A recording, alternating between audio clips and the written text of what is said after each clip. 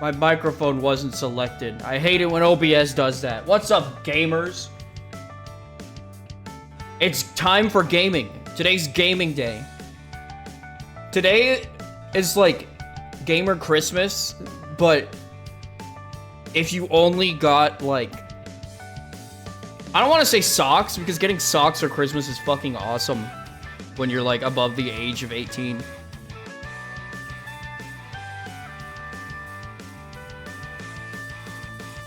It's like Christmas, but you get nothing but like tacky fucking t-shirts that like someone got for you at like Walmart. Candles? Hop off candles.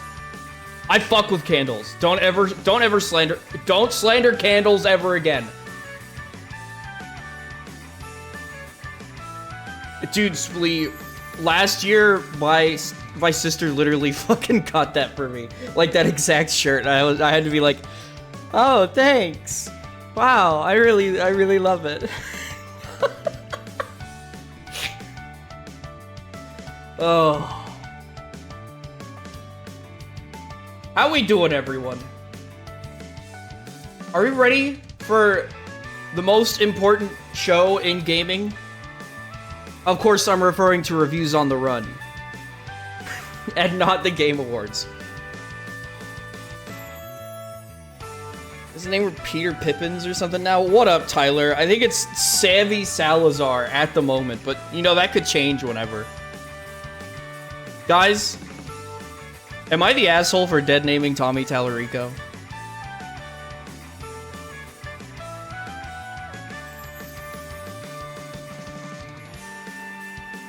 YTA. I checked the Amico sub, it's Adam Smith now? What? Stop changing your name! It's not gonna work! It's not gonna work!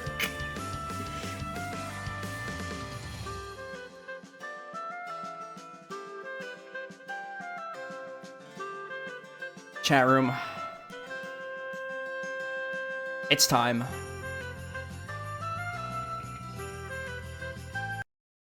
Check out my layout for today. We got Wario 64 on the side. We will have all of the news of the Game Awards on this stream without having to watch the Game Awards. Thank you, B, for the 40 months. My mother is very proud. And also, Fluff, thank you for the 21 months. That's a lot of months. Wow. I hope you guys like the layout though. I like cooked for this one, I think. I have a playlist of like a lot of these. We're gonna see all of Tommy Tallarico's awesome gaming opinions. And also the other guy who seems like a nice guy. I think his name is Victor. Something like that. Am I the asshole for not knowing this guy's name?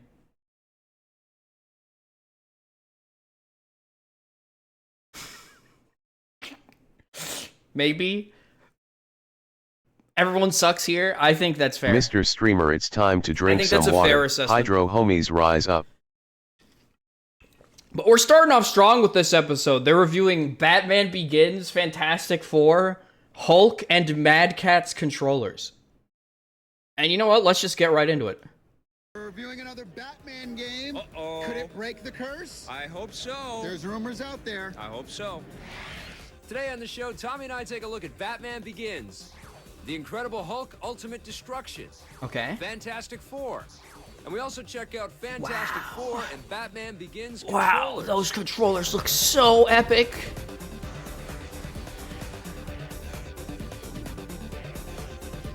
This is so, like, painfully early 2000s. I kind of love it. Okay, I was right. His name is Victor. Some of the games we look at on Reviews on the Run are intended for a mature audience. Please pay attention to each game's ESRB rating. You hear that? All right, Kids, the look first away game if we're you talking see about blood today is Batman or Begins. gun. This one's from Electronic Arts. Batman Returns? No, that was the second movie. This is brand new. Okay. He has a really tough time with the titles of games. Okay, go ahead. All right, so Batman Begins. This one's developed by Immediately making fun of Yuri Tommy Published Tallarico. by EA, I like this of course. guy. They got the license. It's out there for all three consoles. We looked at this one on the Xbox. That's What'd right. you think? I gotta say, this game, finally, They do a good Batman game. Oh, it's a Good good job. Batman Yes, game. There's a good Batman game. The curse has been broken. What year is Red this? Sox won the World I have no Series. fucking We could get a good idea. Batman You could get a good Batman game. I agree. The Red Sox won the Batman World Series. Begins Calm game. down. It's all good. It's still a little. But it's only. This a was like good 2004, Batman game. 2005. It's not a great It's Batman a great game. Batman game. I'll tell you why. There's some great elements. It's kind of like a cross between. This is like Prince of right Persia before and Splinter Cell 360 meets PS3 Metal Gear era. Solid. Yeah, elements of all those. And I'll those tell you, are all when I great played games. Splinter Cell, that was the first time that I went, why can't there be a Batman game like this? Well, now there is. So obviously some other Now people there were is. thinking the same thing. Well, the that's what fuck you is can do. Half-Life First of all, 2? I'd like to talk about the graphics I- itself. Now, they I used think they clips might from dead the ass talk film about Half-Life really 2 well on to one of set these. up the movie. Yes. Oh, you know, it reminded me a lot of Lord of the Rings, Yeah. the way they set up Same this philosophy, story and big stuff. time. Same kinds of unlockables. You beat levels and you get movie clips. So, I mean, you had these amazing graphics, right? Yep. I thought the sound was really good. Yep. There was the light Half-Life effects 2 versus and stuff. Halo The 2. quality was great. The Faultless. controls. Also, The yes, this is controls E3, I'm were- pretty and I sure. like the way Wait a you sec. can Wait a control sec. the camera Controls were angles. good. Controls The were really camera good. angles were all right, but definitely not up at the caliber of Prince of Persia or Splinter Cell. I don't know. Ooh, And not we're as talking about good. a game that's iterative Not as and good as derivative Splinter of Cell. both of those What was games. it? Or Iterative. Prince of Persia. It was Irov. Iterative. Iterative. Iterative. Explain, Mr. Rogers, Okay. what the word of the day is. Iterative is like it's like another version. It's not. It's like the sequel is an iteration. I think he makes this stuff No, up. I don't. I read. I've actually read things in my life. It's awesome. That weren't video game manuals? Yeah, it's true. It's odd. It's true. But anyways, it pulled from those, but didn't quite reach the caliber of those games. And I'll tell you what my biggest problem with this game was, and I really enjoyed it for the most part. I love being in the Batman universe. Yeah. But I felt like I was being led through the whole thing. You click Well, that's around. what Ooh, it's video linear. games are, No, to come some on. extent. Come on. No, I agree. It I is played- linear. It's linear. Incredibly linear. There are Not some an open branching world sort of experience. levels, and you don't have to beat up all the bad guys as you get. Unfortunately, into the game, Metroid Prime but for 4 big clears. chunks of it, there's only one direction to go. So you wanted to see I mean, a bigger world. Things like not being able to throw your batarang anytime that you want to, or boxes that can only be broken if they're in your way for your linear path. I don't know. I mean, this game does have the Batman Wait, mythos damn. down really well. Wait, You can damn. unlock all Get kinds his of great ass, things, Batman. new Damn. costumes. So the challenge becomes to make it a completely unique and filling experience. And I think they kind of let us down here a little bit. They could have gone a little bit farther. I love playing the movie, though. I love following the storyline of the movie. I don't want a bunch of different... You're gonna notice a theme. I can already tell you from the little bit I've seen of this series. Tommy Tallarico, above all, values playing a movie instead of playing a game. Like if he plays like a licensed game and he feels like it feels like the movie, he instantly gives it like a 9 out of 10. new Well, stuff. if they're going to rip off Splinter Cell, make it better than Splinter Cell. You know what I'm saying? I You thought play it was Chaos almost as Theory, good. and you look at Chaos Theory, and you look at the new Batman I'm game. very disappointed in the That words explains of Charlie. Charlie That Rose, but literally one of the best literally things was that there his were no reasoning for nipples giving on the Charlie and the Batman Chocolate costume. Factory a That's good very review. important See, another design by the movie to guys. know. Yeah, Yes, the no movie guys. nipples. So what What? are you going to score this? I'm giving it a 7.5. No nipples? Oh my I think God. that's a Are you good kidding score. me? 7.5 is good, I guess. I'm going to give it an 8.5. I really like the game. But it doesn't even have Batman's On the nipples. positive side, the How could you graphics are give it an really excellent. 8.5? There's tons of cool unlockables, and there's a lot of great gameplay elements in there taken from some of the best games out there. On the negative side, this game takes a lot of ideas from other games. The adventure itself is unbelievably linear. My biggest complaint, though, is that there just isn't enough interactive elements in the world that they've created for the game. No, that's fair. Victor seems like a very fair person. Hey, Tommy. I wonder if Bob the Angry Flower would dig playing Fantastic Four Okay. for the Game Boy Advance. This is not for the DS, this is the Game Boy Advance. Guess what? You can play all 4 Fantastic Whoa. Four characters, of course. All 4 of Now, them? The graphics are okay.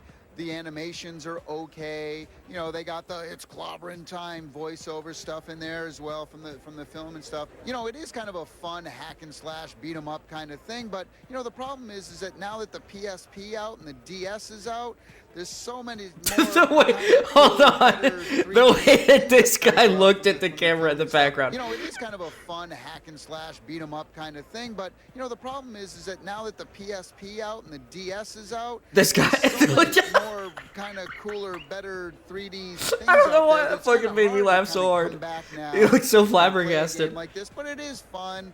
It is the only Fantastic Four on the handheld system right now, currently, as I give this review. Who knows what's coming out? But if you love Fantastic Four, you're going to dig this one a little bit, I think. Not too bad. I'm going to give it a 6.5. Ooh. Ooh, a 6.5.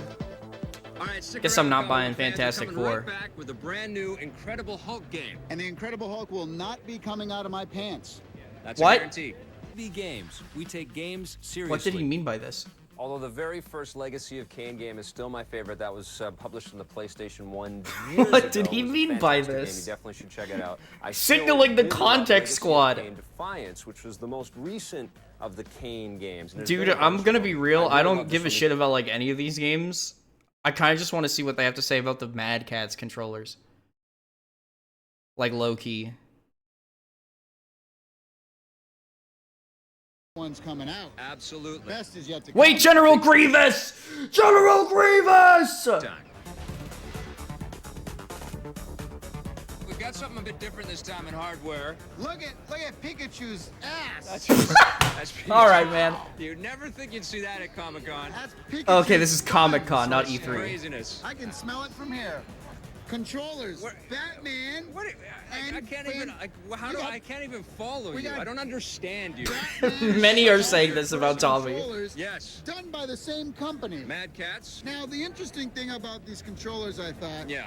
the Fantastic Four ones were really good. Yes, they You know, were. they had all the different characters. They got the Thing one, I think, is my favorite. That is one of the Got the coolest orange licensed That is pretty controllers badass. ever. My favorite one, though, out of all the Fantastic Four ones, Yeah. Doctor Doom. Oh, It's so deadly. It's a Ooh. green controller. Wait, that's with sick Dr. looking. Doom standing very menacingly, very stylish. Lots of silver touches on there. It looks amazing. You go to the Batman ones. what happened to your Batman controller? You've been waiting your whole life I for a swear, Batman controller. somebody was drunk when they were doing the artwork for the Batman Begins It was controller. the colors. Why do we have a white and red, Red. Batman Begins I've controller? never seen red in a Batman comic book unless it's somebody's blood. They switched up the button configurations for the start and the select on the PlayStation 2. You've got them on the top of the controller, so you can have the full face the as fuck? all art. You know, it's Right. basically art and then the. I don't buttons. like that. I thought the buttons for the back and the start on the Xbox controllers were a little sort of sunk in, so you didn't really know what you were pressing. But the price is right on all of these. They're $20 US, Right. which isn't too bad at all. I recommend Fantastic Four. I'm gonna recommend They recommend the it. Fantastic Four controller. Batman Begins controllers. Batman Begins can bite me. I agree. I recommend Fantastic Four, not the Batman Begins, even though they're the same controllers. Crazy. On the positive side, the Fantastic Four controllers emulate got the great characters artwork. really well, especially Doctor Doom and the Thing. The price point is pretty decent. And on the PlayStation 2 controllers, I like that the start and Hold on, I need to, let's watch one what's like, oh shit. Guys, do we want to get right into it? Do we want to get right into it? Chat is like blocking this. Let's get into it. Yes, I do. Let's get into it. I review Sonic Heroes. Maximo versus Army of Zin for the PlayStation 2. Midway's Arcade Treasures. And versus its NFL Street against NFL Blitz Pro. To be fair, I do think that Tommy will be quite kind to Sonic, seeing that he was the first American to work on the Sonic the Hedgehog franchise, and his mom is very proud. They have so many. What just happened? games on this. Oh, you know what just happened? My hotkey for switching grandpas skipped ahead in the video. That's really funny. Sonic fan. Right. Don't get me wrong. All right, first game we're going to talk about is Sonic Heroes, developed by Sonic Team for Sega. It's on the GameCube, the PlayStation 2, and the Xbox. We looked at this on the GameCube. What'd you think? I'm a huge Sonic fan. He's a huge Don't Sonic get me fan. He's wrong. just like me. I'm old school Sonic man on the Genesis. Oh, but, he's you a- know, they're just he's a letting classic Sonic fan. go downhill. I know, huh? Ever since they moved to 3D, they've had all kinds of problems with clipping polygons and cameras trying to keep up. We're getting it. Let's get into it. Control them. I mean, you got to maintain that sense of speed. That's what we want out of a Sonic game. But if you have to sacrifice all sense of stability, How long did it take for... It took like just about 20 seconds. Hold on. Let's time it. Let's time it. Okay, so it starts at 37. 38. All right, first game we're going to talk about is Sonic Heroes, developed by Sonic Team for Sega. It's on the GameCube, the PlayStation 2, and the Xbox. We looked at this on the GameCube. What'd you think? I'm a huge Sonic fan. Right. Don't get me wrong. I'm old school Sonic man on the Genesis, but, you know, they're just letting this license go downhill. I know, huh? Ever since they moved to 3D. Literally less than a literally like half a minute. It's already Sonic has had a rough transition into 3D. Had all kinds of problems with clipping polygons and cameras trying to keep camera up angle. and Boom, boom, things boom, moving boom, too boom. fast. You What can't is that? control them. I mean, you got to maintain that sense of speed. That's what we want out of a Sonic game. To be fair, they're kind of right about Sonic Heroes, though. Whole sense of stability. And To be like, fair. you can't rely on platforms actually existing that you're on, and falling into water and clipping through and tearing through things. That is not fun. The problem is the Sonic always has been about lots of things to explore and retraversal, and if you find And different who? retraversal, like you go back into things and like you retraverse. It's a word. Didn't the voiceovers on those cinematics and the gameplay just drive you insane, though? Hop off big, you piece of shit! I'll kill you. You know we'll find them. The cinematics are actually really Yeah, they cool. look good. They look good. Why isn't the game like that? Well, I mean, they can't get that 3D down. They just can't deal with the 3D cameras and this positioning and the polygons not tearing and all that stuff. Basically, the game breaks down. You have three classes of characters. You have like the little flying creature, which can be Tails sometimes, or a bumblebee. There's four different. His name is Charmy. Three Flyer people dudes. on your team, but Right. each team contains 3 people. That's so right. you can Well, they're pick not this- people. Well, They're little, heads- they're little animals. They're little cute animals. They're little fuzzy little animals. True. So you have the little flying animal. Yes. Or you have the medium speedy guy, which would be Sonic, or Chaotix, or Dark Sonic, or whatever. And then you have Dark the big, Sonic? lumbering, powerful guy, which would be Knuckles in the Team Sonic. But then there's other progressive. There's the big cat with the fish thing and the robot. And Big you have cat them with sort the of spread out fish into 4 thing. teams, but basically every team handles exactly the same way. Right. And my question to Sega is, why do you keep throwing these stupid characters at us? We only switching the characters. It's a pretty gimmicky thing, but it works. Let's get into it. I've never played a game where I'm switching characters on the fly this There's fast. probably a reason you've never done Well, that before. it's okay. I 'Cause mean, it's that- lame. You have to use these 3 different characters. You have to figure out which one. For example, if there's a tall place, Right. oh, you have to switch to the flying guy. Oh, Yes. if there's a place you have to bust through, you have to switch to the strong guy. Well, wait a second. So you give me 3 lame characters to make one good one? But don't worry. I'm gonna beat the shit out of you. Because you get all your really cheesy 80s rock music in there. It's ridiculous. It's suitable for the gameplay. No, it's not. But I'm gonna beat the shit out of Tommy If Tallarico. you're listening, you're just giving this guy like an aneurysm every time you make music like that. So Yeah, but they give me be careful. great material for the show. It's true. What are you going to give this game? 4.5. 4.5? I'm going to give it 5.5. On the positive side, although switching between the 3 characters is gimmicky, it is also kind of fun.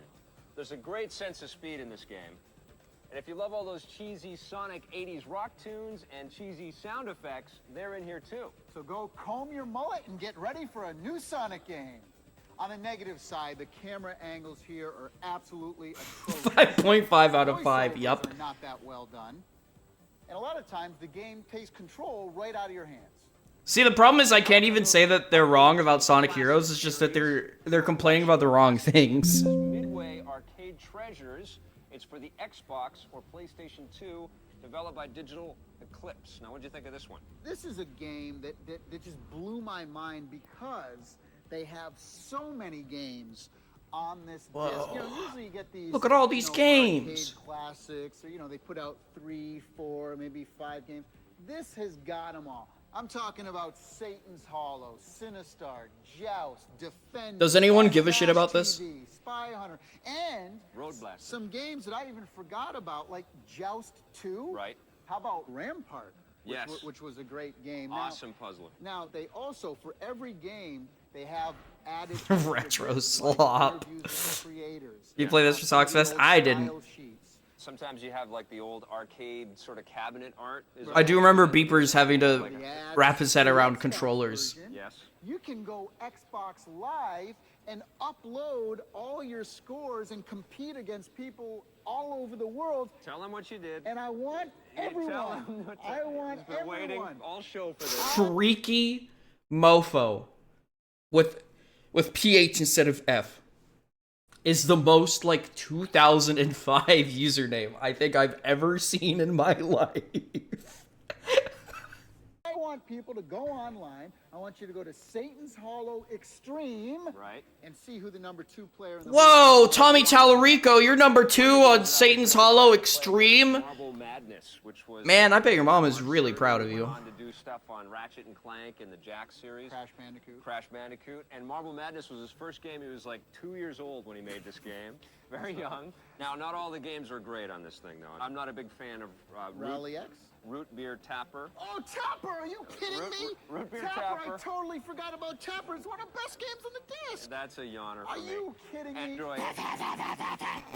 You see what I'm saying? 720 wasn't cool either. I mean, Oh, it that's was like one of the best skateboarding games right. before We've Tony all Hawk. played Tony Hawk now, so that it's not fun to go back to that crap game. Those videos, I was really interested in Right. watching all the making of videos. Unbelievably But bad. but the quality Yes. is so horrible. Like somebody set up their like VHS camcorder, Right. and no lights. Midway did a. I can tell that the quality is a awful. bunch of collections on the PlayStation 1, Right. and they just used the same video clips, which is a real drag, man. I mean, Yeah. they could have easily gone back and shot interviews Updated. with these I guys. will say that although most of the controls come across okay with the joystick, Yes. there's some of them that fall a little short, and unfortunately, Guys, the Game Awards pre-show has started. Spy Hunter. Oh, that's We're about to difficult. start. We're about to start seeing this Very move. difficult to Yes. control The 'cause Wario they put 64 Road feed. Blasters is hard too. pedal, yeah, any of the driving games, because they put the pedal on the analog stick, and it ruined it for me. I wish you could hook up a steering I know. wheel. What I will say is that any video game fan today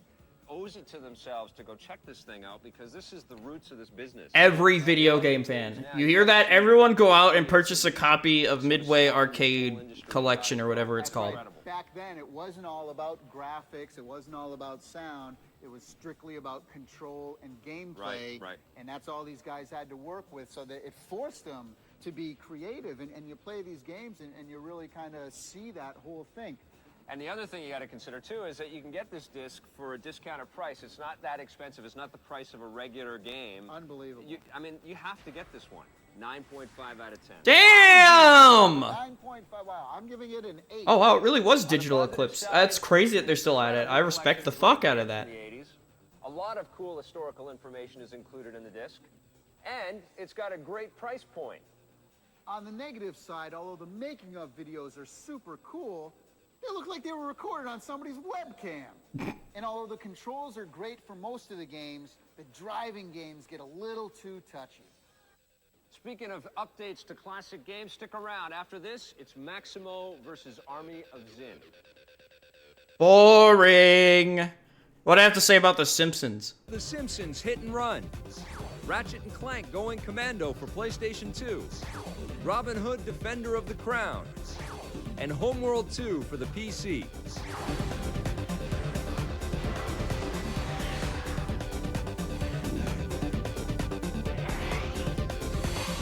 Starring Tommy Tallarico.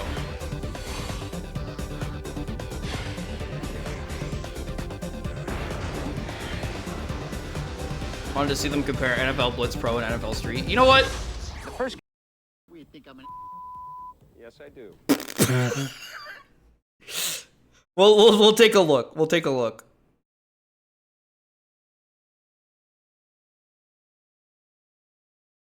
Shooting action.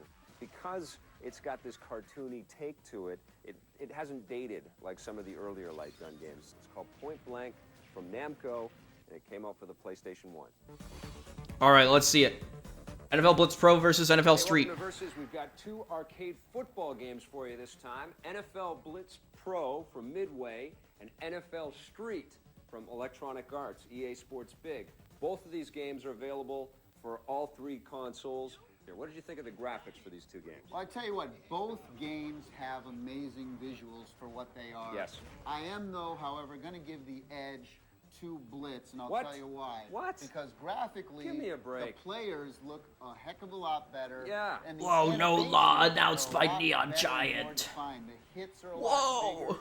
There's a lot more You're different crazy, tackle man. breaks. You're crazy, man. Clothespin things. The animations are good. Now, You played this You field- played both games. Both games. You're telling me the animations are Yes. better in NFL Blitz Way better, yes. than they are in That was NFL 16 minutes Yeah, ago? because NFL Why isn't this Street has, updating you know, quicker? more simple, simple kind of big hitting. Am I gonna have to You know, manually they- refresh play the this same game. every, but- like, minute? but as I a love game the animations. overall, the only thing graphically I thought where Street beat it was obviously all of the environments. They had a lot Yeah. more diversified and awesome And the character environments, models yes. and the animations. No, not the character You've got all models at kinds all. of amazing They were just wearing, fumble like, animations. t-shirts You've and got stuff. the lateral passes and animations. The visuals are a lot more realistic. Well, yeah, it's in like Blitz. a simulation Well, with guys realistic on means fire. better. It doesn't look better to me at all. Let's talk now about the gameplay in both of these titles. What do you think about the way these two games handle? Okay, well, Blitz finally got a little more,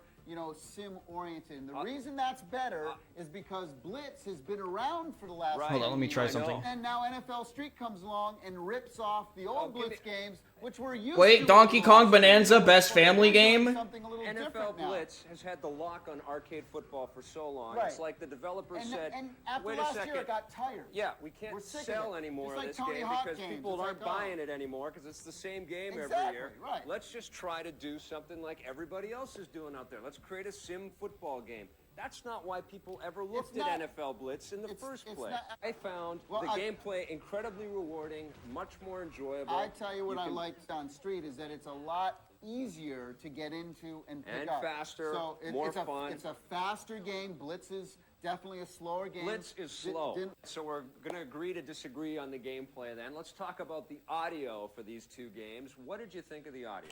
What did you think of the audio, Tommy? George runs it inside, and he's down at the 41-yard line. First down. The announcers were good, and they had commentary that flows pretty good through the game. But the sound effects were really big, as Blitz always was. You gonna catch me wearing those gloves? No, there you ain't. Game's so nice it won the award twice. Commentary in Street. Yeah. But the thing I kind of didn't like about Street is they really go over the top with the whole, talking back and forth. Dog. I love and it. it's kind of it's like cheesy VO stuff. The attitude is awesome in the game. The attitude's It's- nice, but the VO's cheesy.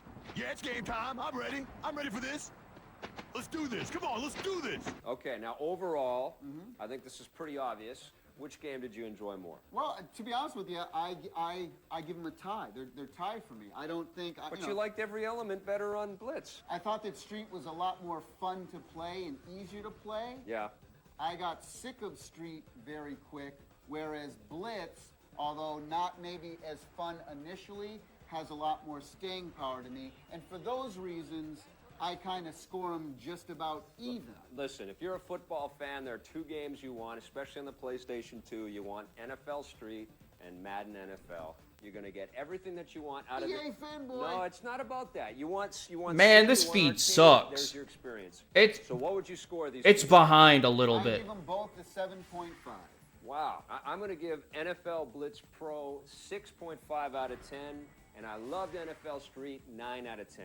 Well, I guess by default, because you thought both games were a tie and I like Street better, Street wins. I guess it does. Today on the show, we took a look at Sonic Heroes from Sega. We looked at it on the GameCube, but it's also available for the PlayStation 2 and Xbox. There's a good sense of speed in this game, but there are also some severe camera, collision, and polygon clipping problems. I'm just gonna keep On the refreshing Xbox, this also often. available for the PS2 is Midway Arcade Treasures. All right. This is The Simpsons Hit and Run. Ratchet and Clank Going Commando for PlayStation 2. Robin Hood. Oh shit! Defender From the of creator of Prey, Audio Surf. and Homeworld Wait, 2 that's for huge. the PC.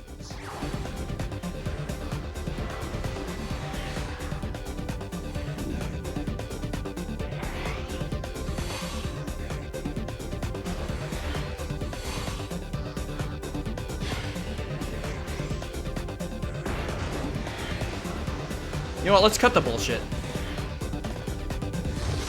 first game we're going to talk about, we're going to get right to it. This is called The Simpsons Hit and Run. It's a brand new game from Vivendi Universal. It's out for the GameCube, but also for the PlayStation 2 and Xbox. What do you think of this one, man? Well, the Simpsons license is notorious for making the worst copycat games Absolutely. ever of all time. Absolutely. They failed miserably with wrestling. They Right. failed with skateboarding. Road Rage? The Crazy Taxi ripoff. And that one actually gave us Road Rage when we were That's playing right. the game. Well, now they're copying the Grand Theft Auto license. Which Yay. is kind of a brilliant idea because the Grand Theft Auto games really open the door to this sort of genre-busting style of gameplay. So it makes a lot of sense that game companies are looking at that for how to make their games now. Nice way of saying that they completely ripped off Grand Theft They Auto. completely have ripped it off, but I don't mind because I love Grand Theft Auto, and in the process of doing that, they've built the best Simpsons game we've ever played. The big story, though, is the voices. It really, this time around, paid attention to detail. 2, 4, 6, 8, you suck, I'm great, da da da da, you are. I like when he says, jerk ass! He calls somebody a jerk ass, and he said, or he'll hit something and say, oh, my ass. Right. I mean, that's gold right there. Anything ass-related, and he's sold. That's You right. got him right there. That's right. I thought the music was also really well done. You really get the sense Oh, of the my whole Simpsons ass. license and, Yes. and the themes and everything. But aside from that, all of the other music, they kind of put in this cool jazz and a bunch of different styles of music in the game. But they were extremely well done. I love all the little. I think this is jokes going to be you high get as marks you're from racing from through. Tommy You go into Tallarico. Homer's office in the plant there, and it's like a shrine to slacking off. You know, like he doesn't want to do any work at all, and I think he has to go kill some generators just to cut the power so he can avoid work at any cost. I'll tell you what I love doing. I love going into and changing clothes. Right. One of the first garbs I got into was the laid back, just Homer in the underwear. Ginch, look. They put that in Fortnite. Freezer burn on my beard. You can hop out of your car. You can do these platform-style jumping action element things. You can beat on the little buzzing bees with the cameras that are flying around all over the place, or smash the security vans that are in the way, or race Smithers in his limousine. Smash him up. He's trying to smash him up. The one thing about this game, though, it's not quite as open and No, well, Springfield's relatively a small place. it is, but they've broken it up by levels. So you beat a level with Homer, and then you go on to a level with Bart, Right. and a new area of the city is Firefox open. It's not as Auto big and wide open as Grand Theft Auto or Right. Jack 2 or something like that. The game overall, though, you have to know that it is definitely not as polished as Grand Theft Auto as far as the gameplay and things like, you know, the collision detection. But again, it's this kind of cartoony, funny world, so Right. you don't mind that as much. I had a great time playing Simpsons Hit and Run. I'm going to give the game 8.5. We'll do like 30 I'm giving seconds. it an 8. On the positive side, the game features all the voice cast and the writers from the Simpsons TV Hold on, show. wait, I was The distracted. game What offers were a the great scores? mix of Game 8.5 out of 10. I'm giving it an That is a lot lower than I was Positive side, the expecting. game Well, not a features lot, but all the like voice cast and the writers they from were the both Simpsons TV kind of show. like sucking the game offers off a great little mix of bit, you know? platform-style action elements and carjacking. But really, the best part about this game is being able to race around inside of a huge 3D Springfield. How's it Jeff giving Great head stuff awards here. so far? On the No negative idea. side, We're it not isn't as watching much that crap. attention to detail, and it's not as highly polished as, let's say, a Grand Theft Auto. The challenge level seems to be a bit on the younger side, and the worlds themselves aren't as large or as wide open as they are in other games like this. Let's stick with cartoon action, and let's go on to Ratchet and Clank Going Commando. This one's from Sony for the PlayStation 2. What'd you think of this This game one? is hard Does as this mean fuck. They that probably Ratchet only is played the wearing first like underwear? I don't know. hour. Going Commando. No, I mean, think what it means is that they're going much more hard edge with this guy. This is the Diablo of action adventure. What the cartoon fuck are you platform talking style about? Games. Say what? You know what I mean? No. Now, all you do in No, this I'm with game Tommy is here. collect I'm with Tommy here going, say what? And then, no. Like, hold on. Commando. This one's from Sony for the PlayStation 2. What'd you think of this one? Now, does this mean that Ratchet isn't wearing any underwear? I don't know. Going Commando. No, I I mean, think what it means is that they're going much more hard edge with this guy. This is the Diablo of action adventure cartoon platform style games. Say what? You know what I mean? No. Now, all you do in this game is collect new weapons. No, I'm and with gadgets Tommy on this and one. Items and new things to help you kill the little creatures better. You know, and that's what Which you is did. kind of what you did in the first game. Well, yeah, but now it's like amped to 175%. They've got so many new gadgets and so many new things to do in this one. It really is amazing. But a lot of what you're doing is shooting and then sucking bolts down your throat. You are collecting a lot of bolts, and it's these golden bolts that are your money in this world. So you collect bolts, and then you can go buy new guns. Lots of killing. Okay, there's no other way around it. There's lots of little creature baddie Kind type. of got a little repetitive to me though after a while. But the thing very is, well done. Don't get me wrong.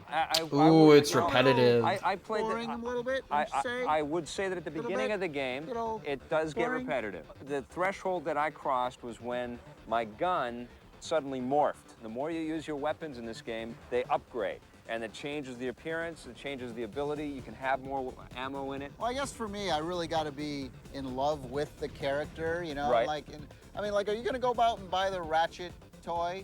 Well, after Clank playing this toy? game, I would. Yeah, Okay, look, sorry, I asked the wrong person. I'm sorry. Would you guys want to go out and get the Ratchet Listen. and Clank toy to put on? No. I was as skeptical as you were. I wasn't that big of a fan of the original Ratchet and Clank game. I thought it was a little Best esports game goes to Counter-Strike 2.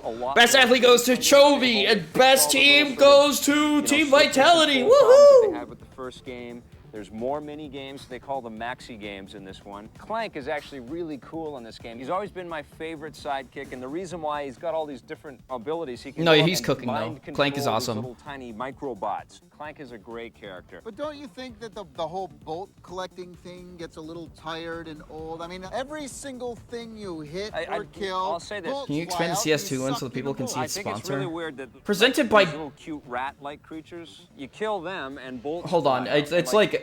Where were the bolts before?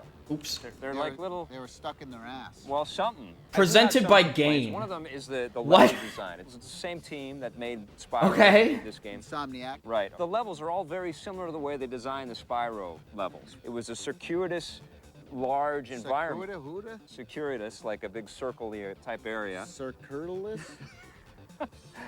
Circuitous. Right. I still had a great Like time the with this laundry game. I detergent, think you yes. Pick up Jack 2 first, but this is still a very fun game. 9 out of 10. I'm giving it a 7. It's not as good On the as positive Simpsons side, Hit and this game Run, features a ton of in different Tommy's opinion. weapons, items, and gadgets to collect. The graphics in this game are sensational, especially those busy city environments. And Clank is still one of the coolest sidekicks video games has ever seen. On the negative side, the levels weren't as circulicious, or whatever that word is that he said. Levels aren't Characters and circulicious? That is a pretty big storyline miss. Just didn't draw me in as much as I thought it should have. And finally, it seems like there's just way too many bolts. Too many All right, bolts. stick around. We're going Too to many Sherwood of them. Forest next for a look at Robin Hood, Defender of the Crown. Who gives a fuck?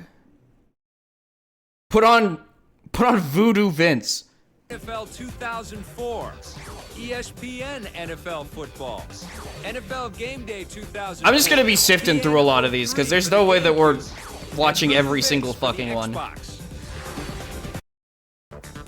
All right, we're back, and we're going to talk now These are all about 20-minute Voodoo long. Vince, which is from Microsoft for the Xbox. A lot of these developers and publishers, they put out these third-person platformy 3D games, Right. and they're all kind of the same. Well, this one is actually really unique. The great thing about it is that level design is really well thought out. You do a lot of things in this game that you wouldn't normally do. Because you're this stuffed burlap bag, basically, Yeah. of a character, this ugly little Uma voodoo doll Musume dude. won. Yeah.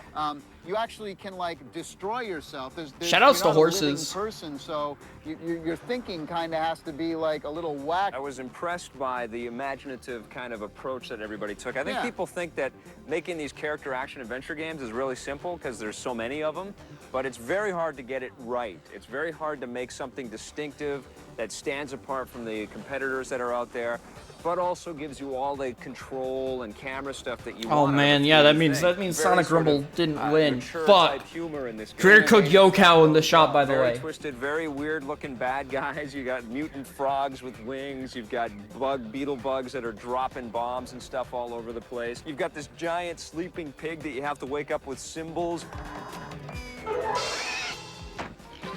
The hog. And then lead them over to this like anvil thing to crush them and make them all flat. That's and then clearly you a get safe. He's like the laziest All right. boss. in Come the on. world, isn't Because he? he's sleeping. He's Yeah. sleeping the whole time. And they have some great like special move animations as well. I love the music.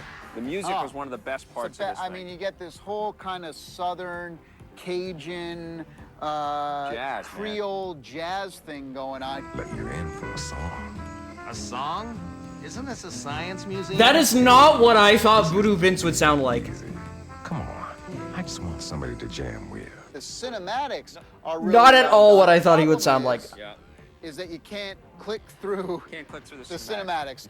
Not all of the character constructs are that great, and let's be honest. I mean, Voodoo Vince, great textures and great sort of nice little details, but a fairly simplistic-looking character. Well, that's the biggest problem I have with this game is, you know what? I really don't want to play a voodoo doll. No. Crash Bandicoot's a cool character. Sonic's a cool character. Yep. Mario's a cool character. No, Voodoo Vince. I disagree. I think not that- a cool character. I think that's a great character, and I think that a lot of the great sort of art design and stuff like that went into this game is very clever, but there are some limitations. The environments, Like it's darker. It's New it's Orleans. darker and it's also more it's darker. claustrophobic. I mean, you don't feel like well, you- that's for sure. you don't feel like you have as much room to breathe That's and for run sure. around. And Very innovative in the level design. I really like this game a lot. I enjoyed this game too, and I think that Xbox owners should do themselves a favor and check this game out. Absolutely. I'm gonna give Voodoo Vince a 7.5. Okay. I'm giving it an 8. On the positive side, this has some of the coolest and unique Cajun Creole jazz music you've ever heard.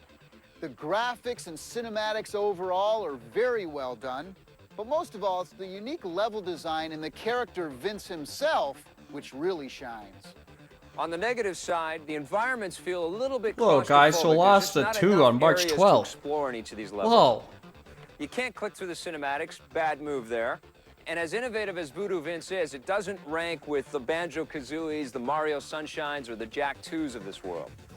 Today on the show, we took a look at Madden NFL 2004.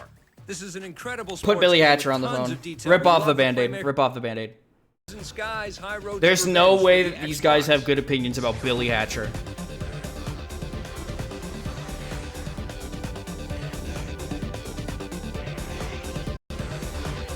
Like, zero way.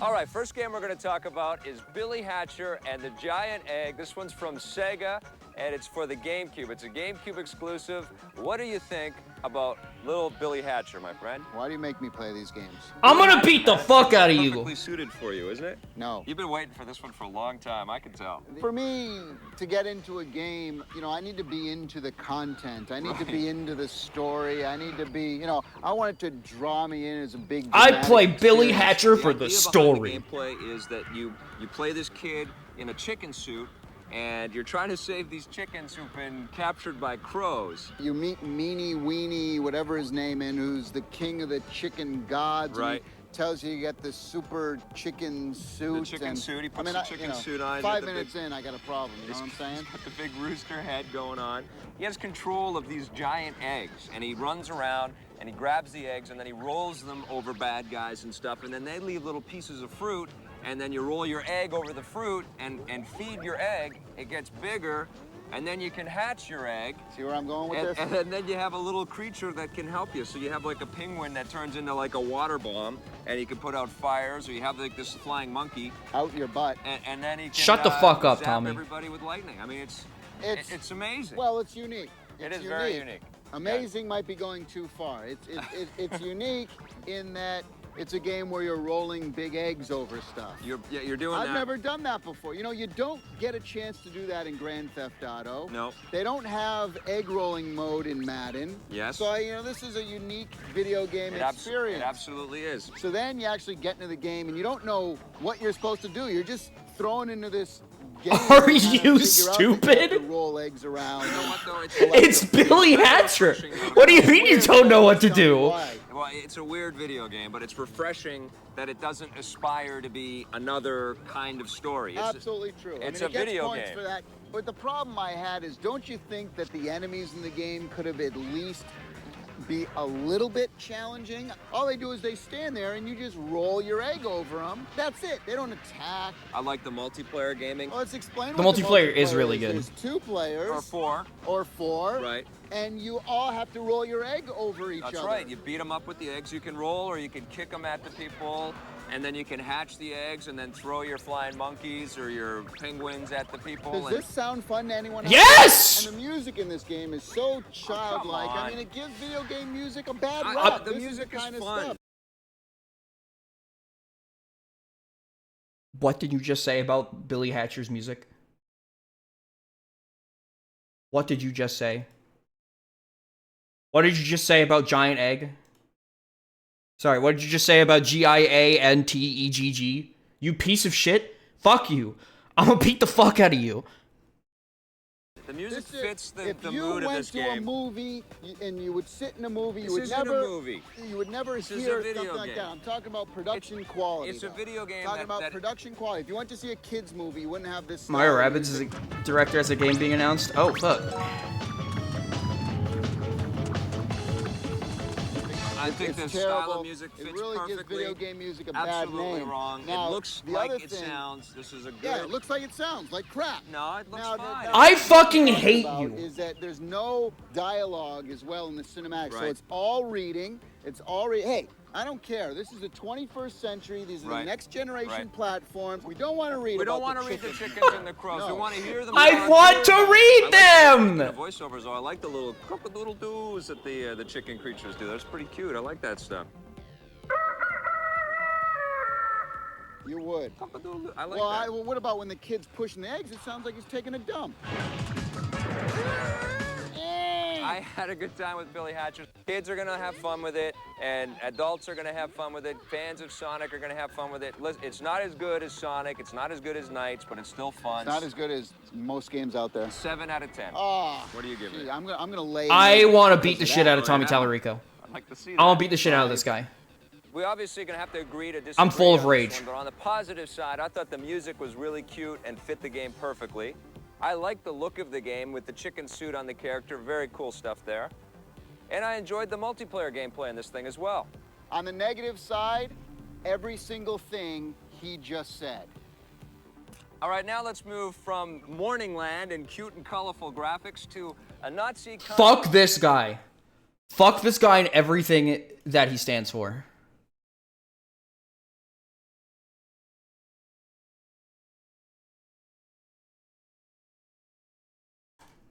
Let's see what he has to say about Halo. Halo for And the N-Gage. Rogops for the GameCube. And the Nokia N-Gage. This is huge for the N-Gage.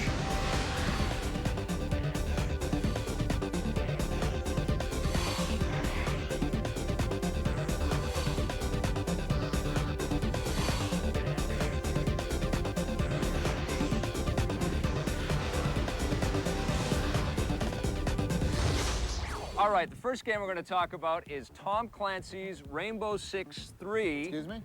Rainbow Six 3. Rainbow 63? I know it's weird. From Ubisoft for the Xbox. Now, the Tom Clancy Rainbow Six game, PC game that got ported to the consoles. Now we have a console game that's on the PC, and this one's called Halo. You ever heard Sorry of to all it? the Rainbow No? Six fans. I don't Halo give a shit. Combat Evolved from Microsoft. Halo is a great game, but to me, if you have Halo, I don't know if there's enough to make you want to go out and buy Halo. I think this game is more for the people who've never played Halo Absolutely, before. but the thing that's interesting about this Sorry, what the fuck? What? The game is for people who haven't played the game before.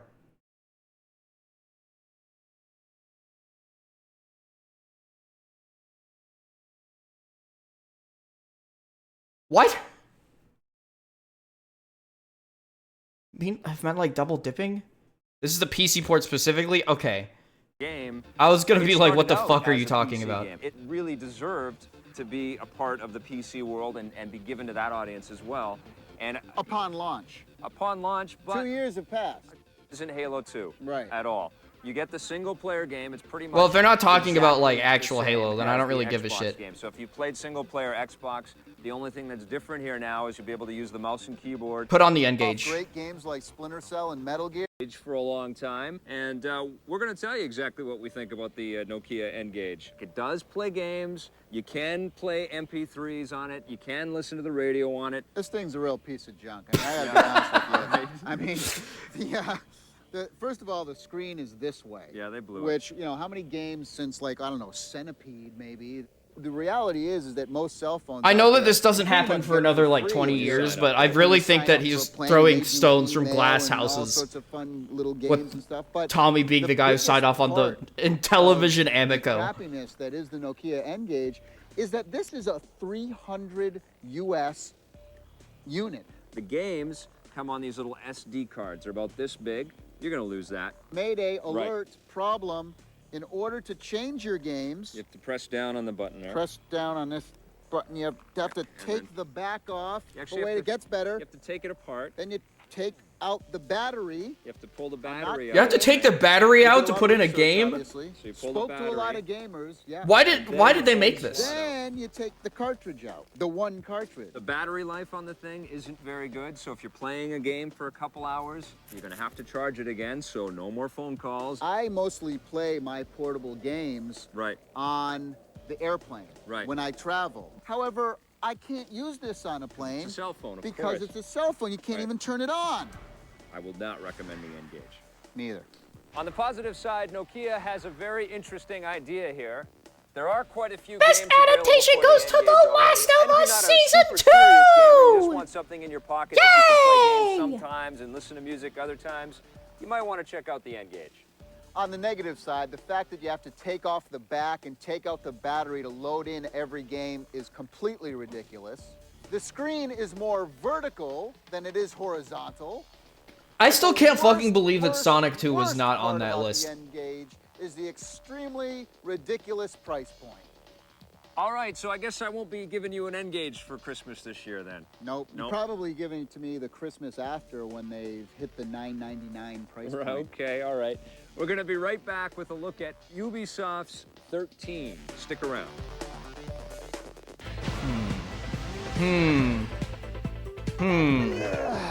What'd you think of Parappa the Rapper, man, for the PlayStation? You gotta believe. Gotta believe. No, this is a game that Hold on. is an instant cult classic. Yeah. You know what I'm saying? Yeah. This is a real innovative game. The look of it, I gotta be honest Love with the you. flat characters walking around. You know, parappa in Japanese means paper thin. I gotta admit, the first time I put this game in, I'm like, what is this crap? Yeah. But it is, what is it? Rapper the Rapper. That's what I used to call it, crapper the rapper. No, after about the first 30 seconds, Yeah. you just fall into it, and Yeah. you gotta love it. It's all about timing. You got to hit the buttons and controls at the proper time, and you get in sync with the rhythm of the music that's throughout the game, which You is got all. the key, punch. Kick, punch. Oh, yeah. Uh-oh. Come on, we really got to go. In the rain or in the snow, you got to funky flow. I hope it's a huge hit. Yeah, maybe stop doing that voice.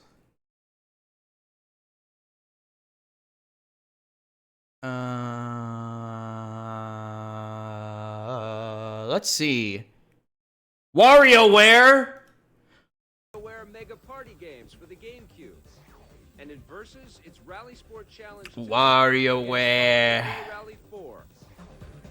It's for the GameCube port specifically. We're back, and we're moving far away from the Wild West now. We're going to talk about a crazy new game from Nintendo. This is called WarioWare Inc.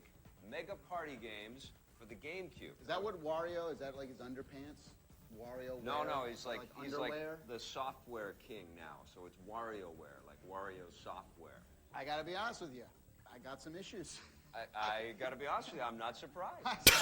There's over 200, count them, 200 little mini games. little mini games, but all of the mini games last for, and I counted it, I timed it on my watch, 3 seconds each. That's why they're called micro games, you stupid piece of shit. Button press. Okay. These are the smallest cheesiest, most simple games. Right. I don't care if they packaged 1,000 of them in here.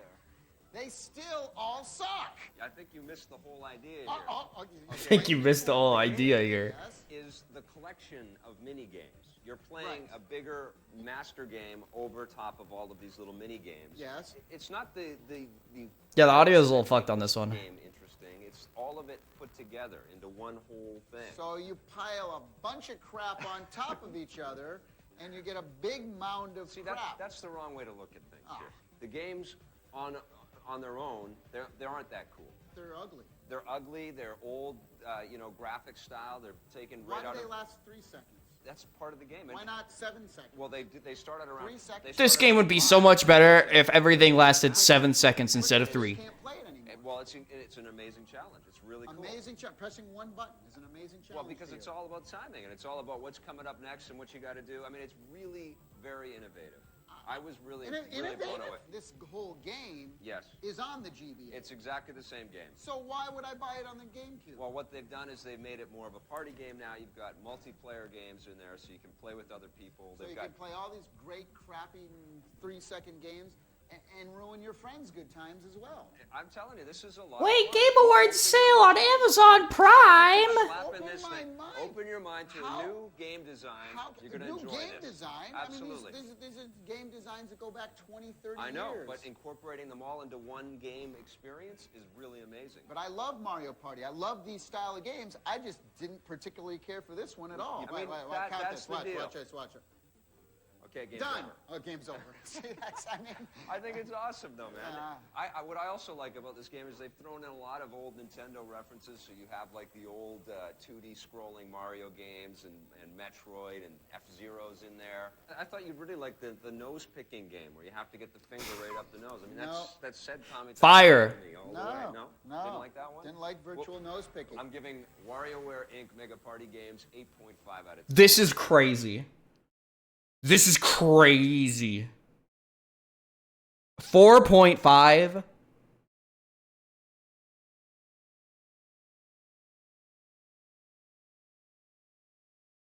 Hold on, Pikmin 2 and Sly 2? Hold up. Today on the show, we're taking a look at the political machine, Pikmin 2, Sly 2 Band of Thieves, and in Versus, it's ESPN NFL 2K5 against. I don't give a Madden fuck about the NFL political 2005.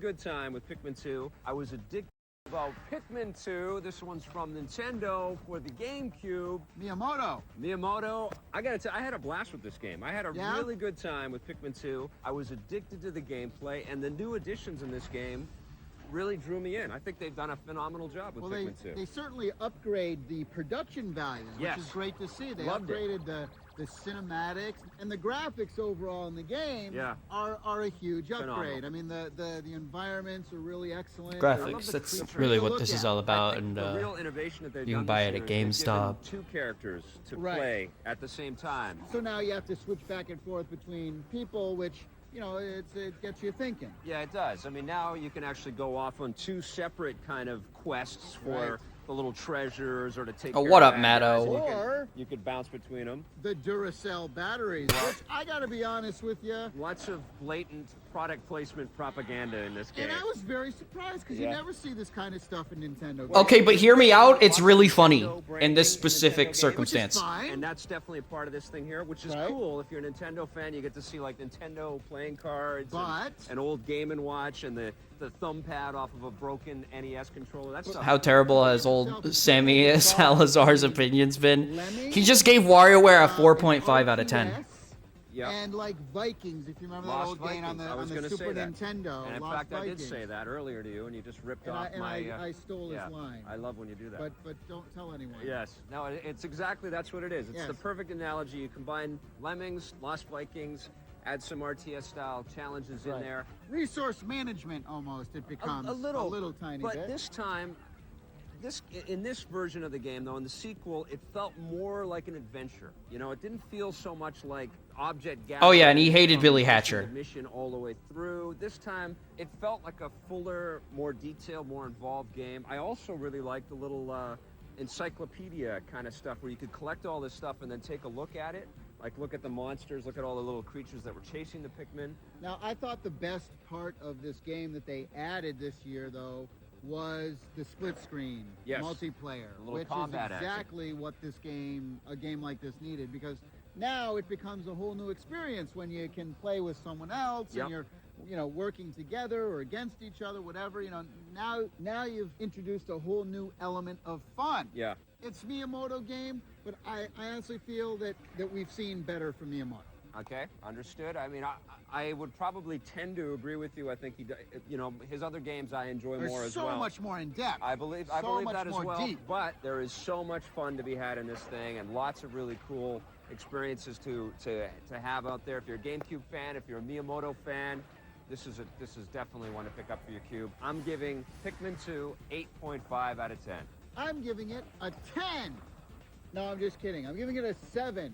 On the positive side, all right, Pikmin man. 2 features 2-player competitive or cooperative action. Having 2 characters to play with in the single-player mode adds a lot of cool new Oh, that strategy. fucking sucks, Sarah. I'm I sorry. really like that encyclopedia where you can take a look at all the monsters and all the stuff you collect in the game. On the negative side, we didn't appreciate the blatant product placement that much. In my defense, not in my defense. In their defense, it's funny. I still think it's funny. Even if you do like the style of gameplay, I think finding a Duracell battery, just a straight up Duracell battery, is really funny. We're talking about Sly 2 Band of Thieves. All right, what do they have to say about the best game ever made?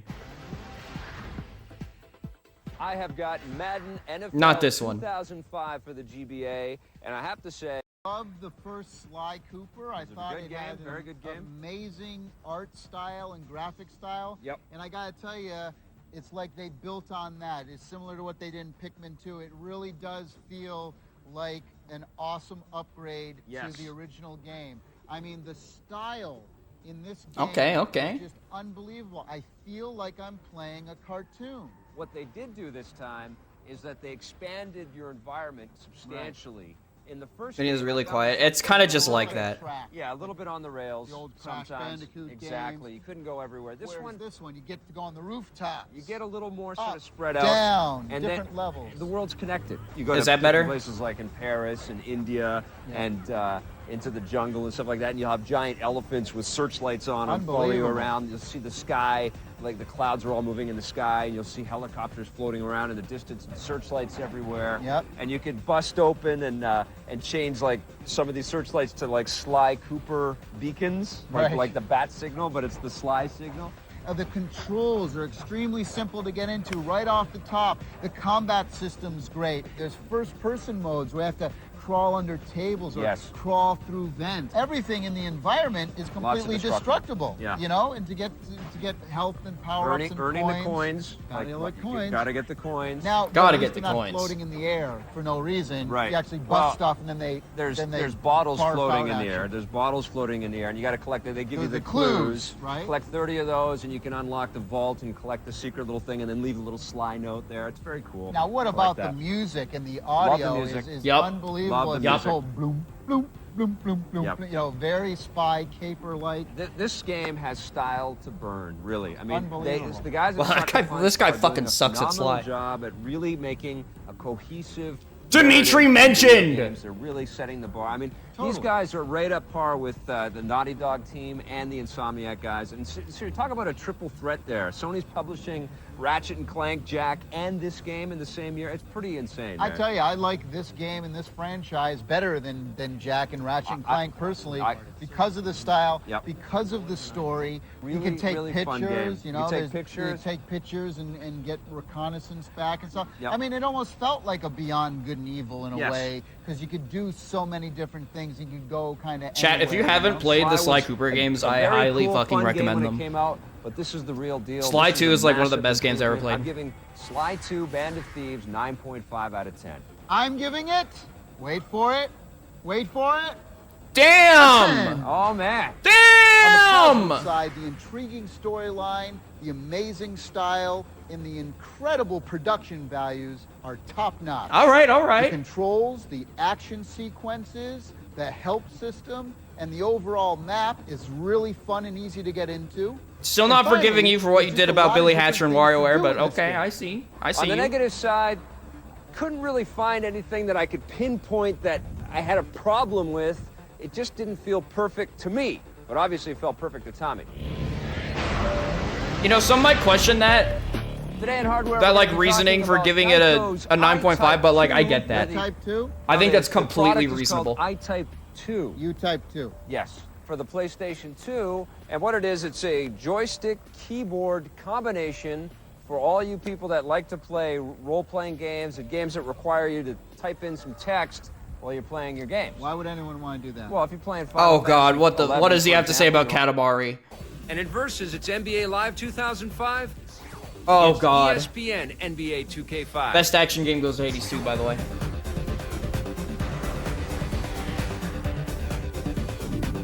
Guys, brace yourselves.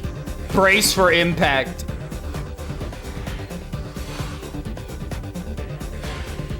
Some of the games we look at on Reviews on the Run are intended for a mature audience. Please pay attention to each game's ESRB You know what? This will rating. be a slow burn. All right, the first game that we're going to I wanna see him talk about if you Tony haven't Hawk. guessed, is Tony Hawk's Underground 2 from Activision and Neversoft. We looked at it on the GameCube, but of course it's also available for the PlayStation 2, Xbox, and it's on the PC as well. What'd you think of this one, man? Now, last time they kind of changed the style and brought in this kind of story mode in Tony Hawk Underground. Right. And you and I didn't really care for it too much. I mean, it was a was first okay. Can we get the attempt. scores on the It was NBA okay. I found it a games? little bit too Yeah, hard, sure. a little bit too frustrating. and exactly. I didn't really dig on the story stuff last time. I think the thing that they added that really improved this game is they gave it a nicer, gradual sense of difficulty curve through the game. It isn't incredibly daunting the second you boot it up. And then I also had a much improved story mode, which I really had a lot of fun with this time. Yeah, we're gonna have to really brace for Bam, bam. And the Tony- casual Tony and racism Bam of the get Katamari together and review, they I say, think. We want to have this World Destruction League, and they grab all of their That is skateboarding unfortunately friends. just You know, how a lot of destroying things were in property, this era and you're of doing game tricks journalism. off of all kinds of things, but then, Which of course, fucking you sucks. also get to do other kinds of things other than just ride your skateboard around, like you might be pushing a hospital gurney. That idea is probably like to, 90% like a why effort kid Tommy with didn't Tony like Hawk Billy to Hatcher. I'm find gonna be real. something. And of course, there's a lot of off the board running around like there was in the last Thug game, but it's a lot better this time. It's smoother to operate. The mechanics seem a lot better. It's not like they just dispersed with the skateboard and gave you all the same physics. It feels a little bit different. One of the big things I love, though, was the soundtrack in this Excellent. is actually really different Excellent. and unique. It starts out with the Doors, Frank but even Sinatra. Frank Sinatra, the Frank man. Sinatra is in this game. The Johnny man. Cash is in this Johnny game. Cash, I mean. So clever, and you know, it really progressed this series in a big way. But I'll tell you, one of the things that really annoyed me, though, Right. was that there's no Xbox Live. I know.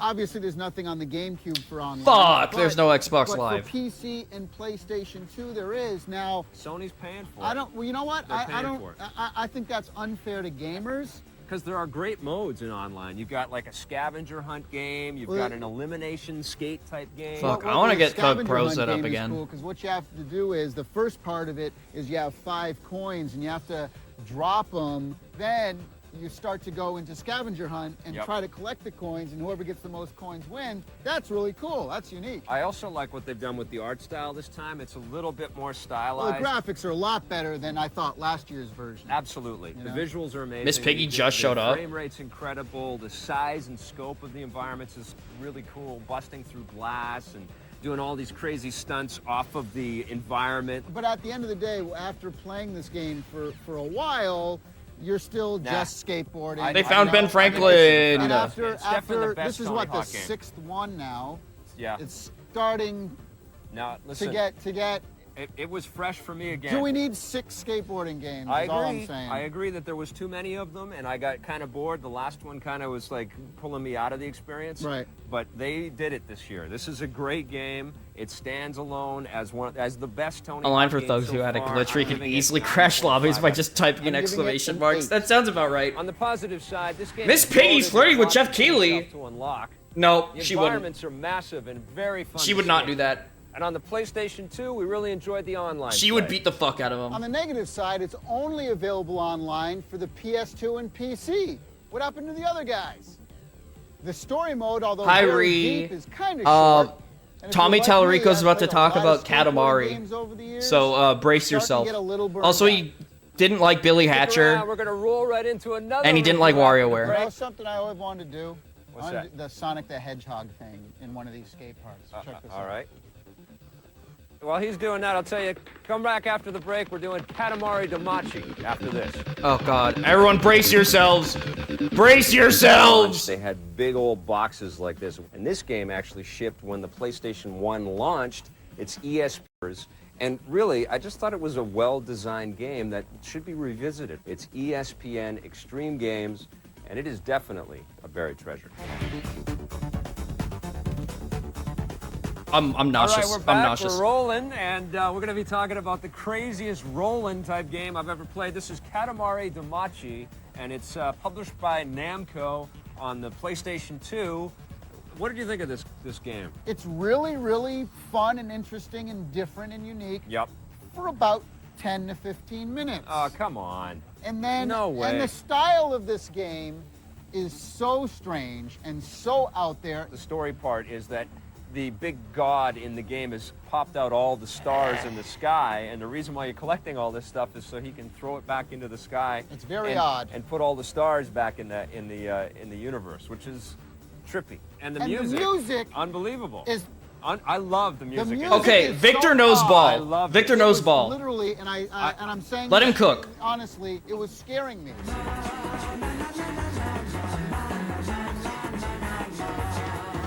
I mean, here's the premise. It's like a snowball type of simulation But you where can you only roll collect- over top stuff. Yeah, as you can get only, bigger. But you can only roll over top stuff that is smaller than you. Yes. So the bigger your ball gets, the more stuff you can start to roll over that's bigger. But the unique thing that's kind of cool is that it takes in all of the physics and the dynamics. Unbelievable. So if you have something like a stick of gum, then your ball is going to start to roll lopsided or if it's pencil sticking or a out hammer. like that, and that's pretty unique programming there. But they've gone to the wild, crazy ends of extreme here. I mean, you're picking up Too cats much so. Too and much dogs, sparrows, and mermaids. I like picking up a sparrow and he's trying to get away. And fish and shopping carts and bicycles and cars, and then eventually it becomes buildings, and you see this massive rolling thing that's living and filled with all kinds of Victor stuff. knows ball You is sort the of thing. saw and said, I want that as part of my collection. It's kind of like a rolling puzzle game, and you're building the parameters of the game. You know what it's like? It's exactly incredible. like a rolling mini game. No, come on. It's And it much should- better than that. You know what? It's a digital toy. It's really like having, the ability to have a manipulable My takeaway object, like a from snowball watching these so far or is that something I like actually a respect Alabama the fuck out of rolling Victor. It really is fun, though. You use both analog sticks Yes. to control this thing. So, so there's a really great tutorial in the beginning, which is very quick, very short, but it really gets you to, really gets you to understand. See, I wouldn't even say he's the most normal 2000s gamer, because I feel like the normal 2000s gamer would be like, ew, Katamari's weird. Like this, and it shoots forward. You can play split screen with another person if you want to do that. I would like to see sequels to this game. I'd like to see, better, higher resolution graphics in future iterations of this thing. I would like to see Guys, this Diana, idea amiibo for extrapolated Pragmata. and carried forward You in want some other things. multiplayer, don't you? It would, Online multiplayer with a bunch of them rolling around. It would be incredible, man. This is a Who very can cool pick up game. the most crap? It's very trippy and a blast to play. I encourage you to check it out. I'm giving Katamari Damacy That's right. 5 out of 10. I'm giving it a 7. On the positive side, this is one of the most unique experiences we've ever seen in video games. Tommy thought the music was pretty weird, but I thought the music Yeah, no, there was like the best stuff I've heard this year. The game's incredibly a easy to distinct pick lack up, of and it's also casual very racism. addictive. On the negative side, the style of this game may give some of you nightmares. And although it's an Speak for incredibly yourself. unique concept, it may get old kind of quick. All right, now we're going to roll right along, and we're going to talk about the new cordless solution for the Xbox. They've always got a Logitech fucking controller to called the talk about. Precision cordless controller. Not only is this the best wireless controller for the Xbox, but quite possibly one of the best wireless controllers ever of all time. I love the shape and the contours of the Those thing as triggers well. I think look it like looks ass. incredible, and it feels perfect in your hand. It's like a hybrid of the DualShock analog for the PlayStation 2 and the Xbox Controller S. It feels like it's right in the middle right there. It's not heavy. It only uses 2 batteries. You get 300 hours of playtime if you don't have the rumble on. But if you put it on, then you get 50, which is still incredible. And, you know, it's just the responsiveness is perfect. All the button layouts exactly the same as the Controller S. Now, This is a fabulous device. Now, it comes with one of those long, wire things that you got to plug in, and then there's like a base unit. Which is the standard deal. You have to, all these cordless things have to have a base thing for the Xbox, and then you have to plug in your communicator, and then your Xbox cable. wasn't out yet? No, it was. You know, got to be the next. Xbox 360 was coming out this year. Wireless Xbox Live communicator. 2005. As well. This is a fabulous controller. It's $50 US, not cheap, but cheaper than the first Logitech wireless controller, and you get what you pay for, man. So what are you gonna do? You gonna recommend this guy? I think this is fantastic. I'm definitely recommending. Absolutely recommend this. They made a controller revision for the original Xbox that resembled the 360 controller like a lot more before the 360 actually came out. You don't have to worry about killing that battery, and you get amazing battery life even with the rumble feature on. On the negative side, well, the only thing that we can come up with is that $50 price tag's a little bit steep. Hey, when we come back, we're going to be talking about a different way to roll. This is role-playing in The Sims 2. Stick around. Let's see what they have to say about Sims 2. What's that?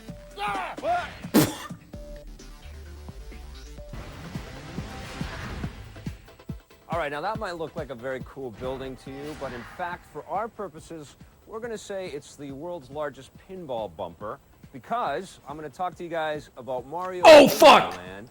And what's going on here is Mario is actually Mario Pinball Land! Pinball, and he works his way through this little adventure game.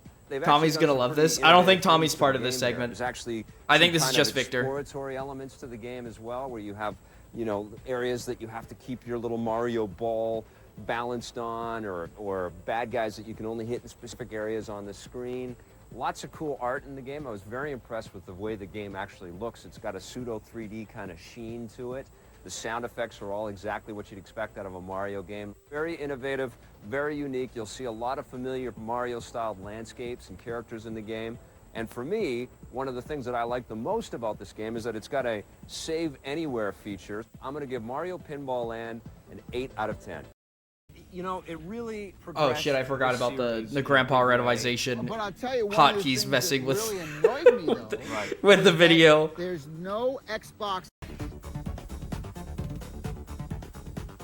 Welcome back. We're going to talk now about one of the biggest surprises for me of the year. This is The Sims 2 from Maxis and EA for the PC. Now, why would this be a surprise? Sims is the greatest selling PC game ever in the history of entertainment. Yes, and I was getting incredibly sick of The Sims. Why? Because I kept playing The Sims on every system, and it felt like the same experience every single time, and they kept updating it with expansion packs.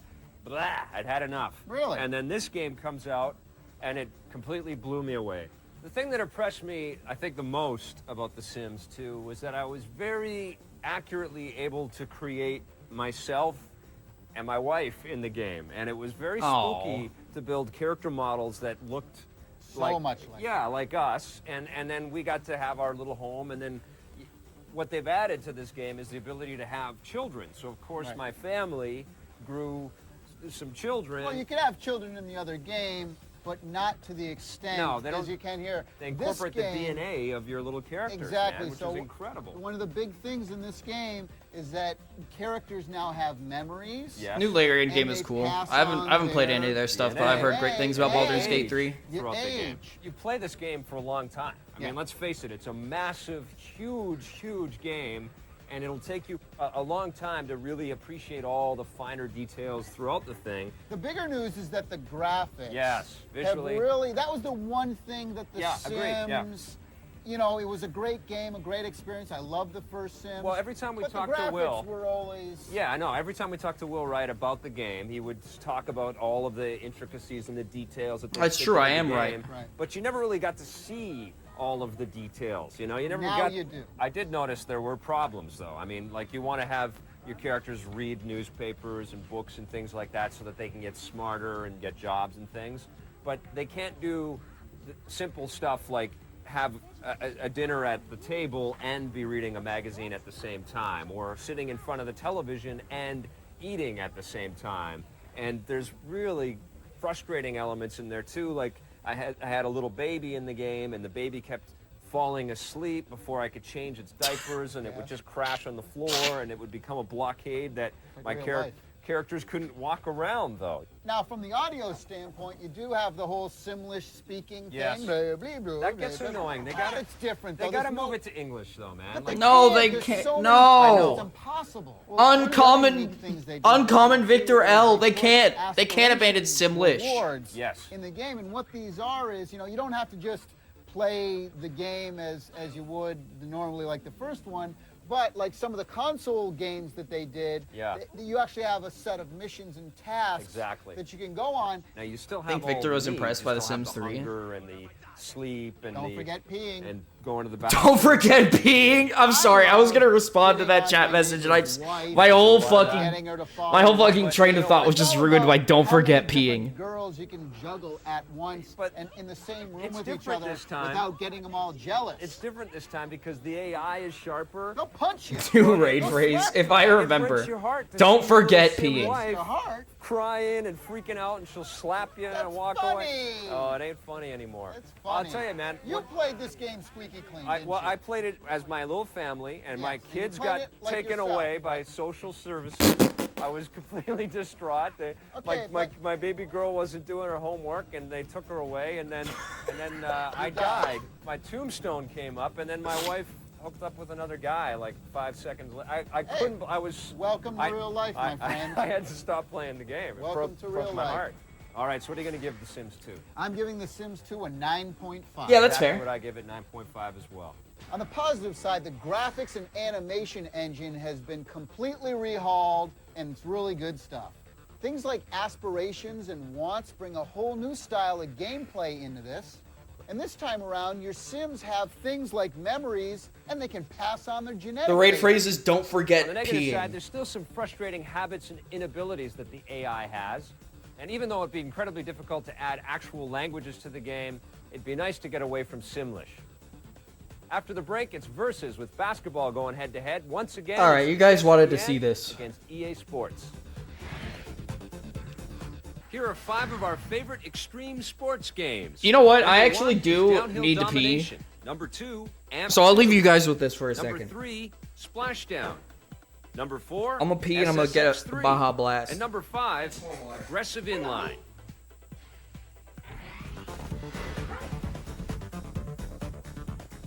Hey, welcome to Versus, our war between EA Sports and ESPN Sports. Continues. It does continue. Today we're talking about NBA Live 2005 against ESPN NBA 2K5. ESPN's on the PlayStation 2 and Xbox, and Live 2005's on the GameCube, PlayStation 2, Xbox, and PC. We looked at both of these games on the Xbox, although I checked out Live on the GameCube as well. Let's talk about the graphics for these two games, then. Yeah, I thought that the ESPN game looked a little sharper overall. I would agree with that. Both have great crowds. Yep. I like in ESPN, they got the cheerleaders on the side lifting their legs, Yes. and that's always fun to see. But you factor animations, animations much better on NBA Live. On NBA Live, Yeah. the animations are incredible. A lot more dunks. They're driving into people. Yeah, The it's amazing. Dunks are amazing. And they have a slam dunk contest in the game, and to watch those things go off is unbelievable because there's, literally a limitless amount of animations that you can put together. But then in the ESPN game, you do have great things like the street court games and all of the different environments and all the different art that's gone into there. Are really good. Very impressive. The other thing in ESPN that they've always done really good is the presentation. Yes, the TV style it stuff. really gives you a sense like you're watching this game on ESPN. It is so much about being on the court and feeling like you're physically there. So for that, I have to sort of... It is a toss-up. I would say they're even. Okay, now let's talk about audio, which is also a highly contested different category for these two basketball games. Yeah, and again, they both do it very well. Yes. There's none that, does it poor, at all. Yep. I gotta say, though, that ESPN I liked better, and I'll tell you why. They really have that great reverb in the stadium thing going on. I thought NBA Live brought that to the table as well. Not as well. And you got Marv Albert and Mike Fratello in NBA Live, and you get Ernie Johnson and Kenny Smith also making some play-by-play calls in the All-Star game. Much cooler. I like Bill Walton. I like the fact that they've Bill got Walton does a great job. Bill Walton on the ESPN stuff. He's doing a really good job there. NBA action can be so Hello. quick. It's a good thing we've got the replay ready for you. I'm going to go with NBA Live. I like the audio in that. Audio-wise, for me, I think the sound effects were amazing in ESPN. I'm going to go with ESPN. Gameplay. It really comes down to the game itself. You Yeah. know, which game was more fun to play? And I got to say that I felt that NBA Live No was question. a little more fun to play, and I'll No tell you question. why. Because the defense in the AI on the computer is really amazing, It's very and it's tough. intelligent. You're playing off of people's picks. You're waiting for them to set the Yes. pick so that you can go around the guy. I mean, that's realistic. They're announcing a Freestyle J.J. control in Abrams NBA video Live is game. A lot more Are you for real? freestyle. You know, Right. there's a lot more freedom in that sort of right analog stick control. Both of the games offer that a little bit. Hey, but it's I me, think Grandpa. NBA does it better. And ESPN is difficult as well. It's not a score fest No. by any means. No, but it does But feel it just because of the clunky. animations, it's a little more stiff. Even still, loved both of these games, but I have to pick NBA Live as my favorite. I liked NBA Live 2005 a little bit more. But Bobby's definitely got if you're on an budget, empty that dog $20 food can. He just US dropped it price on the tag, floor. I mean, that's Something the to thing. consider for ESPN. Really, yeah. I mean, you know, I would say that they're both about For- equal. Like for you say, loop, though, a it new- all comes okay. down to, especially in Hold sports games, on. It does come down to control Yeah. and gameplay, and therefore Another Left 4 Dead in spiritual this, successor. you Maybe know, this one will I be do pretty have to good. give Hopefully. a little bit of a Praying. nudge to NBA Live as the better game. Absolutely. It's by a hair, but NBA Live wins it for me as well. What are you going to give NBA Live 2005? I think NBA Live 2005 gets the 8.5. I'm going to give that one a 9, and ESPN NBA 2K5. NBA 2K5 gets the 8.0. That doesn't All matter. right, yeah. 8.0, I'm gonna give There's that one your an 8.5. there's your review There scores. you have it. Can't go wrong. Either way you go. If you're into hoops Oh, or executive man. theater, both games are great. If we have to choose one, Oh though, man, NBA I Live already 2005. know about Tommy Today on Tallarico's the show, we took a opinions look at about Tony Paper Hawk's Mario. Underground 2. We love the 2005 Tribe's Vengeance. And in Versus, it's The Incredibles against Shark Tale. The Incredibles versus Shark Tale. That's We're going to talk about one of the Titans, two biggest games Titans. for the GameCube this season. This is Paper Mario and the Thousand-Year Door from Nintendo. What did you think of this brand new Mario RPG? Light a candle. Right. Get yourself comfortable. Put on some slippers. Get a nice comfortable seat, because when you put in this game, you're going to be reading a book. Okay, understood. But you got to give credit to the storyline and The the storytelling. storyline is saving the princess. The storytelling in the game is terrific. Do tell why it is Okay, so fantastic. I'll tell you why. It is is it the intriguing Jesus storyline? Yeah, Christ, the storyline's Tommy. Saving terrific. the princess The once again. you got to give credit to the storyline and the the storyline storytelling. is saving the princess. The storytelling in the game is terrific. The script is great. I agree with you. It's time for Nintendo to make voiceover games. That's all I'm asking. I think Is that would be asking great. a lot? But if you're going to read, Yes, that's asking a lot. It helps. What are you The script talking is just about? good. If you're going to read a script in the game, you know, the communication that's between not the part characters. of games It still anymore. is. Apparently, it still is. Well, yeah, and apparently, it yes. still works. Yes, I agree. I'd like it to be more like Fable, where everybody's talking to you. But Thank you. You want did Paper enjoy Mario the to be dialogue like in the game. Fable? The characters all had their own distinct personality. Hold A on. lot of humor. That wasn't even Tommy that said that. That was Victor. Wow. You want Paper Mario to be like Fable? It's not a kid-type RPG, I even though disagree. it looks like I a kiddie-type disagree. game. There's a lot of sassy, really sarcastic humor through the thing. And one of the things that makes this a different RPG experience from other ones out there is that they Certainly really, isn't the music. well, the music's cool. The music fits. Music's the great. music writing, Lots of variety. The music writing is cool. Yes. But because we get the old chip MIDI Right. production music, But that doesn't detract from the fun to be had in the gameplay. This isn't a turn-based RPG where you don't have any control over what happens through the course of the battle. well, there's a lot of turn-based action. Yeah, no, it though. is a turn-based battle, Right. but you have control over timing of button presses, so you can defend yourself or you can get extra hits. You can pull out all kinds of crazy power-ups, like the ability to shoot all kinds of extra health things into the air and shoot them out. I mean, I like some of the effects when you walk into a house, the walls kind of collapse down. But didn't you like the fact that all the battles take place in front of an audience and that the audience participation has something to do with the outcome of the battles? You might even have bad guys sitting in the audience that start chucking hammers and things at you. It's not trying to compete with the 3D RPGs that are out. We know. It's not a Final Fantasy. It's not Correct. a Fable. Correct. It's its own animal. Because those are good, popular games. This is a great game. I'm gonna beat the shit out of you, Tommy Tallarico. Tallarico. It's really true to the Nintendo philosophy of gameplay. There's a lot of platform-style gameplay in here. There's lots of puzzle solving. The environments are really sort of branching and spread out. There's a lot of backtracking. But there's a variety in there with the amount of different interactions you have, because you pick up buddies and they change the course of dialogue. Victor's trying so hard to keep this one on track. It really I would is. just go on record as saying that, this type of game isn't made for gamers such as myself. Well, you don't Gamers such as myself. That's what you're saying. You don't like it. Correct. But there are people out there with an open mind that may, appreciate Grand Theft Auto or Fable. If these or videos like have if they give subtitles, this it's game a chance, automatically generated they're going to ones. find a lot of fun to be had in there. I got to give it a 5. I think it was an average game in this day and age. I had an average time playing it. It's a 5. I love This is this crazy. game. I think it's fantastic. It's definitely one of the best GameCube games of the year. 9 out of 10. On the positive side, Paper Mario features some terrific dialogue between the characters. The two-dimensional graphics A 5 in the from game Tommy are Tallarico very is like unique a and 0. refreshing. And probably the best thing about Paper Mario is the game's sense of humor. It's a terrifically funny game. On the negative side, I play games to play games, not to Too read much them. reading. The music, although well composed, unfortunately suffers from MIDI chip music production. And you know the deal with me in these types of games. I've never liked them. Never Someone have, tell never Tommy will, about the so remake. Take it all with a grain of salt. All right, well, stick around. We're coming back with some hockey action after the break. It's Gretzky's NHL 2005 after this. Hey. Wait, Mario 64 DS? Games. We bought action game Tribes Vengeance. Back in 1996, Nintendo launched the Nintendo 64 with Super Mario 64. Seriously, one of my favorite games of all time.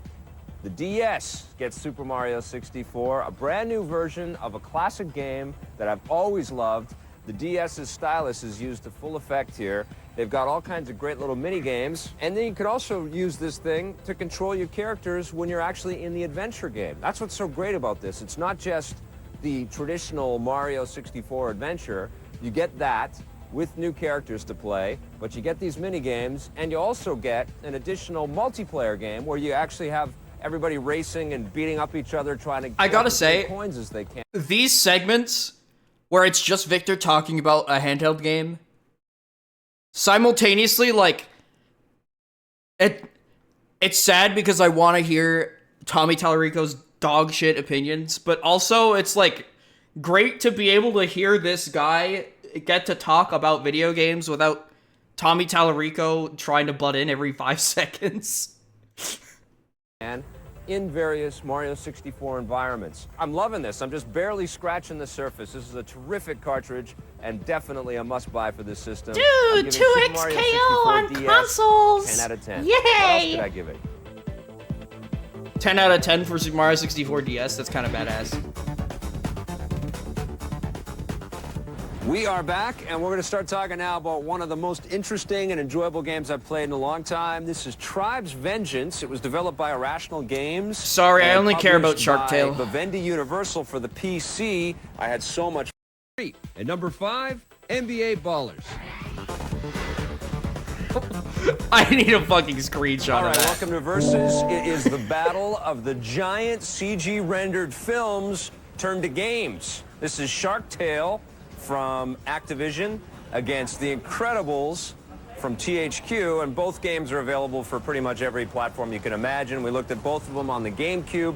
What did you think of the graphics for these two games? Yeah, well, I thought the graphics for both games were both quite adequate. You know, I don't think any of the games really outdid the other. I thought the fish animations in Shark Tale were actually pretty good, especially on the main fish. You know, the the thing was all I like flapping in the wind. that they used, I mean, this was obviously from the film, but I like the idea of them using fish as buses and traffic, you know? Right. And little Oscar, you play as a little Oscar character, gets run over by these bigger fish and stuff like that. I thought that was pretty funny. That was pretty cool. Yeah. You know, visually, I think if you're fans of the films, you're going to dig the look of both Little of these Oscar games. But, is. you know, I'm never The going to call him Incredibles, anything to me, else.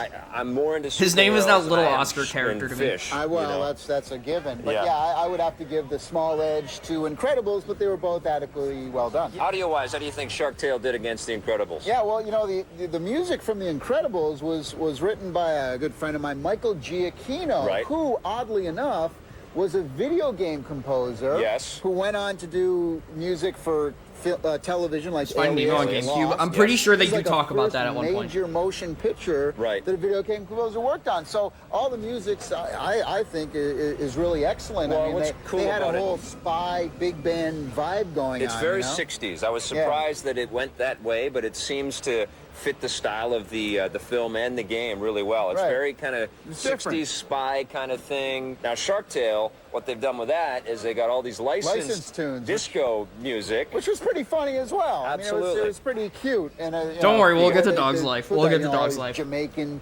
Caribbean tunes in some areas, and then they have the Fat Boys. Yes. I did like the fact that The Incredibles had Samuel L. Jackson in there for the voiceover. The I was voices were great. missing the Holly Hunter voice, though. Craig T. Nelson. And Craig T. Nelson would have been nice. He didn't show up, which is, you know, they got sound-alikes, but it's always better when they have the real actors. And the guys in Shark Tale, I mean, where's Will Smith? So yeah, I mean, you know, I'd say overall I did like the original music more so in The Incredibles, so I'd have to give the audio nod to The Incredibles. I think so, too. I thought the audio in The Incredibles was a little bit better. Tommy Now, in Tallarico has terms of even a gameplay, shredded how do you think whimsy in these his two heart stacked that up could against allow him each to other? enjoy I Pikmin thought 2. both games were really skewed towards he thought a Pikmin younger 2 was fine. audience. Yeah, way too young. You know? I mean, Shark Tale, I can kind of understand that they want to do, you know. I think he gave it like a 7 or grandma something. and the kids and everybody into that because it Grandma. seems a little bit more kind of, you know, general audience type kind of a film. Right. The Incredibles is actually skewed to a little bit of an older audience, so I was a little bit surprised to see it being such a It's a more of a simplistic game. Yeah, See, but I like that. I You know, didn't. I like That was you know, really like Crash bugging me. Bandicoot is a pretty simplistic game yeah, as but well. Crash Bandicoot is loaded with all kinds of finesse and detail. But didn't you and think, like, you know, the fact that, you know, you had to use, like, the different powers of each of the different characters, you had to stretch onto something, so it you're was way swinging too like by the numbers. Spider-Man I felt like I was being sometimes. led by the hand. I think they did a great job by adding all of this variety and all these different choices and characters.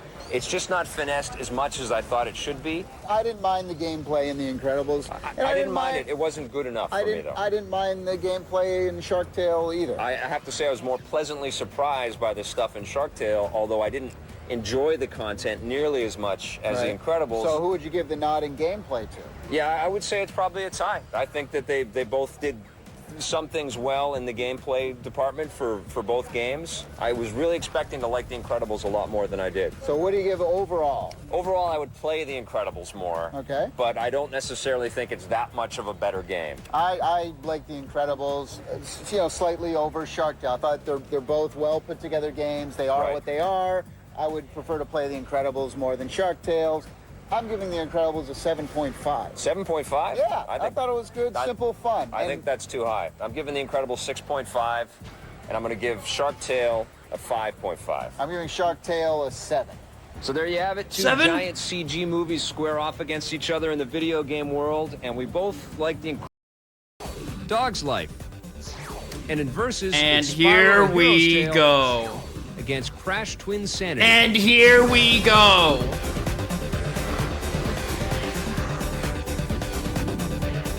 Who gives a fuck about Call of Duty?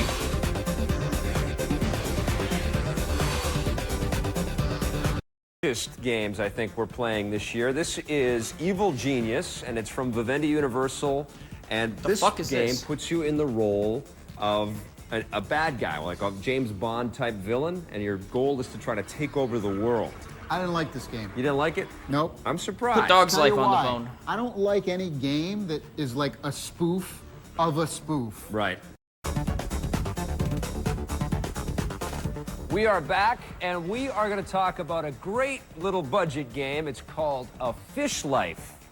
No, it's not a fish no, life. it's not a fish life. It's called Dog's Life. Oh, Dog's you Life. kidder. This is from Hip Games, and it was developed by a company called Frontier that last gave us the Wallace and Gromit game. Within 10 seconds, That's I fell in interesting. love They with made this the game. Wallace I'll and tell you Gromit why. game The before opening this. cinematic shows a nice little dog in a nice little country environment, and then the dog farts and kills a butterfly. Watch this.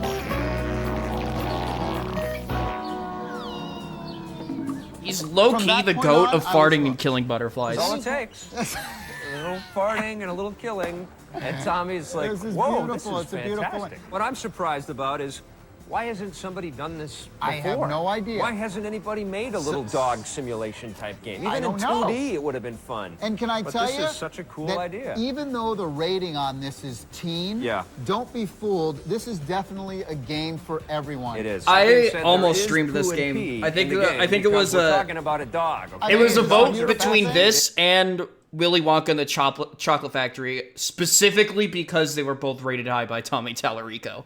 Like Tommy with poo and pee, And the great they're going thing to search is, it out. I have been talking about having a crap button in video games for got many his- years now. his holy grail. People who've watched this show always control. know that I've always talked about a crap button. Oh, I man. now have not only a crap button, They were but rated also high? a P button Oh, as well. man. And you can P to the left Just you or wait. P to the right. Get to a Till good we get point. to the Well, you know fucking what I Charlie find the Press Chocolate crap Factory button one. here. If you press the triangle button, you can go into what they call smell-o-vision Right. mode, because dogs Very have a important. heightened sense of smell. Which is great. And what they've done is they've What up, Mr. coated all Kennedy? of these smells with different colors. And here's what happens. You You're start so off, old. you're this dog called Jake. So and you're old, in this dude. little Go home to your town, and family. You get picked up by a dog napper that also picks up your little Girlfriend. your little doggy girlfriend named her name Daisy. is Daisy.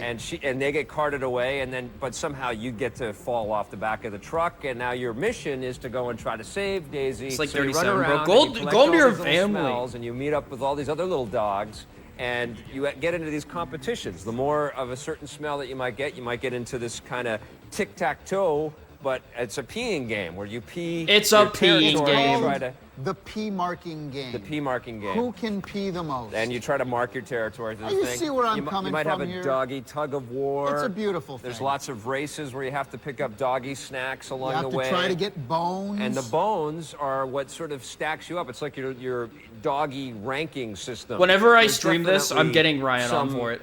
Compromises in the overall scope of the gameplay. I've There's now some decided. invisible walls that you encounter.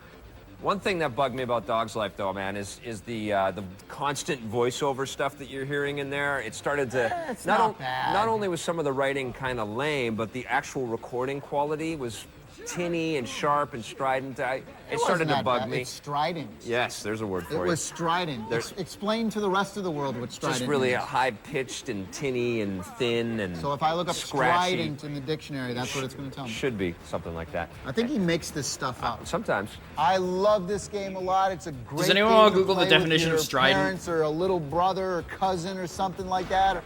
I give it an 8.5. I'm going to give it an 8. On the positive side, not only can you fart, but you can pee and poo as well. This or something like that. I give it an 8. On the positive side, not only can you fart, but you can pee and poo as well. This game offers a complete unique experience. It's a feel-good type of game that you can play It's with a feel-good people who type might of not game normally where you play can video fart games. and pee and poo as On the well. negative side, there are some invisible walls in the game to deal with. Oh, but it's got invisible The adventure's walls, not so that fuck long. it. It's all I really didn't fucking enjoy the ruined. music or some Fuck! of the voiceover stuff in the game. It started to grate on my nerves.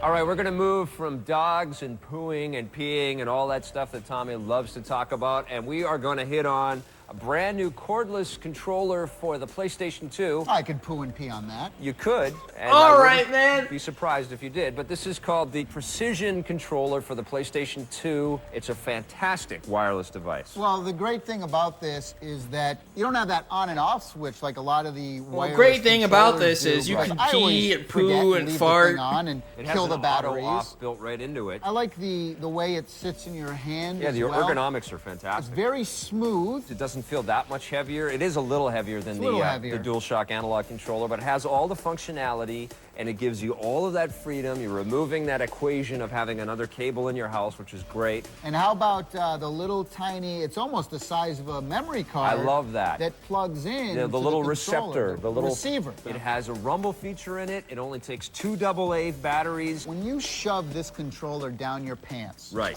and What you got is- the rumble feature on, Right. you don't have those cords No more that cords. get in your way. And you have the rumble feature down your pants anywhere you want to go. Exactly, because when you're moving around, What you is ever wrong get with hung this up guy? on a cord, you don't What wanna is go wrong there. with I'm just him? telling you, it's What not is good wrong news. with And they're him? cold. It is $50 US, which isn't a cheap cost. I mean, you could probably pick up 2, maybe 3 good PlayStation 2 games for that. Right. So what are you going to do? You're going to recommend this guy? I think this is fantastic. I'm definitely recommending it. Absolutely recommend this controller. On the positive side, On the positive when side, slam you can this fart puppy and you between can your pee and noochies, poo as well. There's no cords to tangle up your nads. The design is really good. No more dealing with that on-off button. On the negative side, the price of $50 is a little bit steep. And if you walk down the street with this controller in your pants, people are going to think you're very, Don't very be strange. like Tommy. I wouldn't. Stick around. I'm We're looking I'm at taking that to 2 heart. Platforming big gun characters out there after the break in Versus. It's Spyro against Crash. All right. Let's get into it. 5 of our favorite movie games. Number 1 is The Lord of the Rings. Return of Mr. the Streamer, King. it's time to drink some water. Spider-Man Hydro suit. homies rise up. Number 3, Star Wars Battlefront. Number 4, Star Wars Knights of the Old Republic. And number 5, Harry Potter and the Chamber of Secrets. Ew.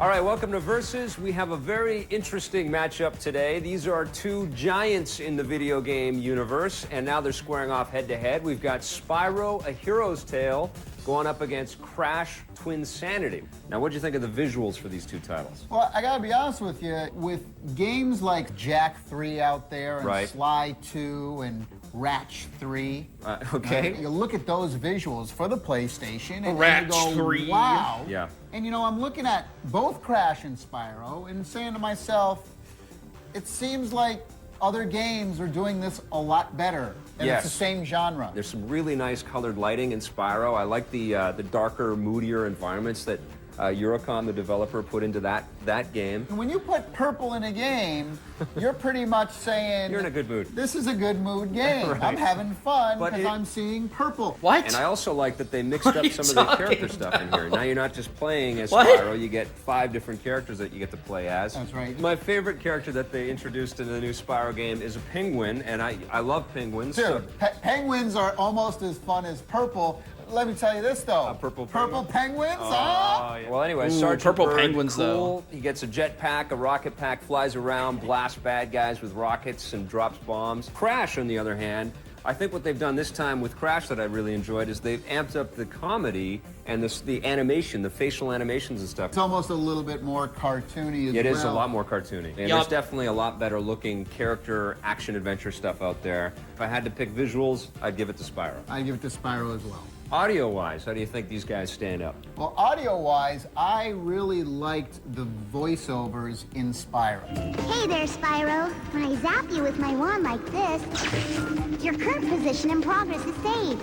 Also, you lose 1,000,000 brain cells. Wow, 1,000,000 brain cells? That seems excessively destructive. That seems kind of bad. Okay, it's cool. The script and acting Made was me super. smile, made me laugh, and it's been a while since I've been impressed by the storytelling in Spyro. And I also thought that the music in Spyro, although more childlike, was very appropriate. I'm afraid- Yes. I'm afraid for the what they're gonna visuals and say. stuff. Now, Oh, the well, music I should in Crash clarify. I'm afraid about what is Tommy's gonna kinda say about interesting the as well, Twinsanity too, soundtrack. Because they kind of do this funky, almost Bahama-style vocal Well, you know what it scatting, is? It's you know? kind of like the Triplets of Belleville. It's an animated movie from France. They also brought in a comedy writer to sort of beef up the dialogue and some of the. I didn't think the dialogue was as good, though. I didn't like No. the voices as Fuck you. much. Audio-wise, I think when you stack both of these games up, they're, again, not shabby, but you know, very familiar to what we've seen in the past. Gotta go with Spyro. I'd say Spyro as well. On the voice acting. What about gameplay? How did you think the gameplay in these two went up head to head? I found that I enjoyed the Spyro gameplay a little bit more because it's more of like an adventure and storyline type of thing. Whereas I felt that the Crash was still a little linear, even though it is more of a 3D world that they've brought you in. Yeah. The gameplay enhancements that they've added to Crash, which includes the fact that you're now sort of chained to the hip with neocortex, and you have to spin around to sort of operate elevators and open doors and things like that. You even get to snowboard on top of the guy. All that stuff's kind of fun, but it just seems a little forced. It also has a little Adventures of Cookie and Cream type elements in there. You remember that one? Scares me, yes. You hated that game. That game. I did enjoy that game. One of the things that drove me incredibly crazy with this game is that you can't skip through any of the cutscenes. And that's true. Because you'll die from falling off a ledge, and you gotta watch the damn cutscenes over and over again. But I'll tell you what's even more annoying than that for me was that I couldn't go in the options and change the way the axis on the camera swiveled. I'm into this invert, it's like the up and down thing in first-person shooters. Some people like this way, some people like that way. Some people like a little this way, a little that way, up and down. But in this game, you like a little that way. I had more fun playing Spyro, so I'm going to have to give the gameplay to Spyro. And me as well. All right, so what are you going to give Spyro a Hero's Tale? I'm giving Spyro a 7.5. Okay. I'm going to give that one an 8. What are you going to give Crash Twinsanity? Giving Crash a 7. 7.5. That's like fair is the thing. So there you have it. 2 old video game classic characters return with some pretty good games. If we had to choose one of them, though, it would be Spyro: A Hero's Tale. Hold on. Freeman, Master Chief, Solid Snake. We got to see MGS3 and we got to see Halo 2 versus Today on the Half-Life show, 2. we have Metal Gear Solid 3 Snake Eater, Rumble Roses, Prince of Persia Warrior I'm afraid Within, for what Tommy's going to say about and Rumble versus, Roses. It's I'm Halo afraid. 2 versus Half-Life 2.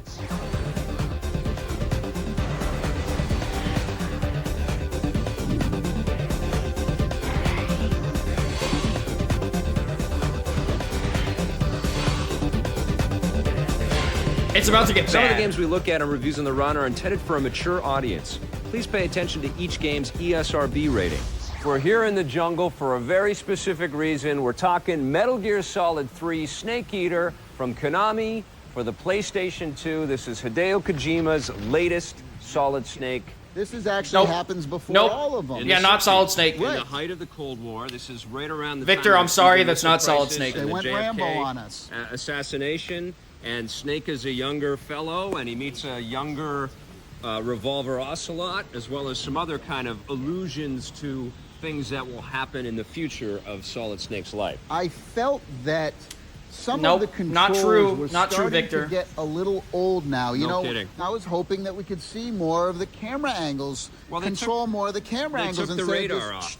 And they took the radar off. I will say, pick up a before anyone gets confused about this, the camera that you see in the HD ports of Metal Gear Solid 3, that was not in the original launch version. That was in Subsistence. So that's why they're talking about that right now.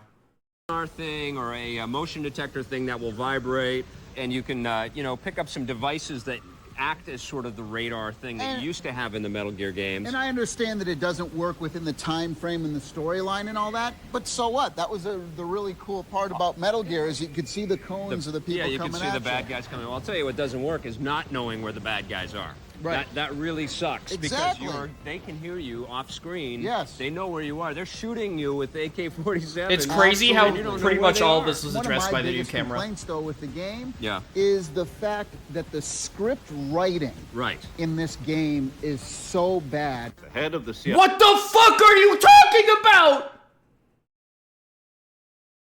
It's Metal Gear Solid 3! What? CIA has finally given us the green light for the virtuous mission. Virtual mission? No, the virtuous mission. I mean, he brings in, who's the composer to do the music? Harry Grayson Williams. Who is an amazing composer, and the music is outstanding in this game. Why didn't they go the extra distance and bring in some more polished script writing to make it more of a cinematic thing? Now, the first 2 hours of this game, yeah, you're probably, if you watch the whole thing, you're probably going to play a total of about 5 minutes. Yeah, I know. But, you know, there's lots of storytelling in the first couple hours. Yeah. Hours, yes. Oh, I said hours. Yeah. They have some very cool items this time around as well. You can kind of take this pill that makes you seem dead. Yep. Different microphones so that you can hear from far away. I love and stuff. Great stealthy type stuff that other games haven't done before. How about killing animals and having to eat them to survive and to keep your stamina together? Did you hear that? You have to kill animals, and they each give you different pieces of stamina depending on how big it is. Eating rats. You can eat rats, you can eat snakes, you can eat alligators. I like Speaking of eating rats. Swimming in the game is unbelievable. It's like, you know, murky mud, gross water, and you're swimming around. All of a sudden, you'll see the legs of an alligator, and you move a long way. And if it gets you, man, you're done. You're screwed, That's one of my favorite moments in the game, actually, is getting snapped in half by an alligator. I also like the fact that you could cure your wounds by going in and, you know, you can put styptic sort of stuff on there to stop the bleeding, and you can sew it up, and you can burn leeches off your body. Well, let's talk about the jungle effects as well. The foliage in the world is unbelievable. Snake can, of course, climb trees now. It is really crazy how through the underbrush good this game still looks. Way out of the way. You can climb the trees they want you to climb. I was pretty impressed. I was definitely more entertained by this game than the previous Metal Gear. It's definitely not the same. It doesn't have that awesome shock value that Metal Gear 1 did. Metal Gear 1 did. But it's definitely a better game than Metal Gear 2, I think. I thought so too. I got to give it an 8. I'm giving it an 8.5. On the positive side, the jungle and environments in Metal Gear Solid 3 are sensational. All of the gadgets that Snake picks up along the way are very cool. I'm lost. And great new additions like being able to swim, eat the food that you kill, and heal yourself are very cool. On the negative side, we felt the controls are starting to get a little outdated. We wish there was some way to incorporate where the enemies were on screen. Our radar's gone, and we don't know who's shooting us. And although the storyline is excellent, the script writing is really What atrocious. do you mean? It's All right, atrocious. stick around. We're gonna It's do a little rumbling in iconic. the jungle when we come back and talk about Rumble Roses after the break.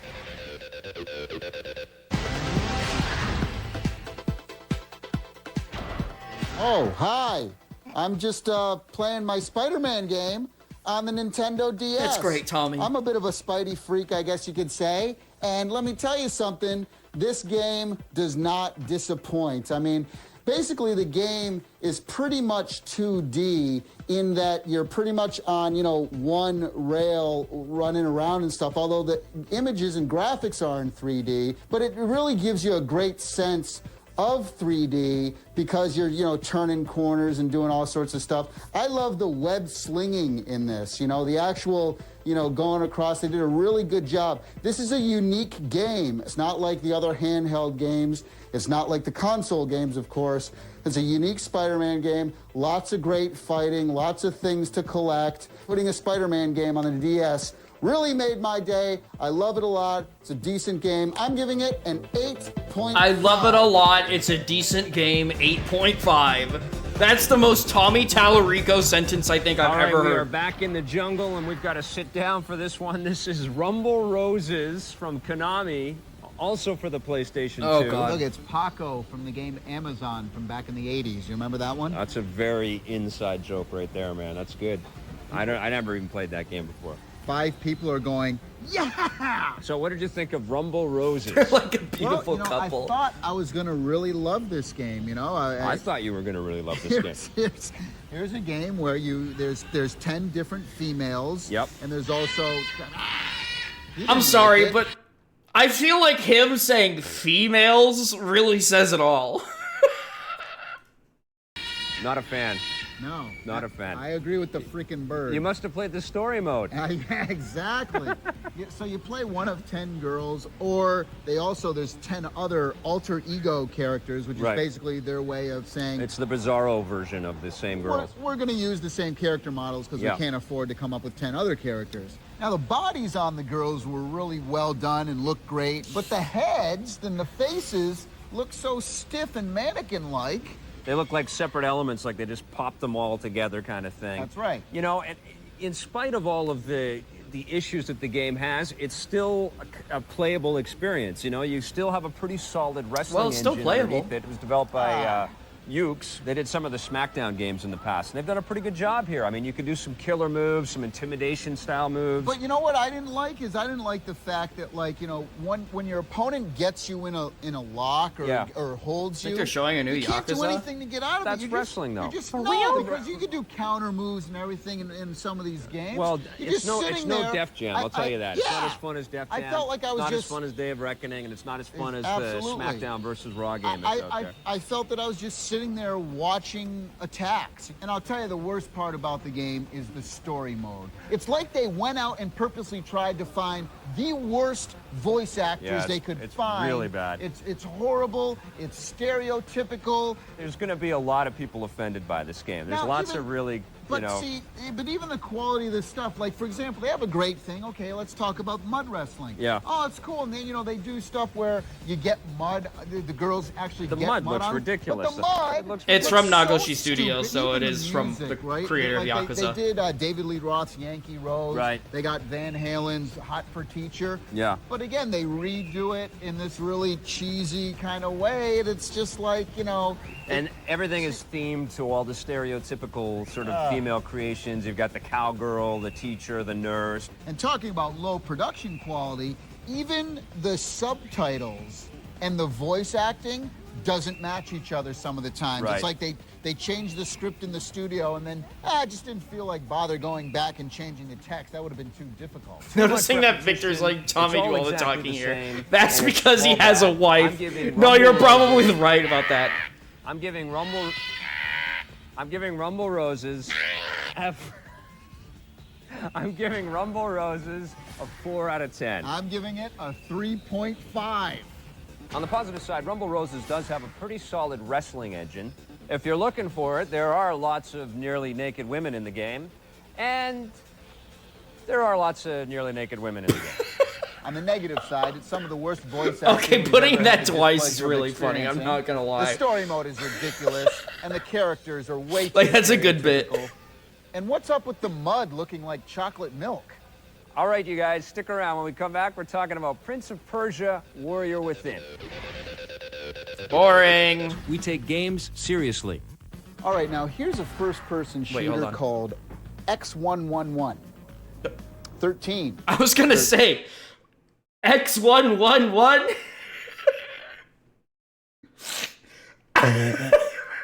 13. And anyway, this is a game by Ubisoft. I heard It was this a game was that kind good. of flew under the radar. It was an amazing first-person shooter game, and it used cel-shaded graphics, but it felt like you were playing this real-life comic book. I mean, it was absolutely unbelievable. And it even had an online play on Xbox Live. It had a really cool kind of, you know, jazzy big band funk. I did hear the fusion remake kind of was bad. Many soundtrack such as well. cases. But it was really about the environments and the atmosphere and the weapons, and it really kept you moving along. It wasn't too difficult. It really kept you going, and it really had that whole kind of spy espionage type vibe. David Duchovny from the X-Files did some voices. Overall, great game from Ubisoft. Flew under the radar. Talking about 13.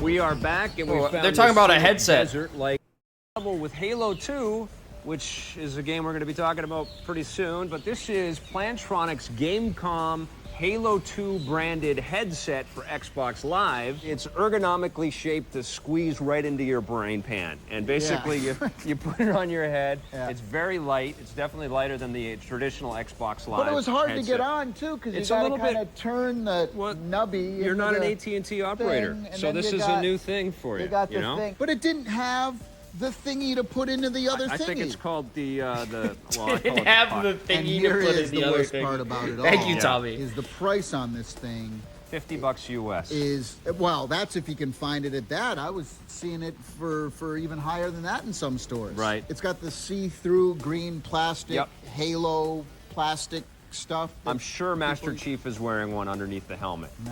Nah, probably not. No. Look, the deal for me is I don't like stuff being shoved in my ear. I gotcha. So, Not going to recommend it? It ends there with me. If it weren't so expensive, I'd probably recommend it, but I can't at the price that we found it Not at. recommended. On the positive side, the Halo 2 communicator looks really cool. It's very well built with some great electronics inside. Biggest versus of the year, it's Halo 2. Let's see their against hit list. Half-Life 2. And then You we'll don't wanna watch miss Halo this 2 one. versus Half-Life 2. I've been waiting for this. Adventure games, starting off with Prince of Persia: The Sands of Time. Number 2 is Beyond Good and Evil. Number 3, The Lord of the Rings: The Return of the King. Number 4, Shenmue 2. And number 5, The Lord of the Rings: The Two Towers.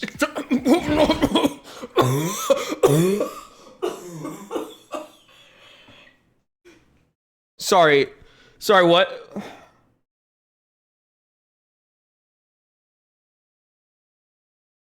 Number 4, Shenmue 2.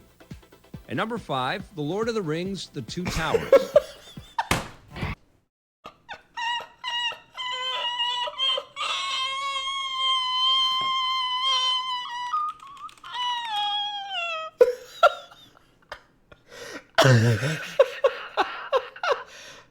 Oh, shit. It's okay, I'll fix it. Jesus. Hey, welcome to Versus. This actually might be the very biggest Versus segment we've ever made. Bigger than that fishing one we did? Yes, bigger than the fishing one. This is Halo 2 versus Half-Life 2. Whoa. All right, man, this is it. The two biggest, most hyped first-person shooters of 2004. They're gonna announce a new Start Half-Life talking while we're graphics. watching How do you this. think the graphics measured up against each other? I gotta say, in Half-Life 2, I was in this story and this world that they've created. Hi, Alex. The facial animations on the characters, you'd be talking They're to really people. Funny, Life you showing up on this day in It's particular. incredible, you know. Now Halo 2. I didn't know doesn't have I didn't know it was called the graphics. Two Towers. They just don't stack up to what Half-Life 2 offers. No, I mean, the stuff that you're seeing in Halo 2 is definitely state-of-the-art material for the For the Xbox. You know, of course, the glint off of Master Chief's helmet is amazing, and I think what they've done with the aliens is the most impressive visually in the game, but you are seeing blooming effects, and you are seeing rendering artifacts and things like that. These little sort of, you know, glitches that take you out of the cutscene experience. Right, and there was sure. a couple of even shots too where I saw some of the texture maps kind of pop in. I think it's pretty evident, even just from looking at the materials, that Half-Life 2 gets the nod for graphics. yeah, Yep. Half-Life 2. Let's talk audio. Okay, now audio, the music in Halo 2 is absolutely unbelievable. Took my breath away. The choir stuff, you know, the interactivity of all of it. Steve Vai playing a guitar. Best solos ongoing and stuff game like goes to that. No Man's Sky. That's deserved. I thought that was cool. I thought it was a little, you know, it was a nice addition. I didn't think it was completely necessary, but I did enjoy it. And what I was surprised about Halo 2 is that it was the quieter moments in the music that I was most affected by. I thought it was absolutely haunting and riveting. Whereas in Half-Life 2, the story isn't so much about the music in that game. I mean, it does have some nice music interspersed throughout the action. But they it's- got Lou Gossett Jr. It's the As one of the voiceover voices. acting. It's all of the, you know, the environmental effects and all of the bullets ricocheting all over the place. But in Halo 2, they have the whole 5.1 Yes. audio, which Yep. is unbelievable. Agreed. I have to go with the full package I that agree. Halo 2 offers with the amazing music and the 5.1. I agree. I mean, you really remember the audio in Halo 2. And I'm not saying that the audio in Half-Life 2 is bad. It's just that the stuff in Halo 2 resonates. All right, let's talk now about gameplay. The single-player experience in Half-Life 2 is absolutely unbelievable. They have this gravity gun thing. You start by picking up little objects, then later in the game, it actually, you know, gets upgraded and you're tearing out chunks of monitors. The thing and I like walls and about stuff. Half-Life 2, it feels like you're on the run. From the moment you put the disc in and you Yep. start playing the game, it felt like I was in Minority Report and I was running from people the entire time. In Halo 2, the enemy's AI Yes. is really excellent, and that your teammates, if you turn around and start shooting their teammates, they get mad at you, they shoot back at you, which Yes. we saw in the original Halo. One of the cool things that they've added this year to Halo 2 is the ability to play as a Covenant Elite warrior, which is great. So suddenly you have his abilities and his whole viewpoint it almost humanizes the enemy. It gives you perspective on how big this, this ensuing chaos is, galactic chaos. Lego really Batman. is, and how many different races and civilizations. Shout out it's affected. Sorox. But where Halo 2 wins all of its points is in the unbelievable choices you get in its multiplayer games. I mean, people are freaking out about online Halo 2. I mean, some of the team battles and some of the things that you can do together in Halo 2, those are seriously some of the best moments you're going to have in video gaming ever in general, period. I was blown away by both, but if I had to only choose one in terms of gameplay, I would tend to agree with you and stick with the richer, deeper, more inviting and enveloping single-player experience of Half-Life 2. So overall, this is really a ridiculously difficult decision to make, but if I had to choose one of these games, I would have to choose Half-Life 2. I'd have to agree with you there. Half-Life 2, I feel like I'm playing It's really just world. like Halo Clash 2, of the I feel like I'm Titans. playing a video game. I got to go with Half-Life 2.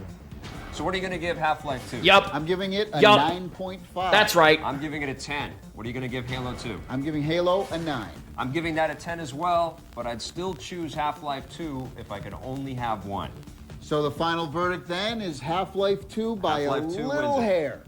But still amazing must-have games for both systems. Get them both if you can. It's a really Today on the good show- time for games that started with HA and were the second installment in their series.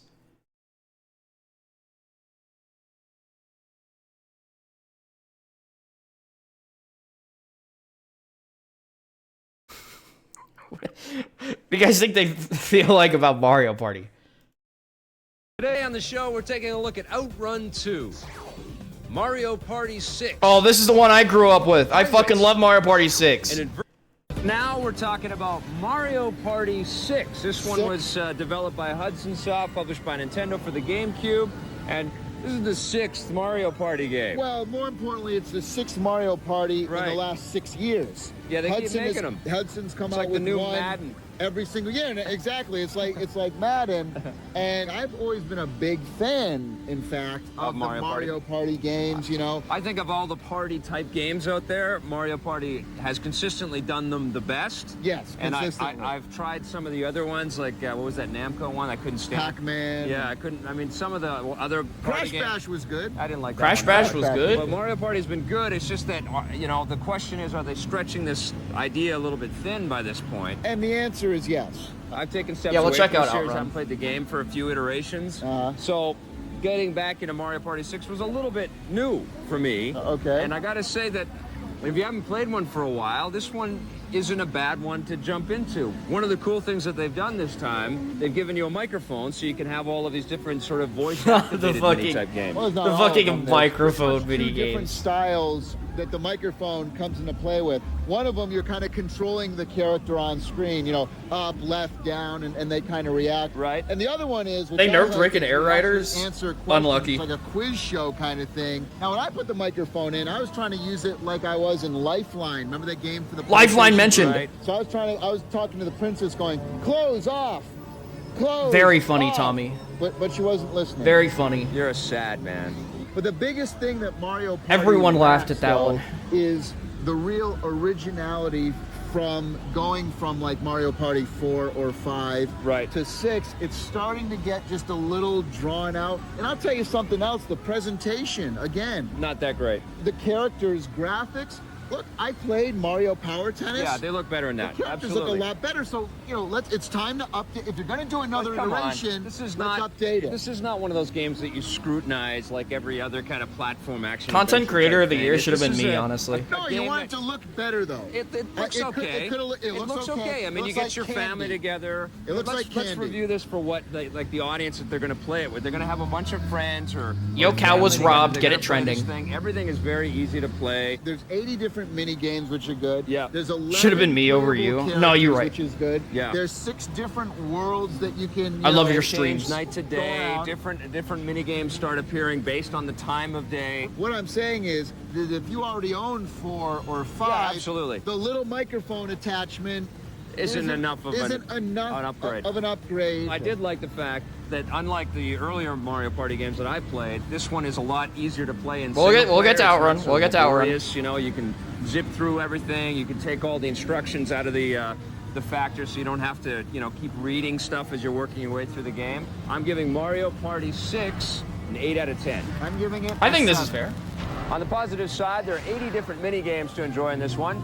The single-player experience isn't as tedious as it used to be.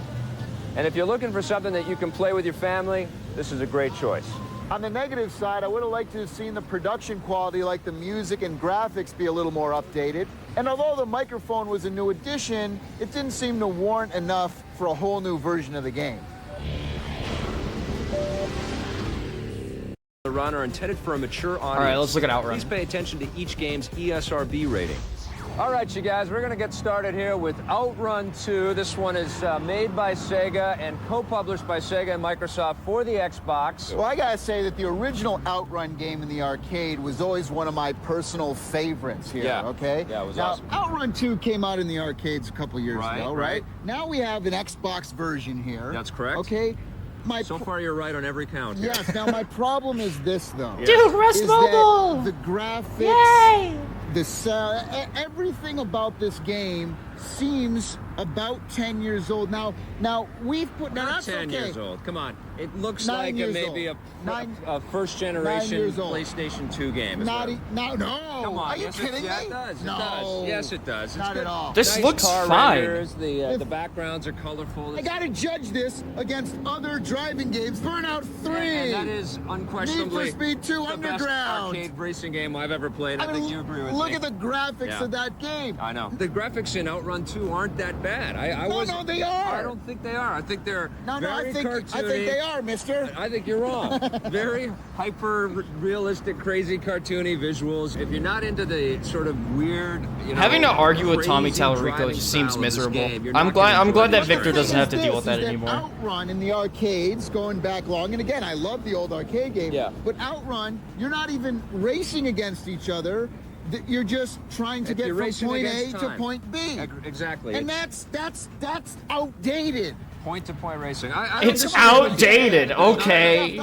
Okay, man. This game for it to be, Exactly. a super crazy Hey. experience, and everybody rushes out to buy it. If they were But- selling this game for $9.99, Yeah. then I could That'd be amazing. Then that would be that'd be amazing. cool. But this is really it's an anachronism. It's one of those types Well, of I things. don't know what that is, but if that means bad game, then it is. Then I agree with you. It's one of those kinds of games that people that don't play games think about when you say the word video game. The good thing about the game is how accessible it is. Well, simple. Yeah, it's very simple. It's the most simple game.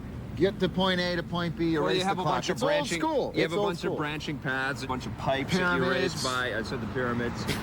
There's Balloons. tulip Castle. tulip factories, castle Castles. walls. I also like the fact that it has all these beautiful Ferraris in the game. Well, I was going to say that's my favorite part is that Yeah. it takes it's all the Ferrari stuff, right? So you got the F50, you got the 360, the Dino, they even have the old classic I stuff. thought that was and very that's really cool. the best part of the game. But then again, they look nothing like Project Gotham Racing, the Ferraris in that game. This is not Project Gotham. It's No, not it's Need not. for Speed. No, it's not. It's not Burnout. No. But it is. It's a not game tried that to they be know. any of Probably those. put on my cell phone No, and come still on. got the same I result. fucking You know what hate I'm this saying? I liked guy. all the little challenge mini I fucking hate this guy.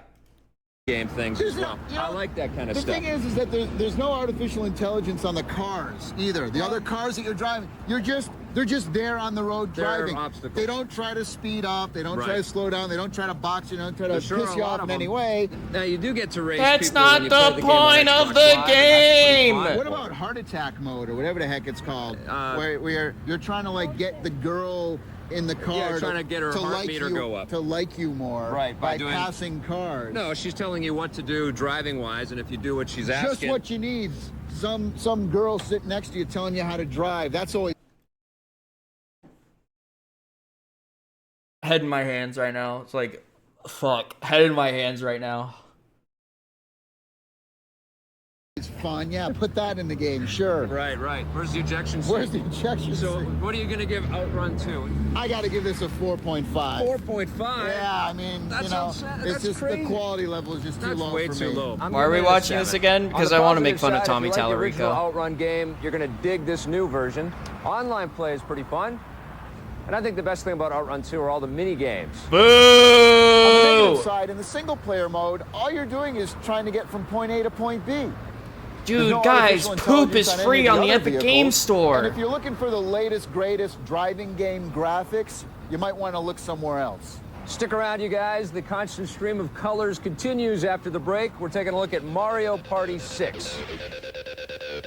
And here we go. Titles. Some of them are going to surprise you. Well, let's hurry up because we have so much time and so little to do. Wait, strike that. Reverse it. Today on the show, we're taking a look at Charlie and the Chocolate Factory. Here we Big go. Mother Truckers 2, Truck Me Harder. Flipnick Ultimate Pinball. And in Versus, it's Still Life against the Moment of Silence. This altered Yokow history forever.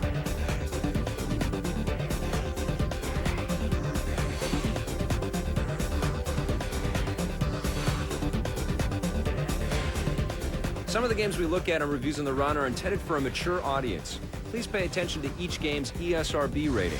All right, the first game we're talking about today is Charlie and the Chocolate Factory. He's got his golden ticket God, here we t-shirt, go. which is great. This is, of course, based on the Tim Burton Johnny Depp movie.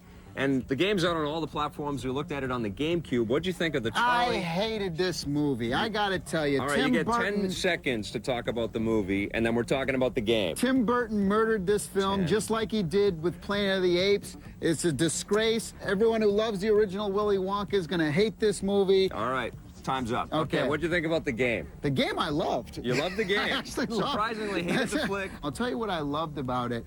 First of all, the music and the sound really draws The you in. music was unbelievable. Can I tell you that I liked the music in the game better than the Danny Elfman boring score that we've heard a million times It was before? Winifred Phillips is the composer, and she Yeah. actually does some of the choral voices in the game, and it really evokes, I think, some of the best stuff that Danny Elfman has done. But I would tend to agree with you that Danny Better Elfman... than Danny Elfman. Charlie and the Chocolate Factory is a lot about the music, so that's very important. Yes. But here's the thing. The game itself is kind of like a cross between Myst and like a platform game. Well, I found. You know, I mean... I think it's closer to like a Zelda Pikmin type hybrid, because you're controlling... A little Pikmin in you're there, for controlling sure. the Oompa Loompas. Little lemmings. Having some of them weld This little fucking things game. together. You can basically Seeing gameplay of collect this Oompa is like Loompas. You can go stressing around, me you out. can meet an Oompa Loompa, and you can get the little guy to follow you around and then work for you or to stay put. But they And have- different Oompa Loompas do different things. I thought all of that was great, but there's some serious pathfinding issues. There's some serious AI problems. I mean, the Oompa Loompas will get stuck in a run cycle. They're up against a tree and they can't go anywhere. I never saw that. It drove me incredibly insane. Didn't And happen then to me. I found that the other stuff that I was collecting, all these little, rainbow-colored globs and gloops of candies, which is what, everlasting what, gobstopper. You can't tell you what can the suck them and difference. suck them, and they'll never get smaller. That's nice, but you can't tell. And the snozberries tasted like snozberries. That's fantastic. But everything looks exactly the same. It's just some colored glowing orb of nothing. I mean, I didn't know what the hell I was collecting half the time. I loved the cinematics. They drew me in. Even though I hated the movie, Yeah. I loved the whole Willy The character Wonka design was pretty good. universe. You like what the they did environments? great. Though? They were so lame They were looking. okay. They were lame. They don't look weren't like lame. the colorful stuff that we see around here in the film. Now, I really love this game, but I'll tell you, my biggest problem is that you can't change the horizontal or vertical, inverted And look. I'll tell you something. So you have to control the camera the entire time through the game, because the default camera gets stuck. It's always slow. you're way it's too. ridiculously You're getting a little lame. too technical. Oh, come on now. No, I'm serious. Getting This a game's little fun. too I love this technical? game. Are you kidding me? The thing is that they. I couldn't tell what I was supposed to do half the time. Well, the that's 'cause objectives you aren't didn't- clearly you- spelled out for you. you It's obviously supposed were to be clicking through the something cinematics. for kids,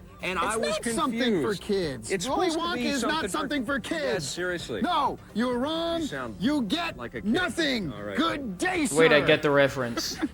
So, Wait, I get it. What did you think overall? What are you going to give this Charlie and the Chocolate Factory game? I love Willy Wonka. I am giving this game a 9. He Give gave this a Charlie and the 9. Chocolate Factory a 9 I out of 10. loved this game. You have lost your mind. I cannot believe it. I'm giving it a 5 out of 10. It's an average Wow. game at best. I think this has got to be the biggest gap for me giving a high score and you giving a low score. A 9 out of 10. Yeah, I loved it that You've much. been It was drinking too so much out of the chocolate different. river here. You've been man. drinking too I much don't know. eggnog. Crazy. You've lost your brain. On the positive side, the music, audio, and cinematic storytelling was really well done. I love the uniqueness of the different gameplay styles they combined. And I guess I'm just a sucker for the whole Willy Wonka universe. On the negative side, I haven't been brainwashed by too much chocolate like Tommy has. I had some issues with the camera, and although I liked the character design, I thought the environments were really bland in this game. Hey, we're here in the heart of town of Anchorage, Alaska. It's a lot warmer than I remember it. And we're playing Grip Shift. Oh my god, TAC 2 versus TIE 2? A combination between a puzzle game, platform game, sort of a racing.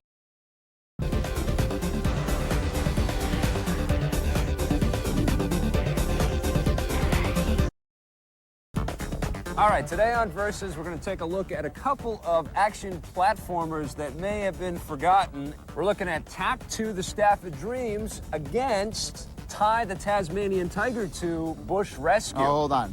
TAC 2 was a year ago at this point. Yes, that's the way it's working out. All right, so let's talk about the graphics for these two games. I got to say that TAC 2 really impressed me. Very good looking I game. was really getting a whole Beyond Good and Evil vibe when I was playing this game. You know what, you're right. Spoilers. Like Spoilers. I've only played a little bit of this game. Let's see what they have to say about Sonic Zombies, Gems motorcycle Collection. Racing. Today on the show, Tommy and I take a look at Evil Dead Regeneration, MotoGP 3, Sonic Gems Collection, and in Versus, it's Mobile Suit Gundam, Gundam versus Zeta Gundam against Armored Core 9-Breaker. And if you can hear me, we're going to be reviewing... What's that you say? If you can hear me, we're reviewing Sonic Gems Collection from Sega for the GameCube. What do you think of Sonic Gems Collection? I think I want to grab a barrel and go over that. We should have bullhorns for this review. That would be funny. Wouldn't that be cool? That would be good. No, they'd hate us. They probably already do. What do you think of Sonic Gems Collection? Which is different from Sonic Mega Collection, which Forest came out 3 just before. And that had the really good Sonic games. This has... the other ones. This has the gems. Well, I don't know if I'd call these the gems, because Mega Collection had the real gems. Right, zirconium of the Sonic games. Well, you know, some of the games on here, like Sonic Spinball. Yeah, but it's for the Game Gear. For the... It's not the Sega Genesis version, which we already... This is the Game Gear. There's 6 Game Gear games on here. And I have to say, there's nothing like playing a Game Gear game on full screen on a giant HD TV screen with surround sound. Right. that crackly Sega never sounded better than. You know what I find? Any 2D Sonic game, pretty fun. Yes. Even on the Game Gear, they're all kind of pretty cool. Where you run around fucked that one up. do the loop-de-loops, and you've got the. That one was free. You know, the that was pinball free levels, time and travel. got You fucked that up bad. You know, the regular jungle levels and breakaway stuff. All that stuff is pretty fun. They should have made this for the PSP. Yeah. Because there's nothing. I was thinking, or the DS. Yeah, there's Those nothing that they couldn't do on. Sonic R and Sonic the that you Fighters couldn't are put not on the fucking PSP working or on the the DS. I absolutely agree with But you. to put it on the GameCube. Yeah, I mean, playing Game Gear games on the Cube, not that cool. Yeah. The other thing that they've added, though, that I really like about this is Vector Man 1 and 2. That definitely... We just ruined the surprise for everybody. That's all right. When you first put it in, it says a bunch of question marks you don't know, but we had to figure out what they were. Yep. We did, and they were the old Vector Man games, which I know you like. Victor knows ball. Yeah, of course he knows ball. Sonic Gems Collection. Would have liked to have seen it on the handheld, would have got a higher score, but I'm giving it a 5.5. Wow, you're going way down in the middle. I'm going to give these games a 7. I think that it's better than average. There's quite a few different games on there.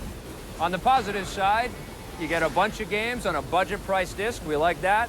It seems that anytime you make a 2D scrolling Sonic game, it's fun, even on the Game Gear. Sonic and you also 4 get Episode Vector Man 1. 1 and 2. That's awesome.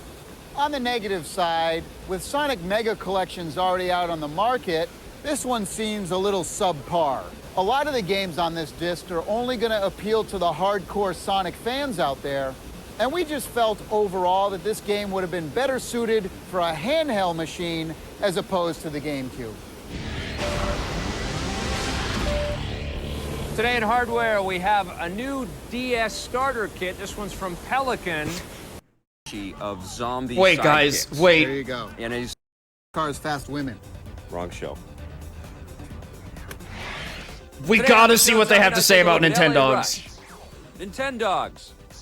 Wallace and Gromit, The Curse And of of the course, Were-Rabbit. Wallace and Gromit. I think it's a buried treasure. Miss Piggy's back.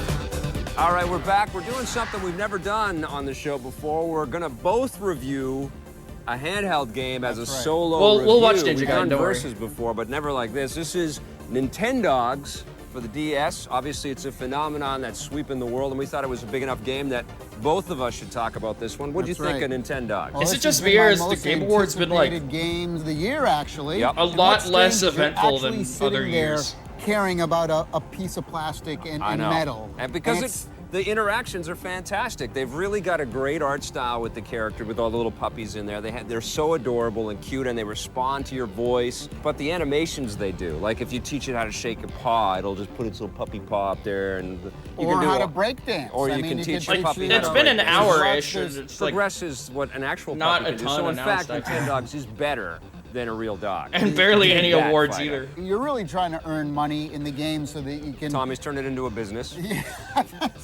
I got my dogs working, man. They're working like, well, they're working like dogs. Are they wearing Video Games Live T-shirts in They the game? should be. Yes, I'm all gonna right. create one of those They're for 'em. promoting his concert series. I unironically It's think this is amazing. way Just more like- entertaining than But the Game big Awards could thing ever is be. bark mode. Right. And bark mode is where you put your dog in bark mode and you go out and you meet other people in the vicinity who have bark, and your two dogs meet up. I'm in bark mode right now. You're on I'm bark in mode? bark mode right now. But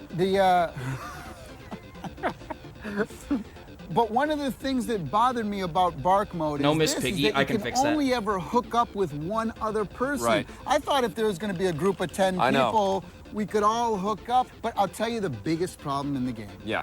You can only take your dog on walks once every half hour, and you can only enter competitions. You can enter any 3 in a 24-hour period. So what happens is that, okay, you've cleaned your dog once, you play with your dog a little bit, you take him for a walk, you do the competitions, then literally there's nothing else to You do can until pet that the half dog, hour yeah, is. totally. And that gets boring. It really does. See, the great They've artificially lengthened the amount of time you're going to be playing the game. I mean, because you could burn through a lot of the stuff that you can do in Nintendogs in a couple of days. Right. You know, and And the that dog- sucks because I wanted to keep playing the game, and I'm like, you know what? And a dog has a personality too, let's face it. And sometimes you want to play with a dog, the dog doesn't want to play with you. And that's infuriating. When you're yelling at your DS, everybody on the street staring at you thinking you're a freak, and your dog's not paying attention, it's like it's kicking up its hind legs and rubbing its ass Right, in yeah. your face like that. So I think this is a pretty remarkable piece of software. I still can't quite consider it a video game per se, as I know why. them.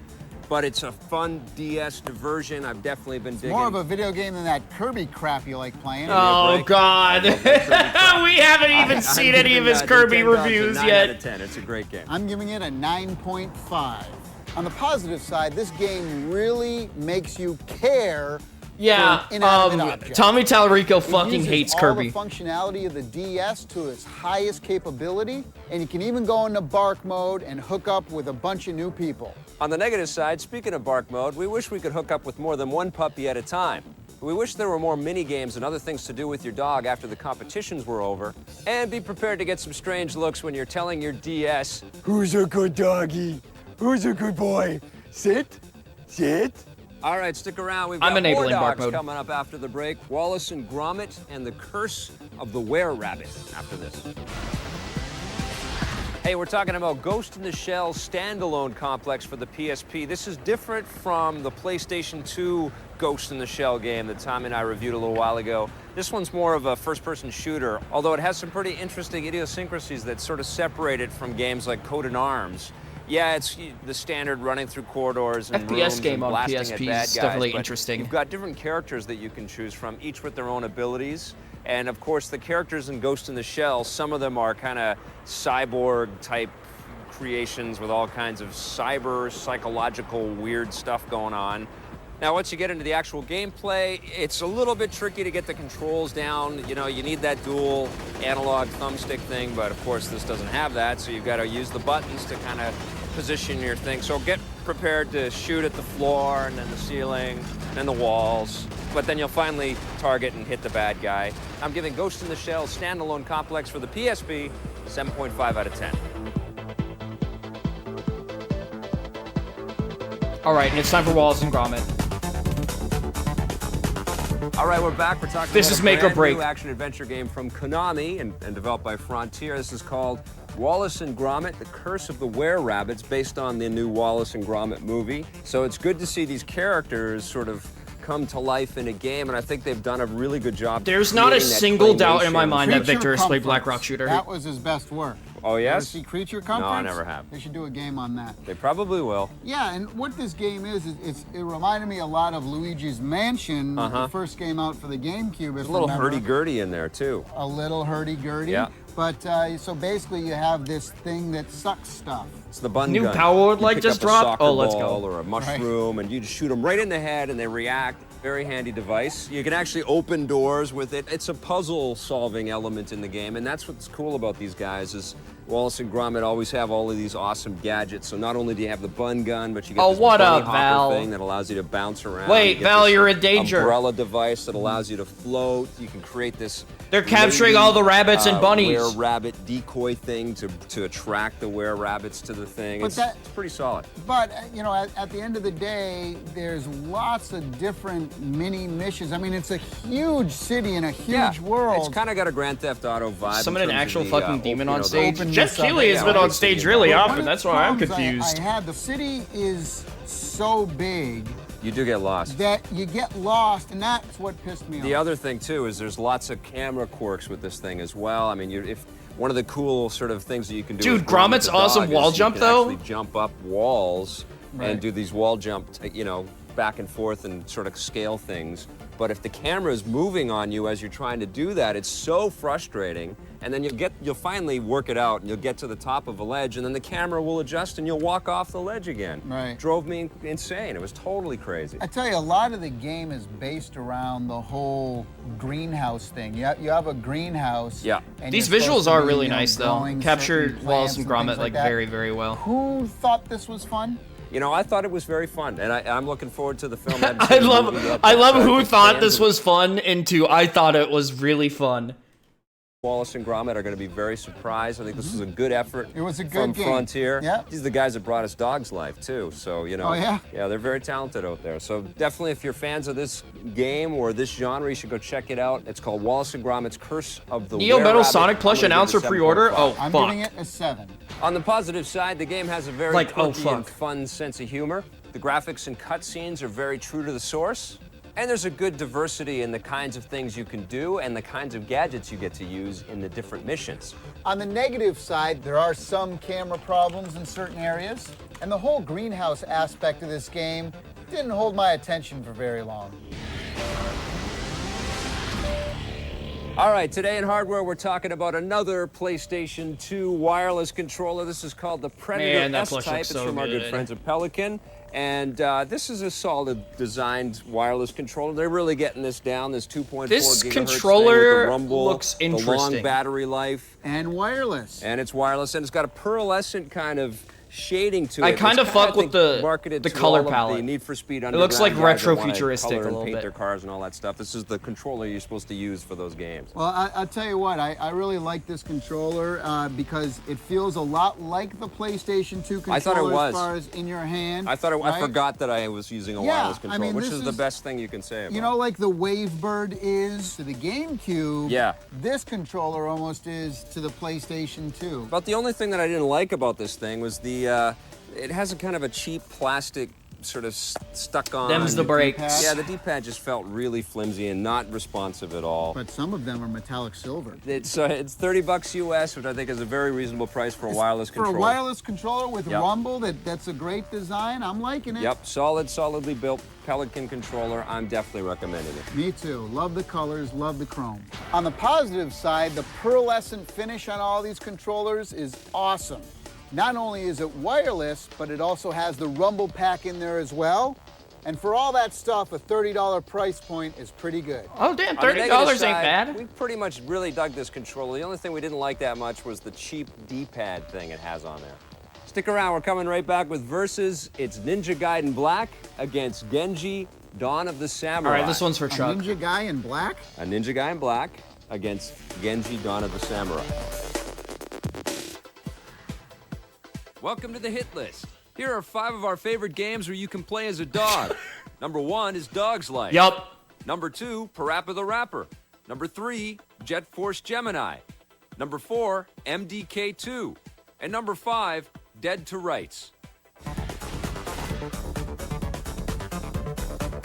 All right, today in Versus, we have the classic Ninjas versus Samurai battle. It's Ninja Gaiden Black for the Xbox against Genji Dawn of the Samurai for the PlayStation 2. Let's talk about graphics first. How did this Samurai Graphics, Ninja that's, battle fare really in the what this visuals is all department? about. Well, you know, you got the PlayStation 2 versus the Xbox. Right. So obviously Ninja Gaiden on the Xbox is going to look a little cleaner and a little sharper. Yep. But I got to tell you that I was really impressed. It had lots of nice foliage and it had Foliage? great foliage. It had some great effects, you know, when you did some moves and some lights, and I like when the screen went kind of black and white and did all that stuff. So Yeah, the well, cinematics were good. They have like a bullet time thing going on in Dawn of the Samurai. So, you know, all of a sudden everything will slow down and you can pull off some pretty cool looking combo maneuvers. You can actually see where all the blade swipes and stuff are coming.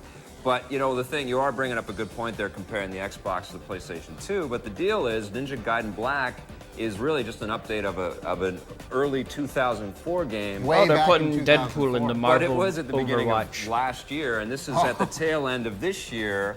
Ninja Gaiden Black is kick-ass even, you know, a year and a half later. Graphically, Ninja Gaiden has to win. Absolutely. Genji looks great, but it doesn't look that much better than what we've seen in Onimusha or something like that. So I'm giving this thing to Ninja Gaiden Black.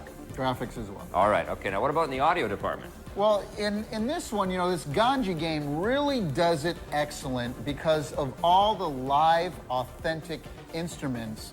And likewise, all of the voiceovers are very Japanese, authentic sounding.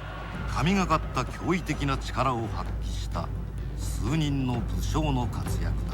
The audio and the story of Genji, it all sort of fits in because Genji is actually a very ancient Japanese novel. That's what the whole game is all based on. Although Ninja Gaiden Black is no slouch either. And now, the dragon sword is gripped firmly in the hands of young ninja Ryu Hayabusa.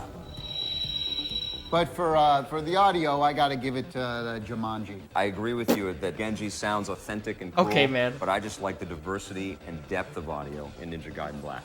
All right, now what about gameplay? How did these two compare? You know, for me, the Jumanji game has you know, a lot more action type stuff, which, you know, I'm more into the sword slashing and this and that, whereas Ninja Gaiden is more of the stealth thing, is more of figuring All right, out man. certain We're getting to the things. casual It's an adventure racism. game mixed with some kick-ass fighting. Right, whereas Genji is more of just kick-ass fighting, pretty Right. much. With, you know, there's a few upgrade things and stuff to collect stupid things like herbs. I thought and like Genji- Herb or whatever his name is. I thought Genji played just like Onimusha. I mean, it's made by Yeah. guys that worked on Onimusha. Yeah. They went off and started their own Oh, studio. I completely agree. I didn't feel that it was that far removed. I mean, yes, there's a sense of elegance and style to the whole thing there. I thought that it was a beautiful game to look at and play, but you're still dealing with static camera angles and walking out of frame and loading in between different scenes. The thing about Ninja Gaiden, that it's still a difficult game to play, and they've actually given you a bunch of different difficulty settings. There's an easy version, which Right. is great for people that don't want to play difficult games at all. It's a very ambitious game, and I think it can I don't be a know little who bit Lenny overwhelming Kravitz for is, gamers. so I that's think what completely happened lost the first on time me. around. That's why Tecmo wanted to go back to this, because I personally feel, I know a lot of other gamers feel, that this is a classic. So gameplay-wise, for me, there's no question. Ninja Gaiden Black takes the cake. I give him a tie. Give him a tie. Yeah. All right, so overall then, which one did you like better? Overall, I think that Ninja Gaiden is a more in-depth experience. I'm sick of that one less. All right, so you're giving it to Ninja Gaiden? Yeah, Ninja Gaiden for me gets the nod. I think Ninja Gaiden is the ultimate ninja game. I think it's the best one we've seen so far. So to I would agree with that. extrapolate on that and to build a better I just don't version of that is care about ninja fantastic. games. Whereas the Samurai game, it's just another one in an oversaturated genre. So definitely Ninja Gaiden Black gets my vote. I'm going to give Ninja Gaiden Black 9.5 out of 10. I'm giving it an 8. And what about Genji Dawn of the Samurai? Damn. Genji gets a 7.5. 6.5 Ninja for Gaiden me. sweep. So there you have it in this battle between ninjas and samurais. The ninjas come out on I'm top. kind of We'll give Ninja I'm kind of Gaiden interested Black in the looking win. at the ones that Today on the show, Tommy and I took a look don't at LA have Rush. like It's pretty cool to the titles in them of like what they're reviewing.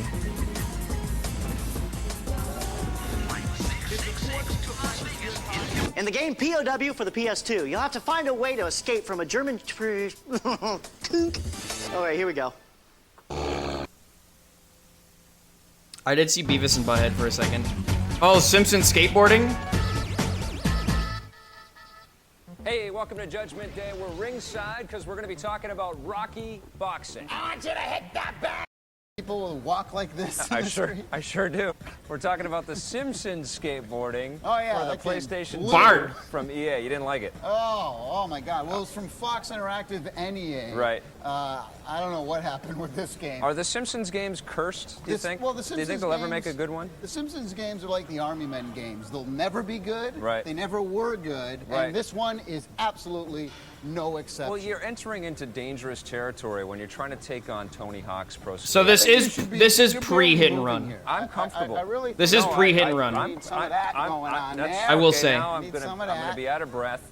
As far as the engine's concerned, Right. you know, there was a lot of load times. The frame rate on the game, everything was so choppy. I mean, hey, this is a skateboard game, so you got to compare it to your Tony Hawk You do have to 4s compare it to the, and it all doesn't the other- compare. It doesn't stack up to that. Absolutely I not was even actually close. surprised. I mean, Not this even is close. pretty. I'm a gutsy Simpsons to bring this to optimist, market and pit but it I'm also a against Simpsons games like realist. Tony Hawk. I mean, I think that's pretty come on. crazy because you're going to compare the things, and it doesn't stack up. Technically, I wasn't that horrified by the game. I mean, you do get to Technically, pull off tricks. There, you know, you can get to control, pull off tricks, so you can what? control the characters. You can get them doing some of the zany moves. The camera isn't as tight as it is on the Tony Hawk style games. My Lord, the camera tricks aren't angle as cool. is one of the biggest problems in the game. I mean, you slam into walls and you get stuck Homer! in the corners, and it almost The goes collision into detection like, is terrible. and it almost goes into Yeah. first-person mode. All you see is Bart's big head, and I mean, it's absolutely the frame rate on the game is poor. They actually put some texturing and coloring on some of the environments and stuff now. And you get all kinds of traffic and stuff whizzing by. It's not like it's a big empty area or anything like that. The stunts that they have in the game aren't really that good. The voiceovers, although were created for the game, That's right. are With the- extremely repetitive. They are and repetitive, not but very they funny. are the voices from the show. Nose grab. Oh, man. Bring in the copter. Nice 50-50 grind. Oh, man, that's sand. The idea is kind of cool. It's all right. I think that the idea of having What, the a Simpsons skateboarding on game? skateboards, well, in the same way that having Spider-Man. I think you need to be going faster. No. Okay, enough with that. I think it's in the same way that Spider-Man was a Lisa. playable character in Tony Hawk. This would have been perfect for them to put Bart Simpson into a Tony Hawk game. That's where they should have gone with this. Don't try to take Tony Hawk at his own game. If you're No, not like gonna come with true. a good No, game, they're it's not right. even They worth should have our just put time. Bart and Tony Simpson, Hawk. for the most That would part, have gone Lisa, and a lot of these crazy. characters are kind of like smaller characters. right. They're not like tall, lanky people that can really grab on. So you really don't get the sense that you're doing all these fancy tricks. It's and pretty bizarre to watch Marge with her 6-foot hairdo doing grabs and fakies and all Look, these the and stuff like bottom that. line is that this game should have never been done. I'm giving it a 3. Damn. 3 out of 10. And that's being nice. I'm going to give it a 3.5. On the Don't! positive side, for fans of The Simpsons, the game does feature voiceovers from the actual actors on the show. All the characters are in there, although it's a little bit strange to be skateboarding with Marge. And although this game doesn't come anywhere close to Tony Hawk, the environments are actually quite lively. On the negative side, the frame rate isn't very good. The game isn't fun to play at all. There's long loading times, and the camera angles are not well done. Now, we've talked about 5.1 technology for your PC before with the Altic Lansing speakers. But what you need to do and... What's in this one? Welcome to Reviews on the Run. I'm That's here with not Tommy Giants fan, Tallarico. Scott Jones. He looks lovely. Welcome to Reviews on the Run. We are celebrating... That's not Tommy Tallarico. What? You can see me? Today on Review episode for you. That's right. That means we're at E3. We are at E3. This is E3 2003, and we're going to talk about... Tron! Not just Tron. We're not talking about Tron? Well, we'll talk about Tron. Can we talk about Tron? But there are other games we're going to talk about as well. On the Xbox, Yes. PlayStation 2, PC, GameCube, Game Boy Advance, and the brand new N-Gage from Nokia. It's going to be a very busy show. You don't want to go anywhere. The Fit that down your N-Gage. pants. You can. Oh God. Dark, but it's got some sort of creepy overtones. You actually pop out of bodies and possess them and take control of bodies and work your way through this first-person shooter that way. How about Kirby's Air Ride? I liked it. I enjoyed it. Hey, don't point that at me. There. Don't point that at me. That, Kirby. I'm looking forward to Kirby's Air Ride, you sick, twisted freak. I had a lot of fun playing Mario Kart Double Dash, playing Rebel Strike, the new Star Wars game. Damn, they're kind of just Zero GX, rushing the new through all Star this, Fox, which, like, I guess the fair. new Mario Golf game looks really great. Final Fantasy is on both of the Nintendo systems for the first time in a long time with Crystal Chronicles. It's a little bit strange though because you have to control your characters with the Game Boy Advance controls, not the analog stick. But it still looks great, and it's good to see Final Fantasy back on Nintendo. Okay, so here's the big question of the day. Yes. What do you give the Nintendo area, and that's including Game Boy and GameCube and everything else? Hold on, Tommy T, the Music Man? I know he's got to be here. I've been looking all over the damn city for this guy. It's the perfect show to do with him, and I know that once we... Banjo-Kazooie Nuts and Bolts? Are they gonna talk... How busy They're gonna... he is. He can do this damn show. Are they gonna talk about... They're gonna talk about Banjo-Kazooie Nuts and Bolts. It's all the stuff that he's into. Of course he's gonna dig this. Looking in toy shops, electronic shops, video game shops, porn shops. There you are. I knew I'd find you. Hey, Vic. How's it going? You're good. Been touring video games live I know. all around the world. I know. We're playing Vancouver. I know. Tomorrow night, Orpheum Theater. Call me when you come to Vancouver town. Symphony.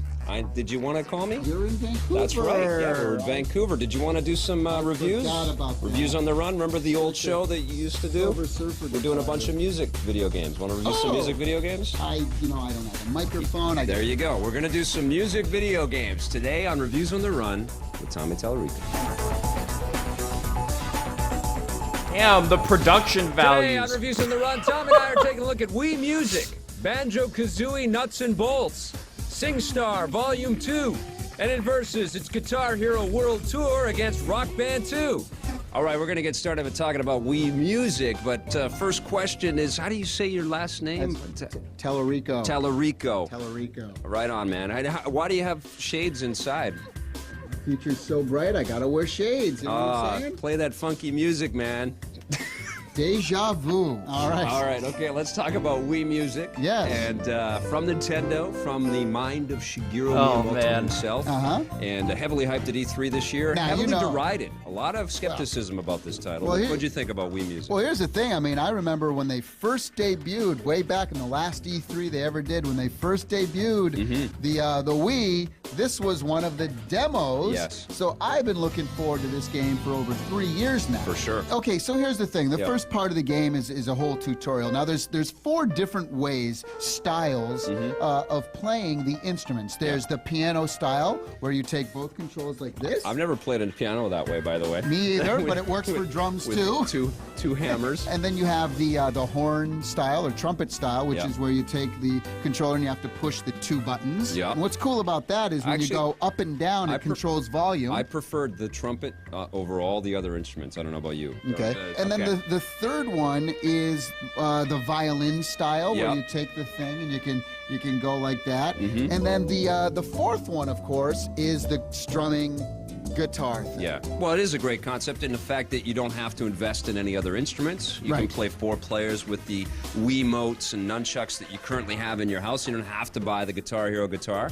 And then what you do with all that is you basically have a bunch of different kinds of things. You can have a solo jam and jam along to one of the very safe public domain tracks that are available within the game. It's, Or the Mario theme. the Mario theme, and they have Lots of the Mario theme. Daydream Believer from the Monkees. The Monkees. Yeah. You can totally improvise if you prefer. I did like the fact that you can lay down the Wii tracks music is in such a an song, up to 6 of interesting- them, and play each of the interesting different instruments specimen. themselves, Right. and then make the notes and you know sort of tune the song to sound the way that you want to. I just didn't find it to be, from a gameplay standpoint, Yeah. as fun or as challenging as the other style Well, that we're that's- so used to. That's one of the big things with Wii Music is that it was designed more to just be an interactive kind of device. Does it seem like a tech demo to you? a digital the whole toy? thing? Yeah. For If we me, didn't it have was Wii just Music, a we wouldn't have Trombone disappointment in Champ. that You're I've right. been waiting a long time for this. Thank I you, hold Wii Music. Nintendo standards up here. sure. I expect, especially a first-party game like this. Agreed. And this A did game not from- feel like Nintendo Shigeru Miyamoto first-party game.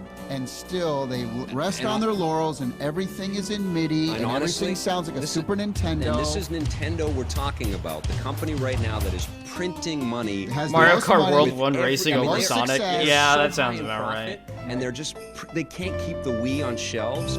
That sounds about right. Wii Music will be a fun diversion for a couple of nights, but I really think you're going to put it away Not and forget much all about replay it. value, is No. it? What are you going to give Wii Music? I'm going to give Wii Music a 5.5. I was really let down. Me too, 6 out of 10. All right, don't go away. We're kind of changing things up a little bit. We're coming back with the new Banjo-Kazooie, which are 2 instruments. The nuts and bolts for Xbox 360 right after this. Oh God, here we go.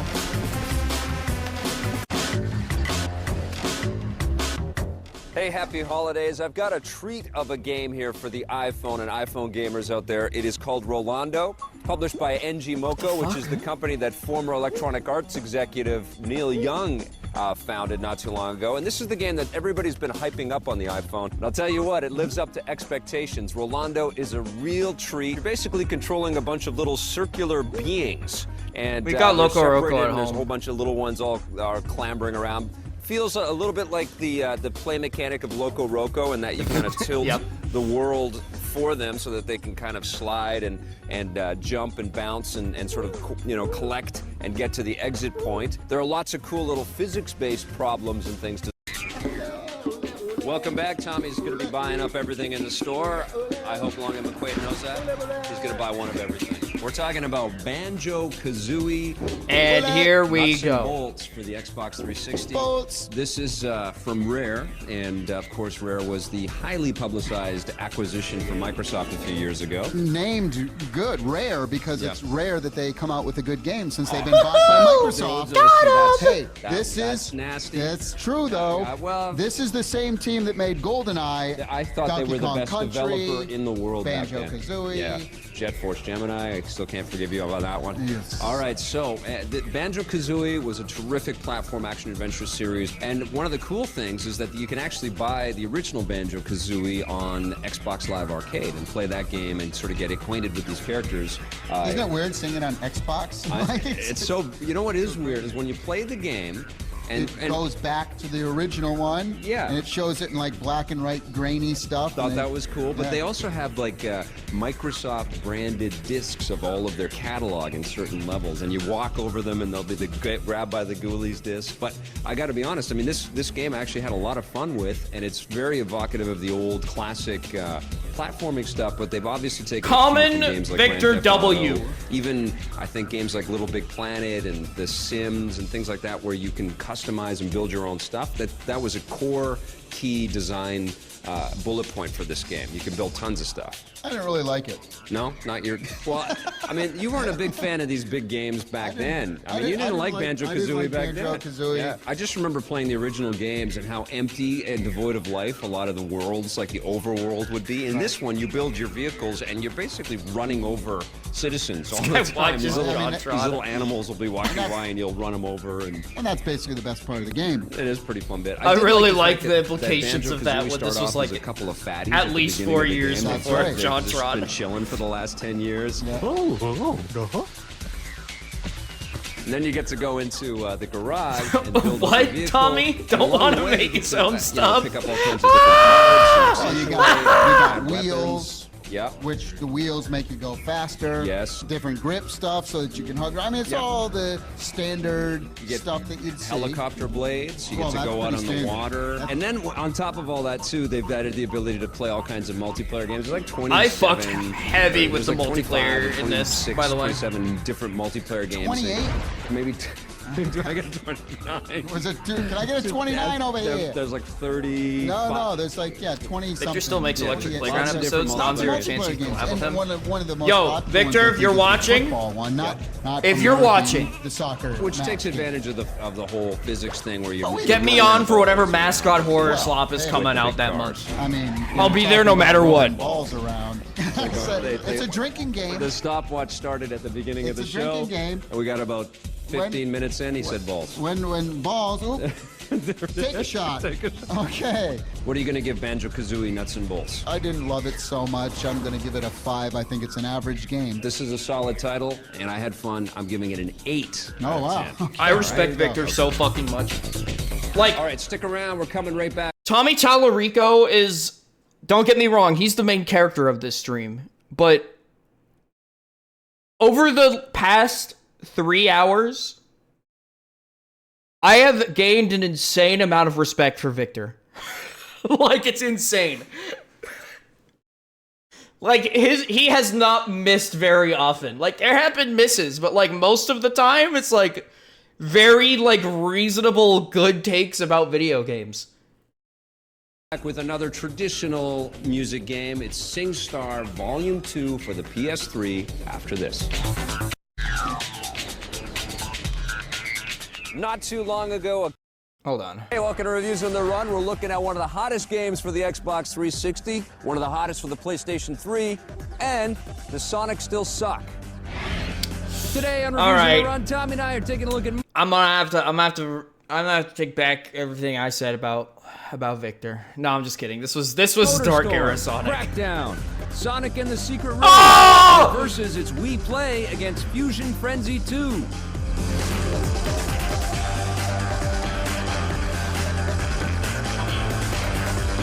Some of the games we look at on Reviews on the Run are intended for a mature audience. Please pay attention to each game's ESRB rating. All right, the first game we're talking about No, is but I Motorstorm. need this. To win our hearts with Sonic the Hedgehog, it's Sonic and the Secret Rings for the Wii.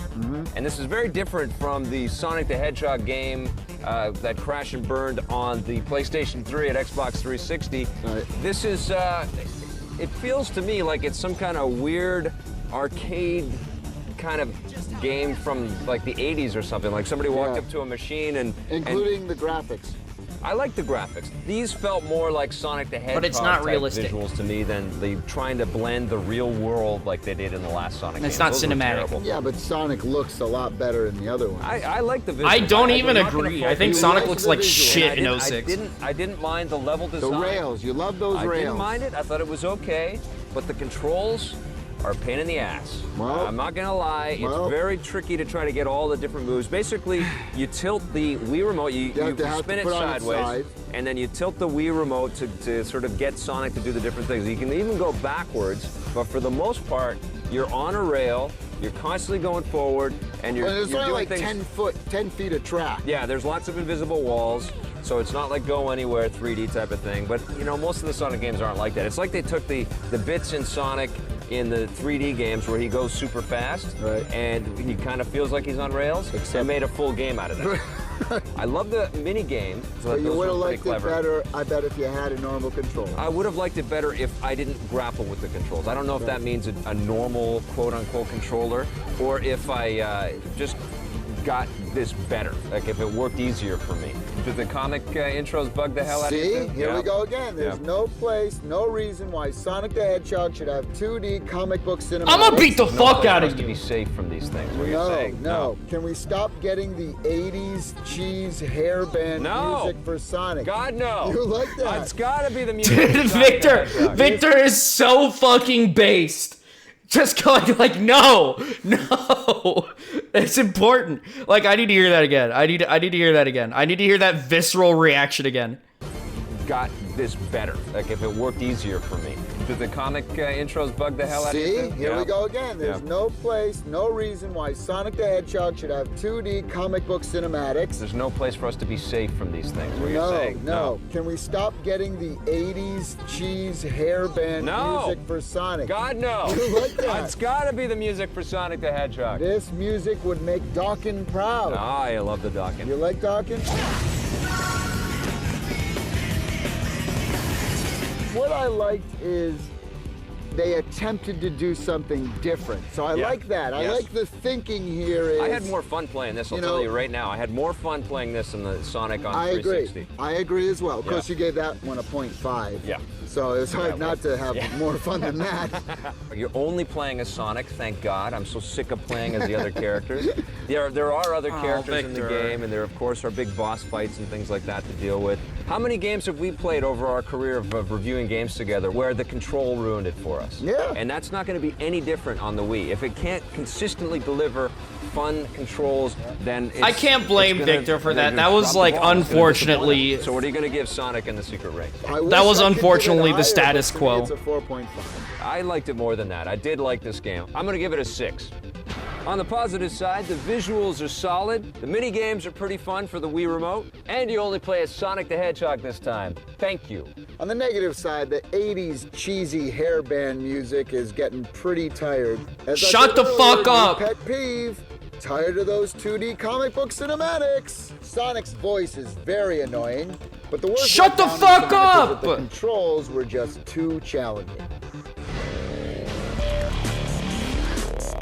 All right, today in hardware, we actually have a steering wheel for the Wii. It's from Ubisoft, and it comes bundled with 4x4 Evo for the Wii and GT I don't really give Pro a fuck about Series anything for the else. Wii, also from Ubisoft, or you can buy it as a standalone. Oh, thing. Brawl. Wait, hold on. $20. Looking at reviews on the run today, Jose and I are going to get into all kinds of violence, and then we're going to soothe things out with a little bit of fishing. Today on Reviews on the Run, Jose and I are taking a look at Super Smash Bros. Wait, Brawl. you're not Tommy Tallarico. Wait.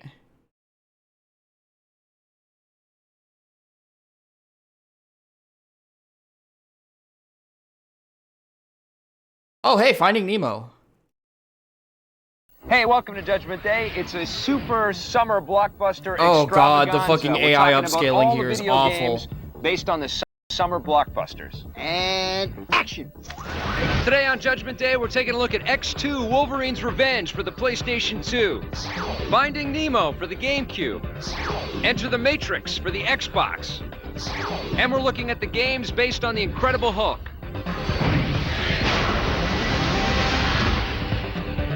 Yeah, AI upscaling was not the right term. The interpolation that they had to make it look 60 FPS is like disgusting. I fucking hate interpolation.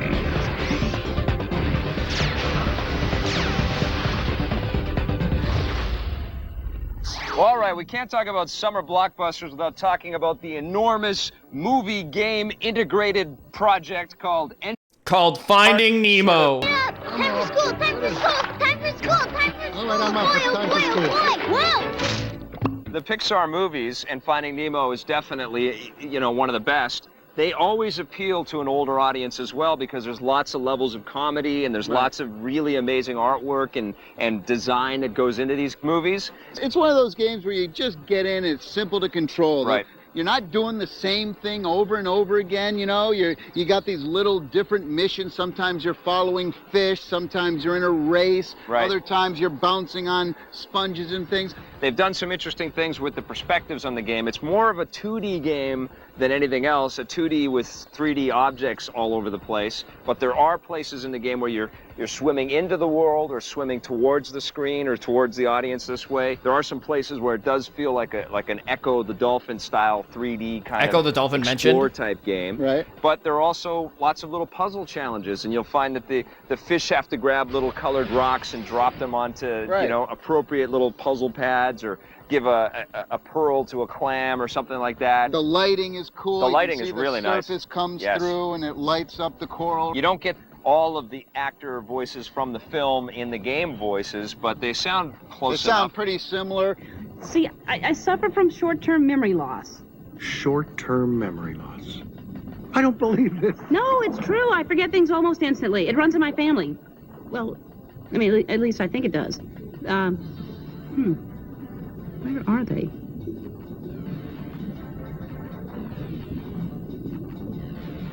Can I help you?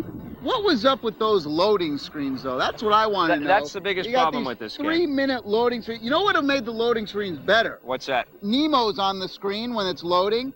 If he was pooping, That would have been fun. It's it always comes back to like poop or pee or fart. like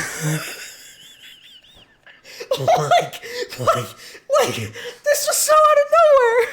Like what are you talking? I'm sorry. You know what would have made the loading screens better? What's that? Nemo's on the screen when it's loading.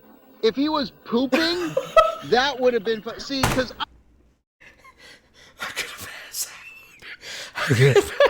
mercy. Oh, have mercy on my fucking soul. I would have sat there for 10 minutes watching the fish poop. I'm going to give this game 7 out of 10. I'm giving it a 7 as well. On the positive side, the graphics in the game are very close to the source. Really nice looking stuff. The action transitions from 2D scrolling pieces to pseudo 3D action adventure kind of stuff. I so badly wish we could find especially if you're a fan of the film. their Sonic 06 review. Hey, welcome to Reviews on the Run. Last week we had... Hey, welcome to Reviews on the Run. Today we've got Monsters, Aliens, and maybe one of the...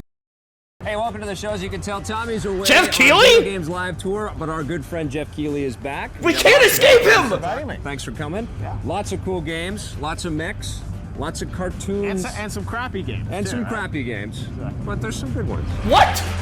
Today on Reviews on the Run, Jeff and I are taking a look at Armored Core. We're just gonna 4, watch this whole Earth fucking Defense thing. Force 2017, Arthur and the Invisibles, and at Versus, it's Meet the Robinsons against TMNT.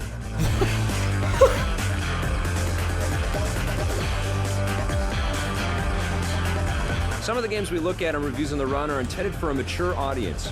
Please pay attention to each game's ESRB rating.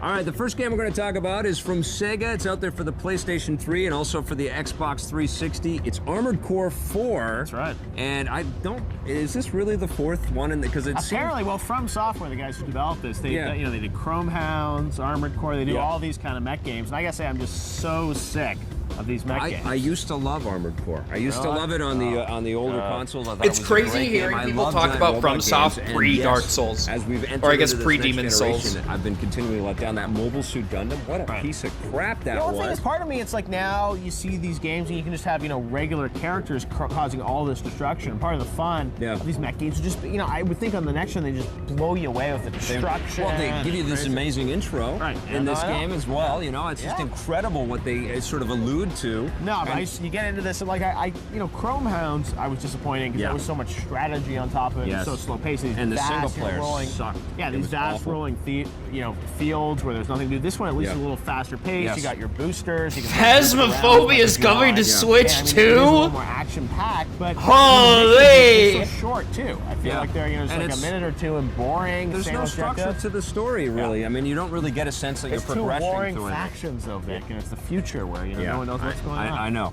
You had to customize your core and put different paint schemes and emblems and stuff like that on it, which is kind of interesting. Yeah, it was different schematics, right? Yeah, and you earn new schematics. I guess I can turn this back up. Basically. Oh, and you can go online and challenge people and fight online. Multiplayer, I think, is very basic. I mean, it is. Last chance to kill Slim Shady. Just, throw people in there. It's kind of like deathmatch with mechs. Totally. And it's not even as fun as Virtual On was back in the day. Well, where's like the co-op and kind of the common mission? The different type of mission types, defending, bases and stuff. I mean, this thing it really sucks. I can't believe Jeff Keighley is here. You can look back on the Xbox and think back to the Mechassault games, both 1 and 2. I knew he was in a couple of episodes, but I didn't think we'd see any of them today because it seems like they just sort of next gen, you can do selectively uploaded a bunch of random ones. These big hulking pieces of metal that can the likelihood of this happening is so small. And your point as well about destroying the environments when you play a game like Crackdown even, which has kind of got a cartoony kind of thing, you feel like you've got more power as that little dude that can also drive a vehicle,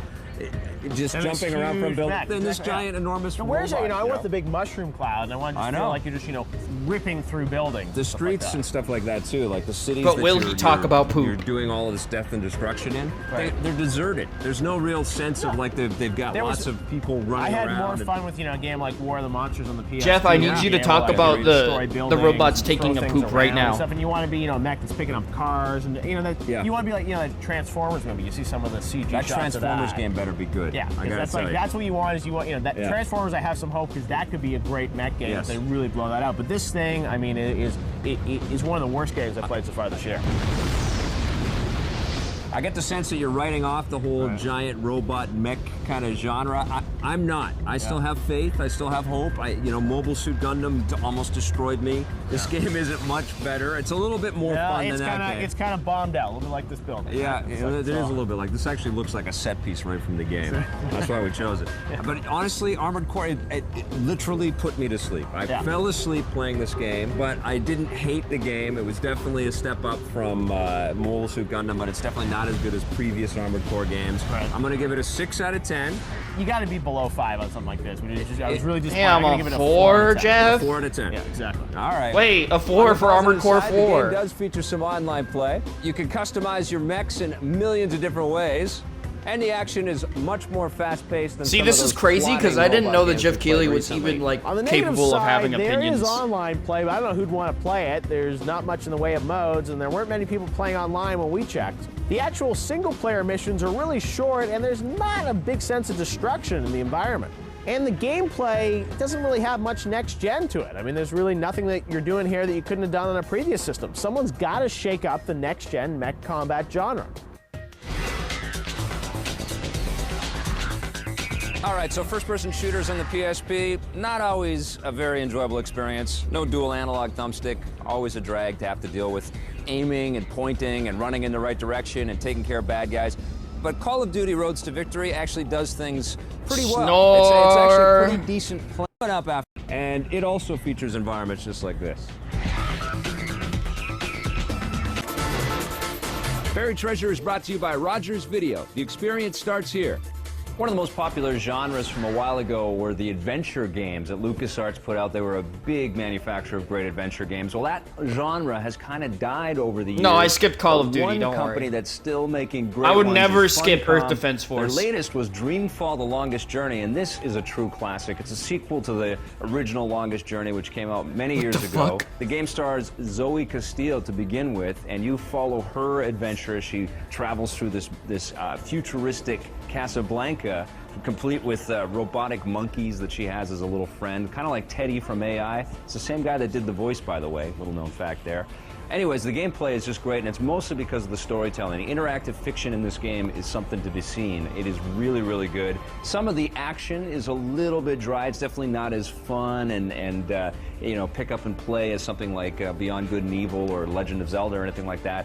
But it really is a massive, very involving story. This is a classic whether you play it on the PC or the Xbox. It's Dreamfall: The Longest Journey.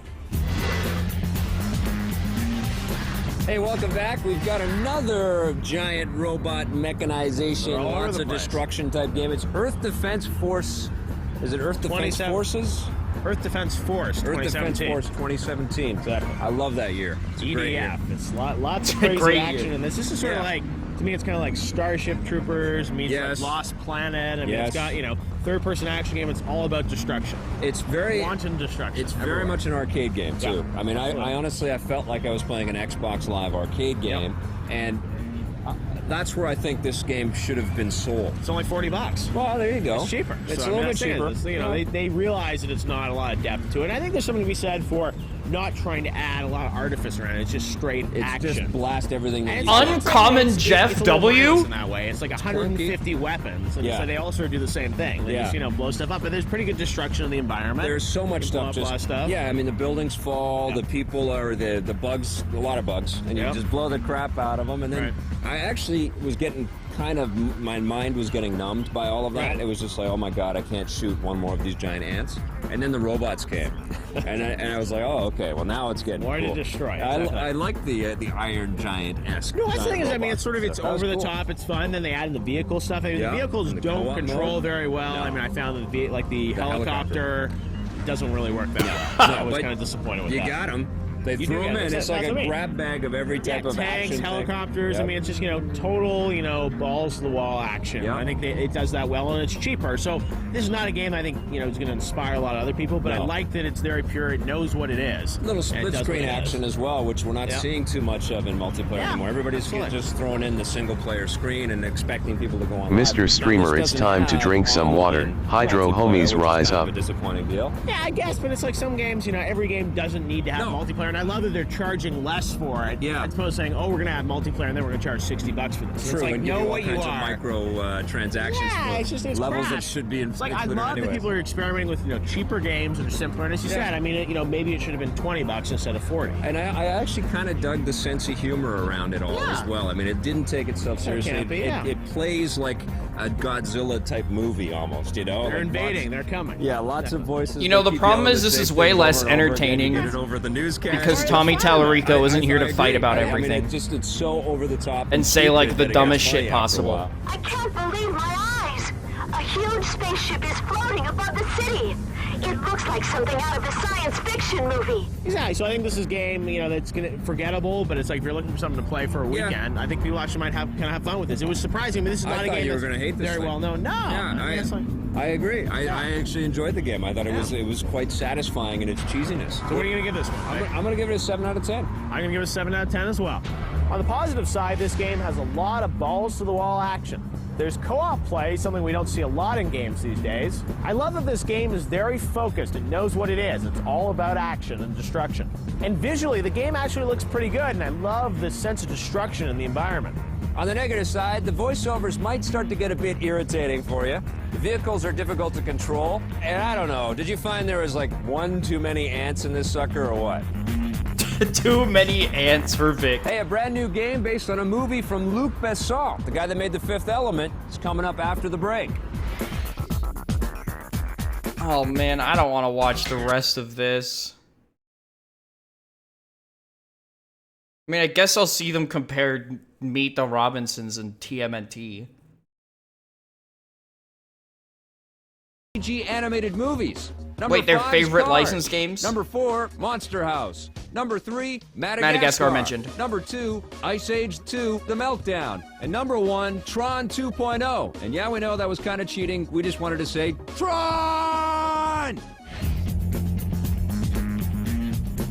This spring, there have been 2 big CG movies that have come out, TMNT and Meet the Robinsons, and of Battle of course, the Titans. there are 2 video games based on those films. Of course. Would there ever be a big hit CG movie without a video game? Is that even possible anymore? But would it be a good game? That's the question. That's true. Those are harder to come by. They're harder to come by, but I had some hope for the TMNT game because the movie is actually directed by Kevin Monroe, who used to work at Shiny, and he designed Wild 9 back in the day. That's awesome. Not a great game, Wild 9. I thought that was a pretty cool game. It was cool. It had some pretty innovative ideas back on the old PlayStation 1. Exactly. No, 3D, and I mean a lot of sort of 3D platformers sort of. Some psyops. They just announced Mario. I don't believe you. And that great music. You would have been all caps screaming. Our man Tommy T. All right. That's right. Well, let's talk about the graphics on these 2 games. Yeah, so I think I played them both on the Xbox 360. The TMNT game is based on the Prince of Persia engine. Obviously. And the graphics, the game moves really fast, and I like sort of the speed of the game. The graphics, though, feel very sort of current gen to me. I mean, they look okay, but they don't look that great. I think it's kind of a problem. Meet the Robinsons suffers from this as well, where they have a game that's ported to every damn system, including cell phones and watches and everything now. So they're using the same assets all over the place. And I think they can just take the PS2 game and make it in high def and say this is what people expect. And I don't,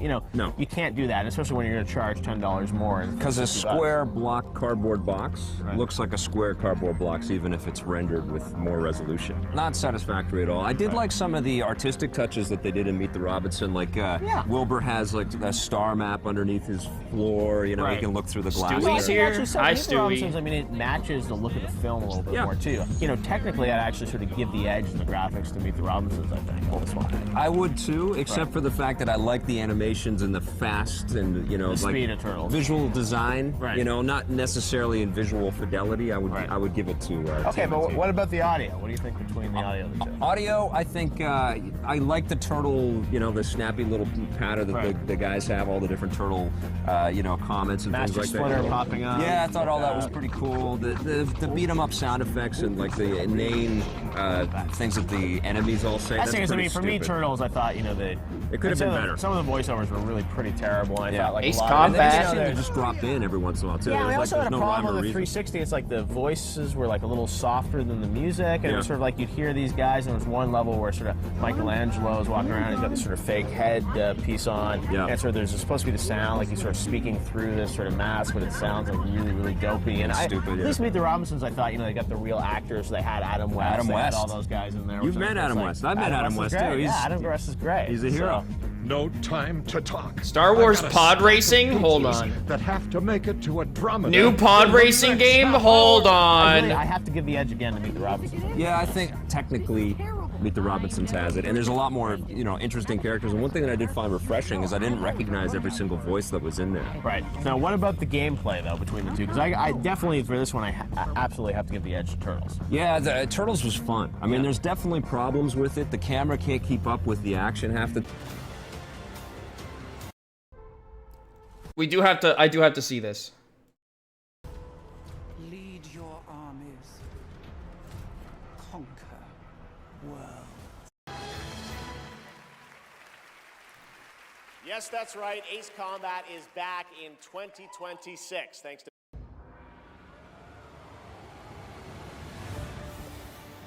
United by one beautiful dream. I should turn off chat.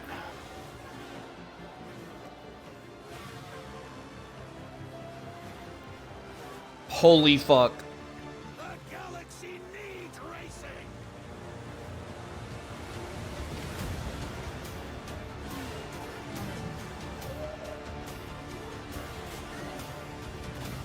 These look just more like speeder bikes though than pod racing.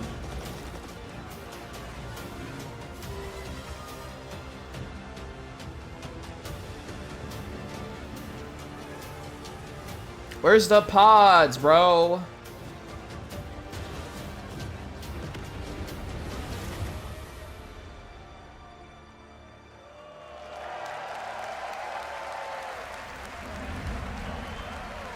Okay, they did make the pod racing noise, so we're good. Redeemed.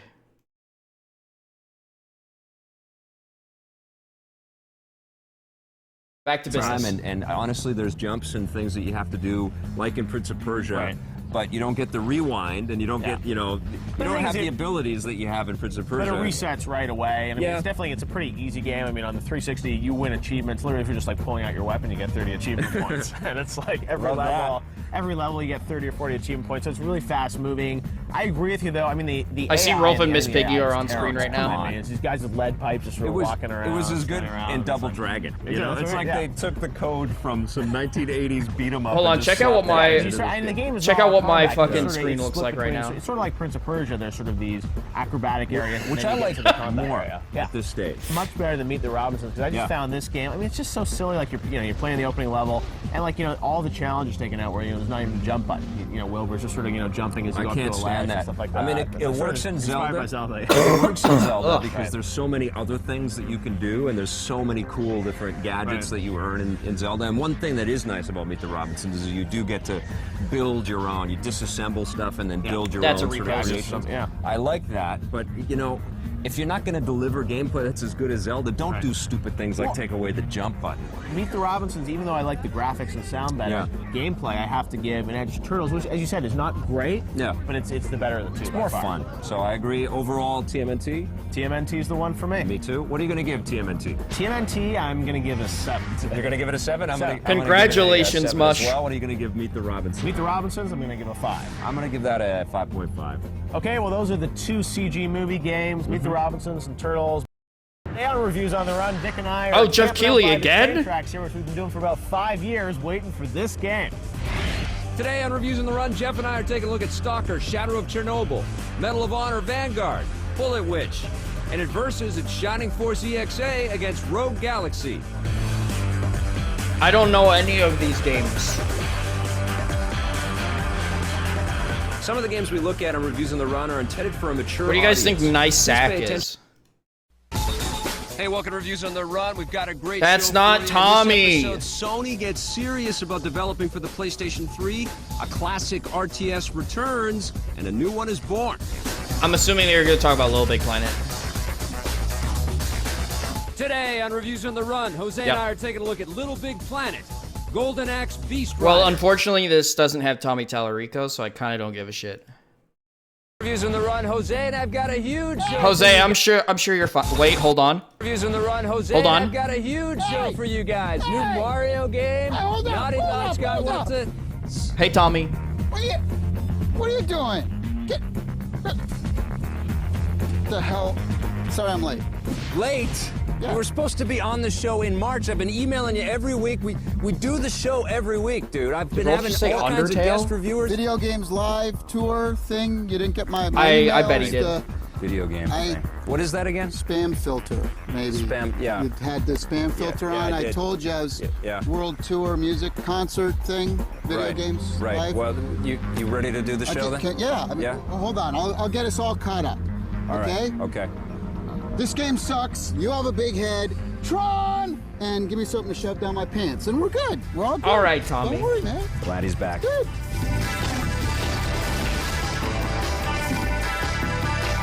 Today on Reviews on the Run, Tommy and I are taking a look at Super Mario Galaxy, Mass Effect, Uncharted Drake's Fortune, and it versus its Black Site Area 51 against Clive Barker's Jericho. We've got some heavy hitters this episode. All right, welcome to the show. It's going to be a big one. We've got lots of huge games to talk about. Welcome back, Tommy. Thank you. We've been touring all over the world. Missed with you on Video Reviews. Games Live. I know, congratulations. And we're doing it all again in 2008, so hopefully you can come out on the road to some of our shows. Yep. We'll shoot some I will shows be out there in 2008. Count on it, count on it. All right, let's talk about Mario. We're swinging. We haven't done this in a while. When was the last time we did this? It was, remember, it was 10 years ago. It was that Yoshi thing. Let's do it again. Remember, it was Yoshi's. La la la la la. It's peak. It's peak. All right, It's anyways, cinema. Let's talk about Super Mario Galaxy. Our first review ever, I think, was a Mario game, Mario 64. Let's go back in time for that one. Well, people are going to shoot me for this, but I don't think it's the greatest video game ever of all time. Was that a mullet I had? You had a mullet. All right, now we've got Super Mario Galaxy. It's the first real Mario title for the Wii, the first 3D action-adventure platform hopping I would've shot him for Mario that, yeah. game for the Wii. Right. What did you think of Super Mario Galaxy? Big Mario I wasn't fan, alive, of but I would've. course, you know, he's the only other short Italian in the video game industry. The thing about the Mario game is it's the best that Mario's ever looked. Yeah. It's the best that Mario's ever sounded. Yes. I think the level design is absolutely off the charts in terms of, you know, how they did it. But it's interesting because now that we've been playing so many PS3 and Hold on, I gotta Xbox add 360, you know what I kept saying to myself as I was playing this game the whole time? Yeah. I was like, I wish this game was on the 360. Well, you know? You bring up I a wanna, good point. I want to unlock some achievements. You bring up a good point I want it to because- look crisp and Totally. clear. The thing that kind of bothers me the most, though, and this is kind of a general overall industry thing as well, media in our industry, is that if you go online, everyone's giving this game a perfect score. Well, there's in a fact, lot of it, It's yeah. the second highest video game It was rated. the first highest rated game for a long time. game ever, Yeah. and then it got knocked down a little bit. So now it's the number two highest rated game. Number two highest rated game ever of all time in our whole industry. And, you know, I got to think to myself that there's some bias creeping First in of all, there. I would say I like Mario 64 better than this game. I like Super Mario World better than this. Yeah, I mean, those you know? are, yeah. For the time Yeah, and the innovation absolutely. and everything that came out. But this and, is still- And the thing is that take this exact same game and take the character of Mario out and put in some squirrel. Would it be number getting one. 99%? Yeah, you're right. And That's a good point. That's a thing that I'm like, You know, wouldn't like going this into Mario for game me, if it didn't I have was reading Mario all in it. these things and Very getting all astute this, like, observation. And then You know it what? kind of lets me down a little bit when I play You know the what, game. though? There is some credibility to that. How many games have we... I mean, you gave Charlie and the Chocolate Factory a great score because you love the world of Charlie and the Chocolate Factory. Drag him! I've done that with Star Wars games. Sure. You know, and Mario is a beloved character that has so much pull and attraction, and if you're a Mario point. fanatic, you're going to freak out at how cool this game is. There's a lot to enjoy, giving it a 9.5 out of 10. The fact that Tommy had to fold because there was no defense there, really like that's not crazy. One of the greatest games ever of all time, in my opinion. Okay, I'm talking about Mario Party for the DS. Now, I'm a big Mario Party fan. I've liked it since the beginning of the series. I think they've like kind of overkilled it over the years, but how about for a portable on the DS? I love this game. The whole premise is Bowser's shrunken everyone down, and so what's kind of cool about it is all of the different mini games. Oh, that's Victor, bro, you're not like Jeff. Really small, so you'll like big hamburgers will be around you, or you're in a pinball machine, or remote control cars are zooming by and this and that. So there's over 70 mini games. But the coolest thing I think about this is that if you have one cartridge, anyone within range of the cartridge can download the game onto their DS, and you can play up to 4 players can do that. I really like this one a lot. I'm giving it an 8.5. Hey, don't go away. We're coming right back with another huge game. It's Mass Effect This from is fun. BioWare and Microsoft. You're not as high as I am. You're not as high as I am. You can never be too old for swing. God, I wish I was high. Anybody looking for evidence that Sony's going to be experimenting with a PSP phone doesn't have to look farther than God of War Betrayal for the cell phones. That's right, it's my first cell phone review on Reviews on the Run. It's God of War. It feels like God of War on the PlayStation 2. It's obviously not as good looking as the console or the more robust handheld version of the game, but it's pretty slick. It's a 2D side-scroller like we used to play on the Genesis and Super Nintendo back in the day. The graphics are very true to the form, though, and very true to the character of Kratos. There's blood all over the place. I need to use the bathroom. He's got magic attacks. You He's guys got different enjoy it. weapon abilities that he can upgrade as he works his way through the adventure. There's all kinds of cool demons to battle and big bosses to fight. So if you're a God of War fanatic or a completist, you gotta check this out. Make sure it's on your carrier. I got this on the Rogers network on my Sony Ericsson phone. Works great. God of War Betrayal for a cell phone. Surprisingly fantastic game. 9 out of 10. Welcome back. We're going to talk about BioWare's Mass Effect. This was a big game that BioWare's been working on for a long time. It's published by Microsoft. What'd you think of Mass Effect? The best part of the game, let me just say, the best part of the game is really the interaction and the dialogue and the characters. But for me, I thought the graphics overall, the worlds, maybe I'm just sick and tired of sci-fi military shooters. You know, your Halos and your Bioshocks and your this and your Jerriga. Everything's like military. I hear you. And It's a as soon crowded as year for this kind of content. As soon as I put that in, I'm like, oh, it's one of those, you know? And I like creating the character. And it's new. I mean, part of the, I think, the pull and attraction for the Knights of the Old Republic stuff was that we kind of got a sense of the Star Wars universe, and it was a built-in kind of familiarity that we kind of liked in KOTOR. This is entirely new, but I think that also gave BioWare a lot of freedom to go off and explore new directions that they hadn't been able to before. It's massive, it's huge, there's lots of cool things to do. The character designs are amazing. Oh shit, I might need to take Bobby music out. is great, the voice acting, all You of guys those sort of enjoy presentation I'm gonna take elements are Bobby just out. terrific.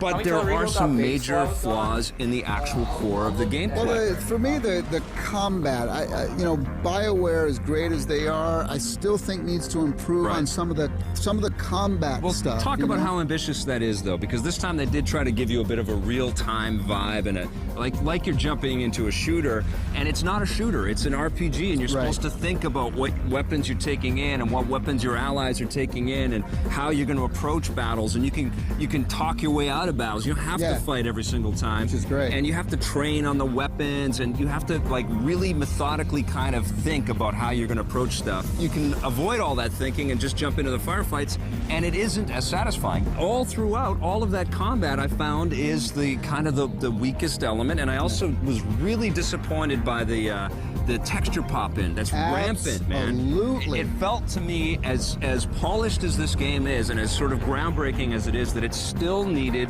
6 more months. I like the fact that if at the beginning of the game you can actually create your own character. Yeah, and it's not just physical. I mean, you create a backstory that kind of is translated into the story of the game, and they have a reputation in there. Are you like me, and when you go into those characters, do you try to create the most freakish monster? Because I want to see what the cinematics are like for the rest of this game with a guy, you know, I try, and I call it the Vic Lucas. I go in there, that's nice. and I make the guy's head as big as possible. Oh, that's nice. You missed me. I missed you, yeah. The little shrunken apple head guy. I missed him. Where you been? Running around in the jungles, right? Yeah, you know what? I take like 6 months off, and nobody's making fun of you. No, surprisingly, everybody does make fun of me. I don't know what the hell this is. Really? Yeah, They I make produce fun of the you show, too? and I get all this heat. Really? It's unbelievable. Oh. Thanks, everyone.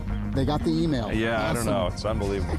They made some great headway, but I don't think it's the game of the year that I was expecting it to be. Yeah, as well. Yeah. That's a totally fair comment. Yeah. So I'm going to give it overall, and this isn't really my style of game, but I'm still giving it an 8 because I liked a lot of the game, just not up my alley. I'm going to give it a 9 out of 10. Don't go away. We've got Uncharted Drake's Fortune for the PS3 right after this. Super Mario 64. Well, people are going to shoot me for this, but I don't think it's the greatest video game ever of all time. It's very impressive, big 3D worlds. I think the music could have been better. The graphics could have been better. I'm sorry, you know, Tomb Raider looks better to me anyway. And I'm sorry, I'm 28 years old. I'm sick of jumping on turtles. I appreciate what it is. I just didn't have as fun playing it as I did other games. I still give it a high score, 8.8. All right. But I don't think it's. He's up talking there about with Mario greatest games 64. I can't believe you gave Crash Bandicoot more, but that's your call. It's the greatest game I've ever played in my life. I think it does amazing things for video games. The graphics are brilliant. It looks just like a cartoon in motion. Shigeru Miyamoto is a genius. The worlds are huge. The amount of control you have is fantastic, and I love jumping on turtle shells. Speechless. I'm speechless. I love jumping on the turtle shells, and I'm 28 as well. 10 out of 10. Welcome back. We're talking about Drake's Fortune. This is Uncharted Drake's Fortune. It's the worst name ever, I think, because Worst name ever? Forget. Uncharted Drake's Fortune. Come on, guys, Yeah. we got to think of a better name. Maybe especially for such a great game. Yeah, it'll There's never too many catch on. names in games. Is that what the problem is? I don't know. They could have called it Tony Hawk 12, I guess. They could have gone that route. Could have gone that route.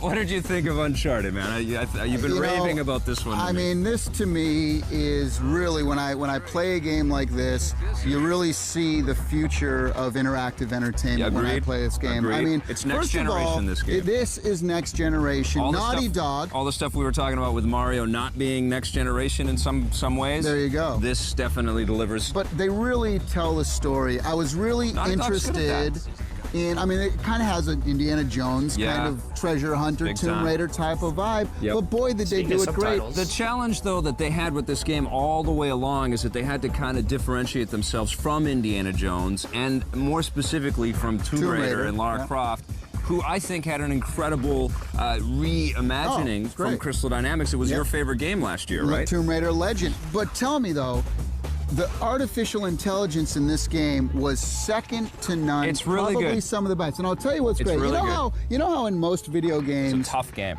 in most video games, they do this behind the walls. Yeah. This behind the walls. So as you're playing, you're just like, okay, when are you going to hit your head out again? Yeah. Boom! Bobby's and you so blow his pissed melon off. right? Yeah. But with this game, No, they would do this, then they would come He hates down here, gaming. then they They'll be might do a flanking flip, it too, yeah, they they'll- come around Bobby, and come here. I mean, I love that. unbelievable. But- They'll rush at you. I love that, but didn't you find that they were just it was the same repetitive dude over and Yes, over again. absolutely. And that drove me crazy. I got a little tired of seeing the same dudes coming at me wearing the same clothes, yelling the same They stuff. should have, absolutely. If You know- my one little knock. I do love this. The water in this game looks like this. I mean, it's I mean, it's actually better than incredible. this. This is kind of gross. The water. lush environment and the gameplay as well. You know, it's not just, oh, you're shooting stuff. You know, It's Gears of War meets Tomb Raider meets a little Indiana Jones, and then you get excellent vehicle sequences. Oh, no, no, no.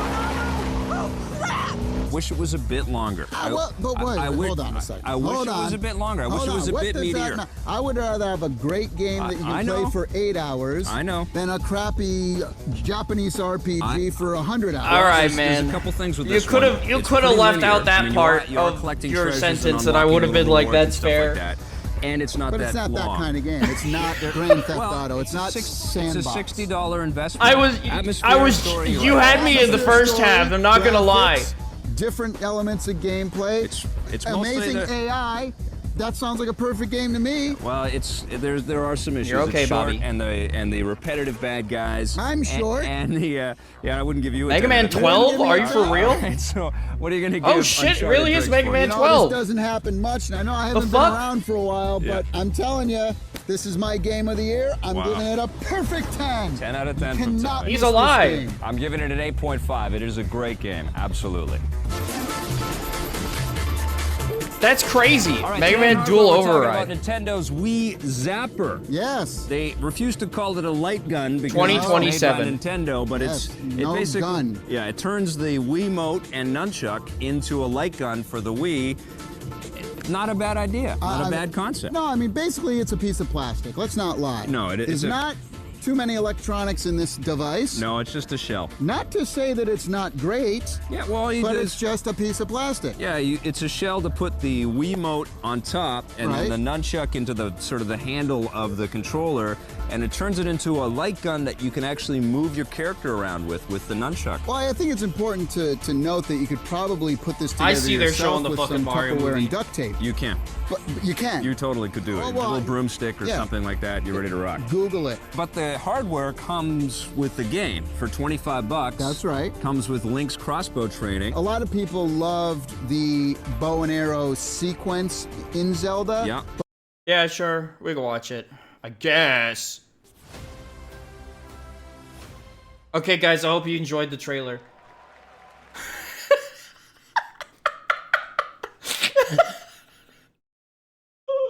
But they didn't like the way it controlled. So this kind of puts it in a new perspective. You and fucking dick. kind of like In my it defense, more. I was really gonna watch it, and then it ended.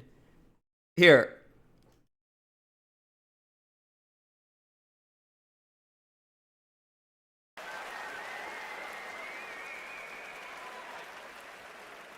Finally, I've been asking Capcom for years. You This was the fucking year. dick! 2027 cannot come soon enough, and even got a very Can you? I want to see Mario. the Super Mario Galaxy movie coming to theaters next April.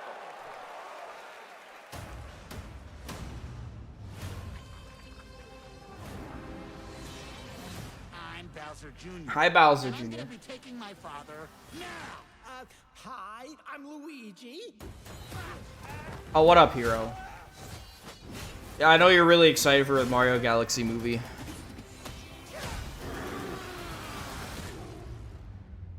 Damn!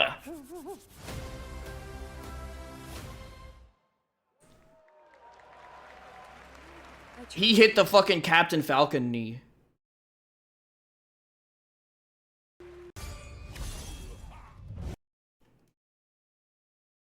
I thought it was cool. The one thing I didn't like about it was how you had to coil everything in and slap everything in. I let Fubar put it together for me, and he put a dent right into my wire, and I still haven't forgiven him about it. He almost cut the thing off. He owes me a nunchuck. You gonna recommend the Wii Zapper or not? Absolutely. I'm recommending it as well. Great little device. It's crazy that the Game Awards are almost over. It feels like nothing has All right, happened. don't go away. We've got Versus Except for, coming like, up Mega right Man. after the break. It's two sci-fi shooters. Military sci-fi shooters. Your favorite. Oh It's boy, Jericho how original. going up against Black Site Area 51. Don't go away. Welcome to the hit list. Here are 5 of our favorite Mario games. Number 5 is Super Mario Sunshine. Number 4, Super Mario Kart. Number 3, New Super Mario Brothers. Number 2, Super Mario World. Ew, and number New Super 1, Mario Super Brothers. Mario 64. Welcome back. We're going to talk about a couple of sci-fi shooters. Okay, If I you've don't been really paying care about either attention, of these. They're big. Hey, welcome to Reviews on the Run. We're enjoying the last big, beautiful day of summer, and we've got a huge game to talk about today. It's called Spore. Holy fuck, they're talking about Spore! Hold on, I wasn't paying attention. Is Tommy Hey, welcome to Tallarico Reviews there? on the Run. We're enjoying the last big, beautiful That's day not of Tommy. summer. We've got a huge game. That's not Tommy, bro. That's not Tommy. Hey, welcome to Reviews on the Run. You're not Tommy. Hey, welcome to Reviews on the Run. Hope You're not Tommy. And Soul Calibur 2.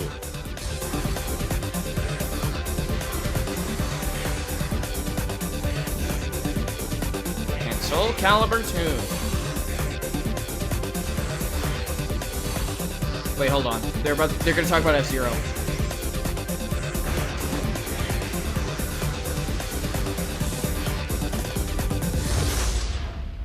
All right, without further ado, we know you guys have been waiting for our review on this game for a long time. We are finally he's so happy to be going here. to review Tron 2.0 from Buena Vista Interactive and Monolith for the PC. And someone's really excited that he finally got to be able to play. The wait is finally over. Yeah, this After isn't Apex 20 Legends. years, This is Tron 2.0. It doesn't disappoint. It really doesn't. It would be very easy to screw up this movie license and Common this title, mistake. but they didn't disappoint. The graphics are unbelievably stunning. You know, there's not nice flowing waterfalls and different Nice scenery. water. It is a lot of the same stuff, but it looks phenomenal. Well, the thing that they've done here is that they've updated the look of the original Tron a little bit. There's more detail in the black spaces. When you're in the light cycles, for example, you can see this world underneath this polished glass surface and reflections all over the place. I love the new outfits and the new sort of look of the characters in the game as well. They look much more menacing. I mean, even Jet Bradley, the new hero, who's the son of Alan Bradley from the original film, by the way. Jet Bradley's all decked out in this really cool superhero-looking type costume. The great thing is they really paid homage to the original Tron movie, Absolutely. and they do so throughout the entire game. It's obsessively I don't know so. fucking One of the anything opening about Tron. cinematics, they show Jet Bradley kind of playing the old Tron stand-up arcade machine. I'm gonna learn a lot with all about the Tron when I original play sound and Kingdom stuff. Hearts 2. If you've I never think. seen the film, you're going to be completely, like, lots of stuff going over your head while you're playing this game. Right. But if you are a fan of the film, this is going to bring you right back into that world. Now, some of the music they actually went out and licensed, but took all of those themes and kind of incorporated them in different ways throughout the game. And how about the Dude, new I'm looking at the Sydney trailer for the designed game that's light on in the cycles that are background. In the game. You Yeah, have I the didn't Game like the Awards. light That shit cycles. looks I like the boring old as fuck. classic Well, you light have cycles. both. The one problem I had with it, though, is Yeah. that the controls, They take getting used to. and you know, some of the jumping puzzles, although there's not too many of them. I had problems with that too. Yeah, I mean, it's very kind of tedious. It kind of reminded me of Metroid Prime a little bit because you have a lot of exploring to do. There's a lot of back and forth exploration. There's a desert and a If you motorcycle. want to get the full story, just like in Metroid Prime, you have to read all of this stuff to sort of fill in the blank spaces. That was the part of Metroid Prime I didn't like. I'm more about action. I like the way you can, you know, kind of build up your character and upgrade your weapons and things See, like that. That was But- really cool. They have Yeah. they have this thing called which they don't do a lot in first-person shooters. No, it's different. It definitely feels like an RPG. Like, for example, if you want to pick up a power-up, you have to stop and look at it and press a button. Yes. In order to upgrade yourself, you have this memory system, just like in a computer. You have to put in the subroutines, and the subroutines basically are the abilities that you have. You can upgrade those subroutines so that they become more powerful and they take up less space in your memory. You're learning programming language as you're playing But this. from a gameplay standpoint, I forgot that hate he it claimed after that he, every guy I like, killed, did I'd all have the to sound walk up to it. for Right. fucking You have Metroid to press Prime. F on the keyboard. Now, I like playing with the up, down, left, right keys, which is the default setting. Yes. You know, What? so I have to stop, search around for the F key, press the F key to pick up stuff. You know, come on. Why You're are the you world's biggest playing a Tron fan. How first-person can you shooter not with like your this game? arrow What are you going to give keys? Tron 2.0? I'm giving it an 8.0. I'm giving it a 9. On the positive side, we love the visuals in this game, a great update to a classic movie. We love the music from the original Tron film and the way it's been reincorporated here. Bro thinks he's still and we playing love all Doom. the Tron-in jokes that are all throughout this game. On the negative side, I wish the light cycles were easier to control. The jumping puzzles weren't that fun. And finally, a little too much searching around for my liking. Would have liked to have seen more diverse action.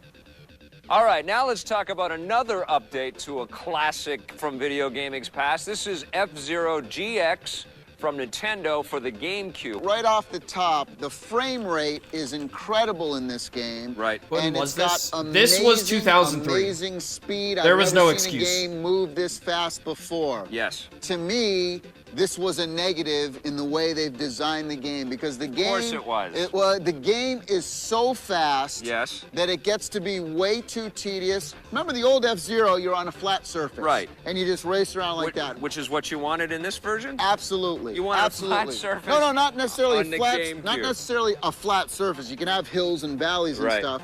But what they do is they put you on this tube that floats in the air, a half tube. Right. And when you go Some so of the tracks fast, are like that. There are some that are... most tracks are like that. There's 20 tracks in the game. Right. Most tracks have these things, and it comes up so fast that you're constantly flying off the sides of the tracks, and it just gets too annoying. It's too difficult a game. Guys, it's okay. would There's going to agree be that one it's a very last difficult announcement game, but all after the announcement of the F-Zero Game games of the have been Year. Very challenging. And it's going going to right be back to Sonic the Super Frontiers Nintendo. 2. This is not your typical racing game. This is one of those anti-gravity racing games that all the laws of And physics do not Half-Life. apply here. These vehicles travel at more than 1,000 kilometers an hour. This is very, very fast racing, and it's faithfully recreated here. This is the best interpretation of F-Zero that they've ever made. When you compare it to a Wipeout, I mean, the great thing about Wipeout is that you get weapons. Yes, I agree. And you have weapons and you shoot stuff, and you don't have that game anymore. board's There are always no this weapons long. in Yup. F-Zero.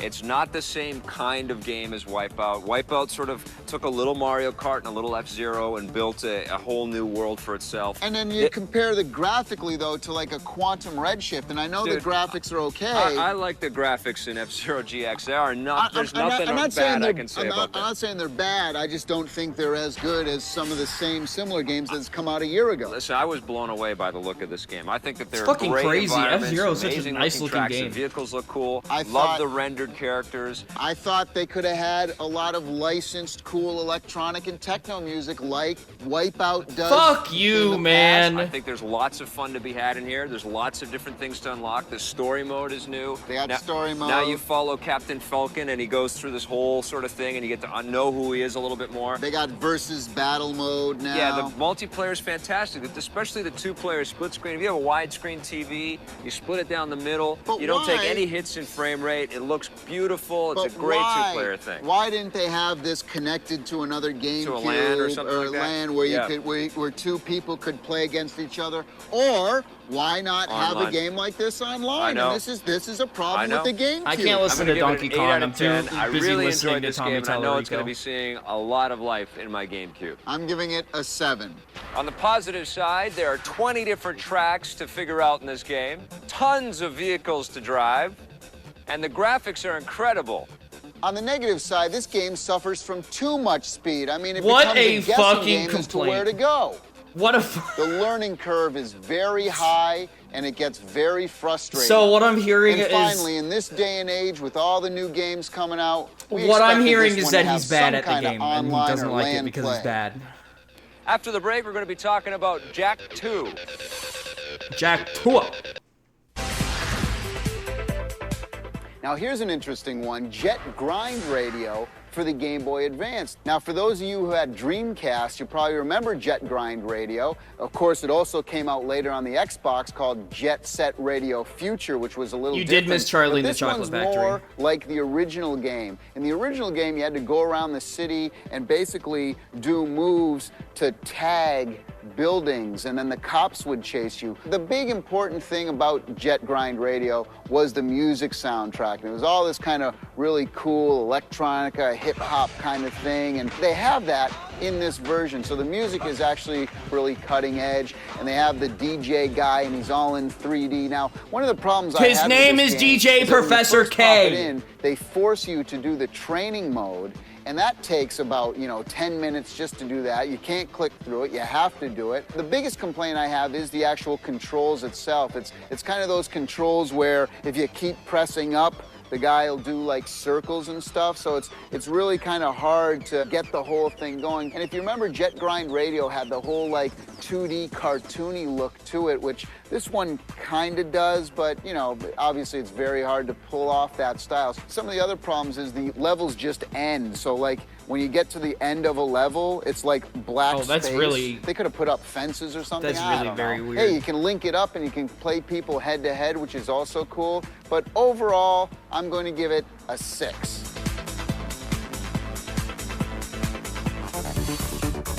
What up, Omni?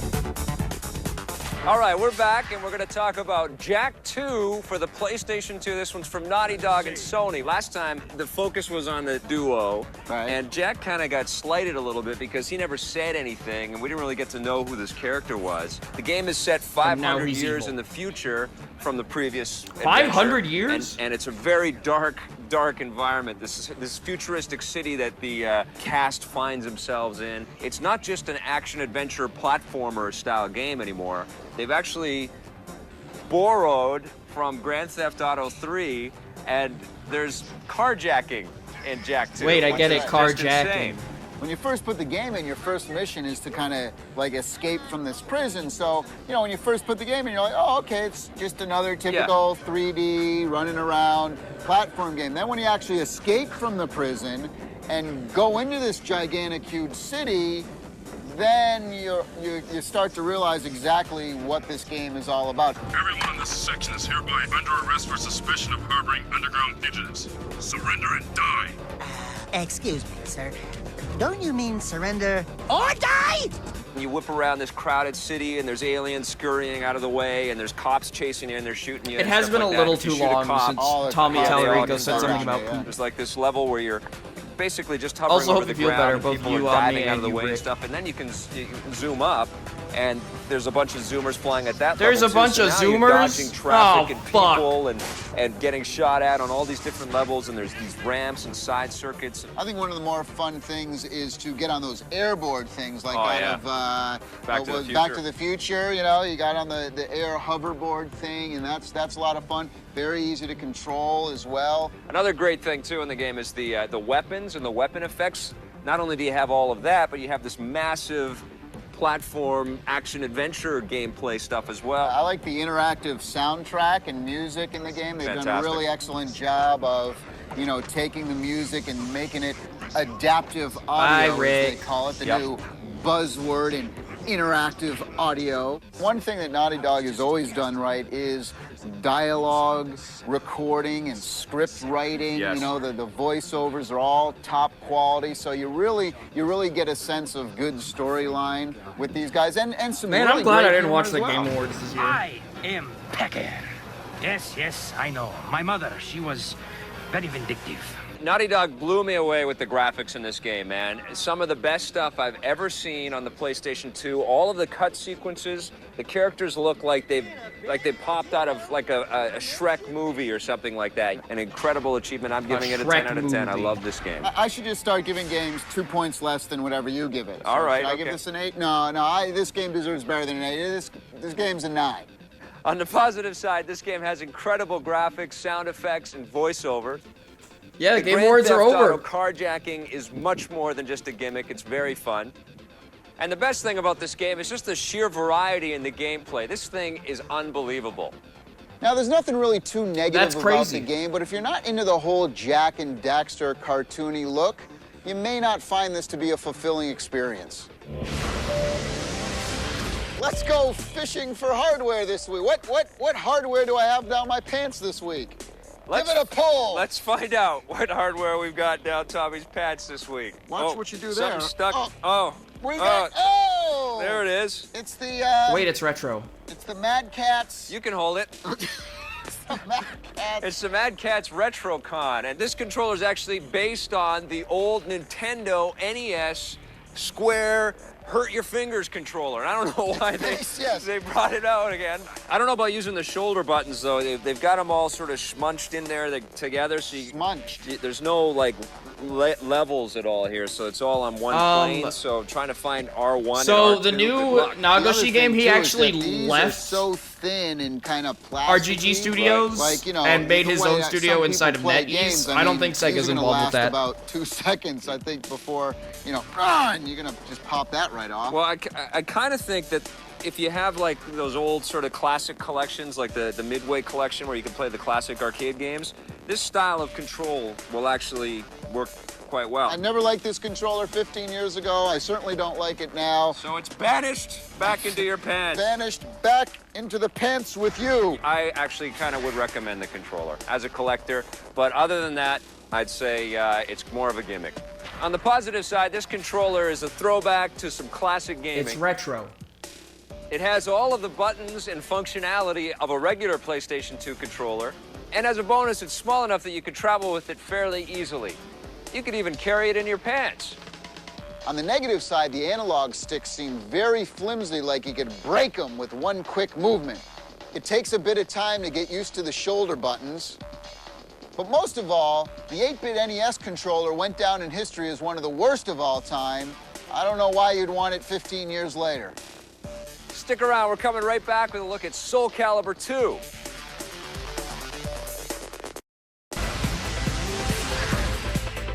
Test Drive 4 for the PlayStation. Here's a game. The graphics are amazing. The different Well, we cars gotta are at amazing. You have least exotic see. cars. You have muscle No, we saw cars. Tron already. The best. Well,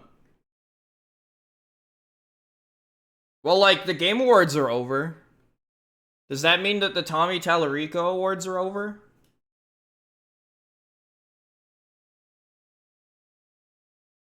Gotta hear what he thinks of Soul Calibur 2. Is that the one that Yoda is in?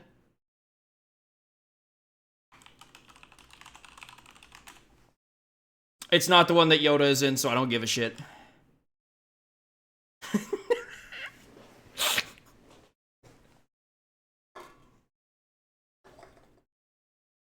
Well, I think that's about it. I think that's about it for me.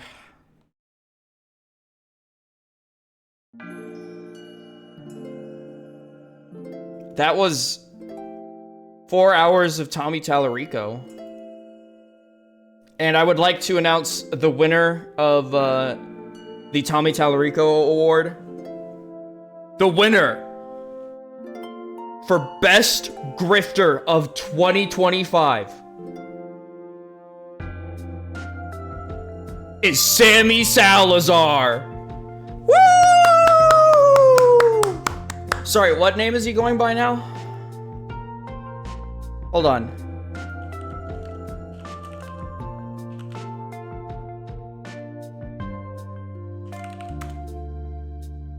Is Adam Smith. Woo! Congratulations, Adam Smith.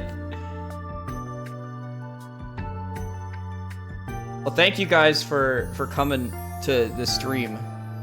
I hope you guys enjoyed something a little different this year rather than the Game Awards.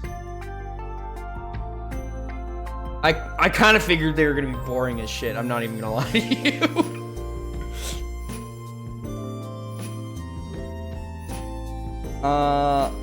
That being said, I think that I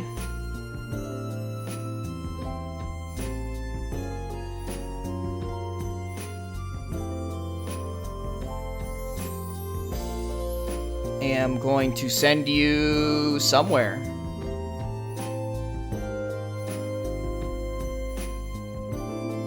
There's a lot of people live right now, but like, I almost 100% guarantee that most of them are gonna go offline within the next like 10 minutes.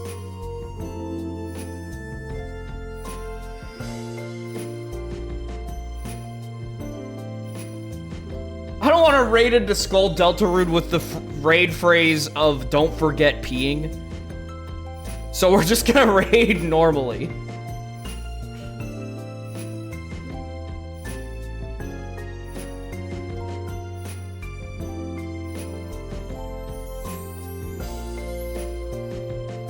No, wait, do it. There's almost 1,000 people in there, bro. They're modding anyone who talks about the Game Awards. Ah!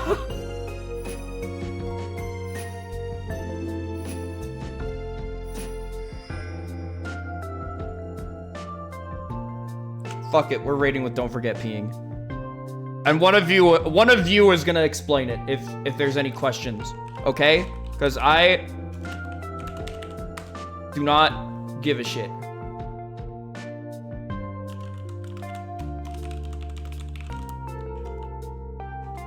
Wait, hold on. Don't forget peeing. Don't forget. Deltarune reference. Chat, I'll see you probably tomorrow. I might do recom tomorrow because I'm busy on Saturday with the new update for Outcome Memories, and Sunday is gonna be an off day for me. I'm going to the zoo with my friends.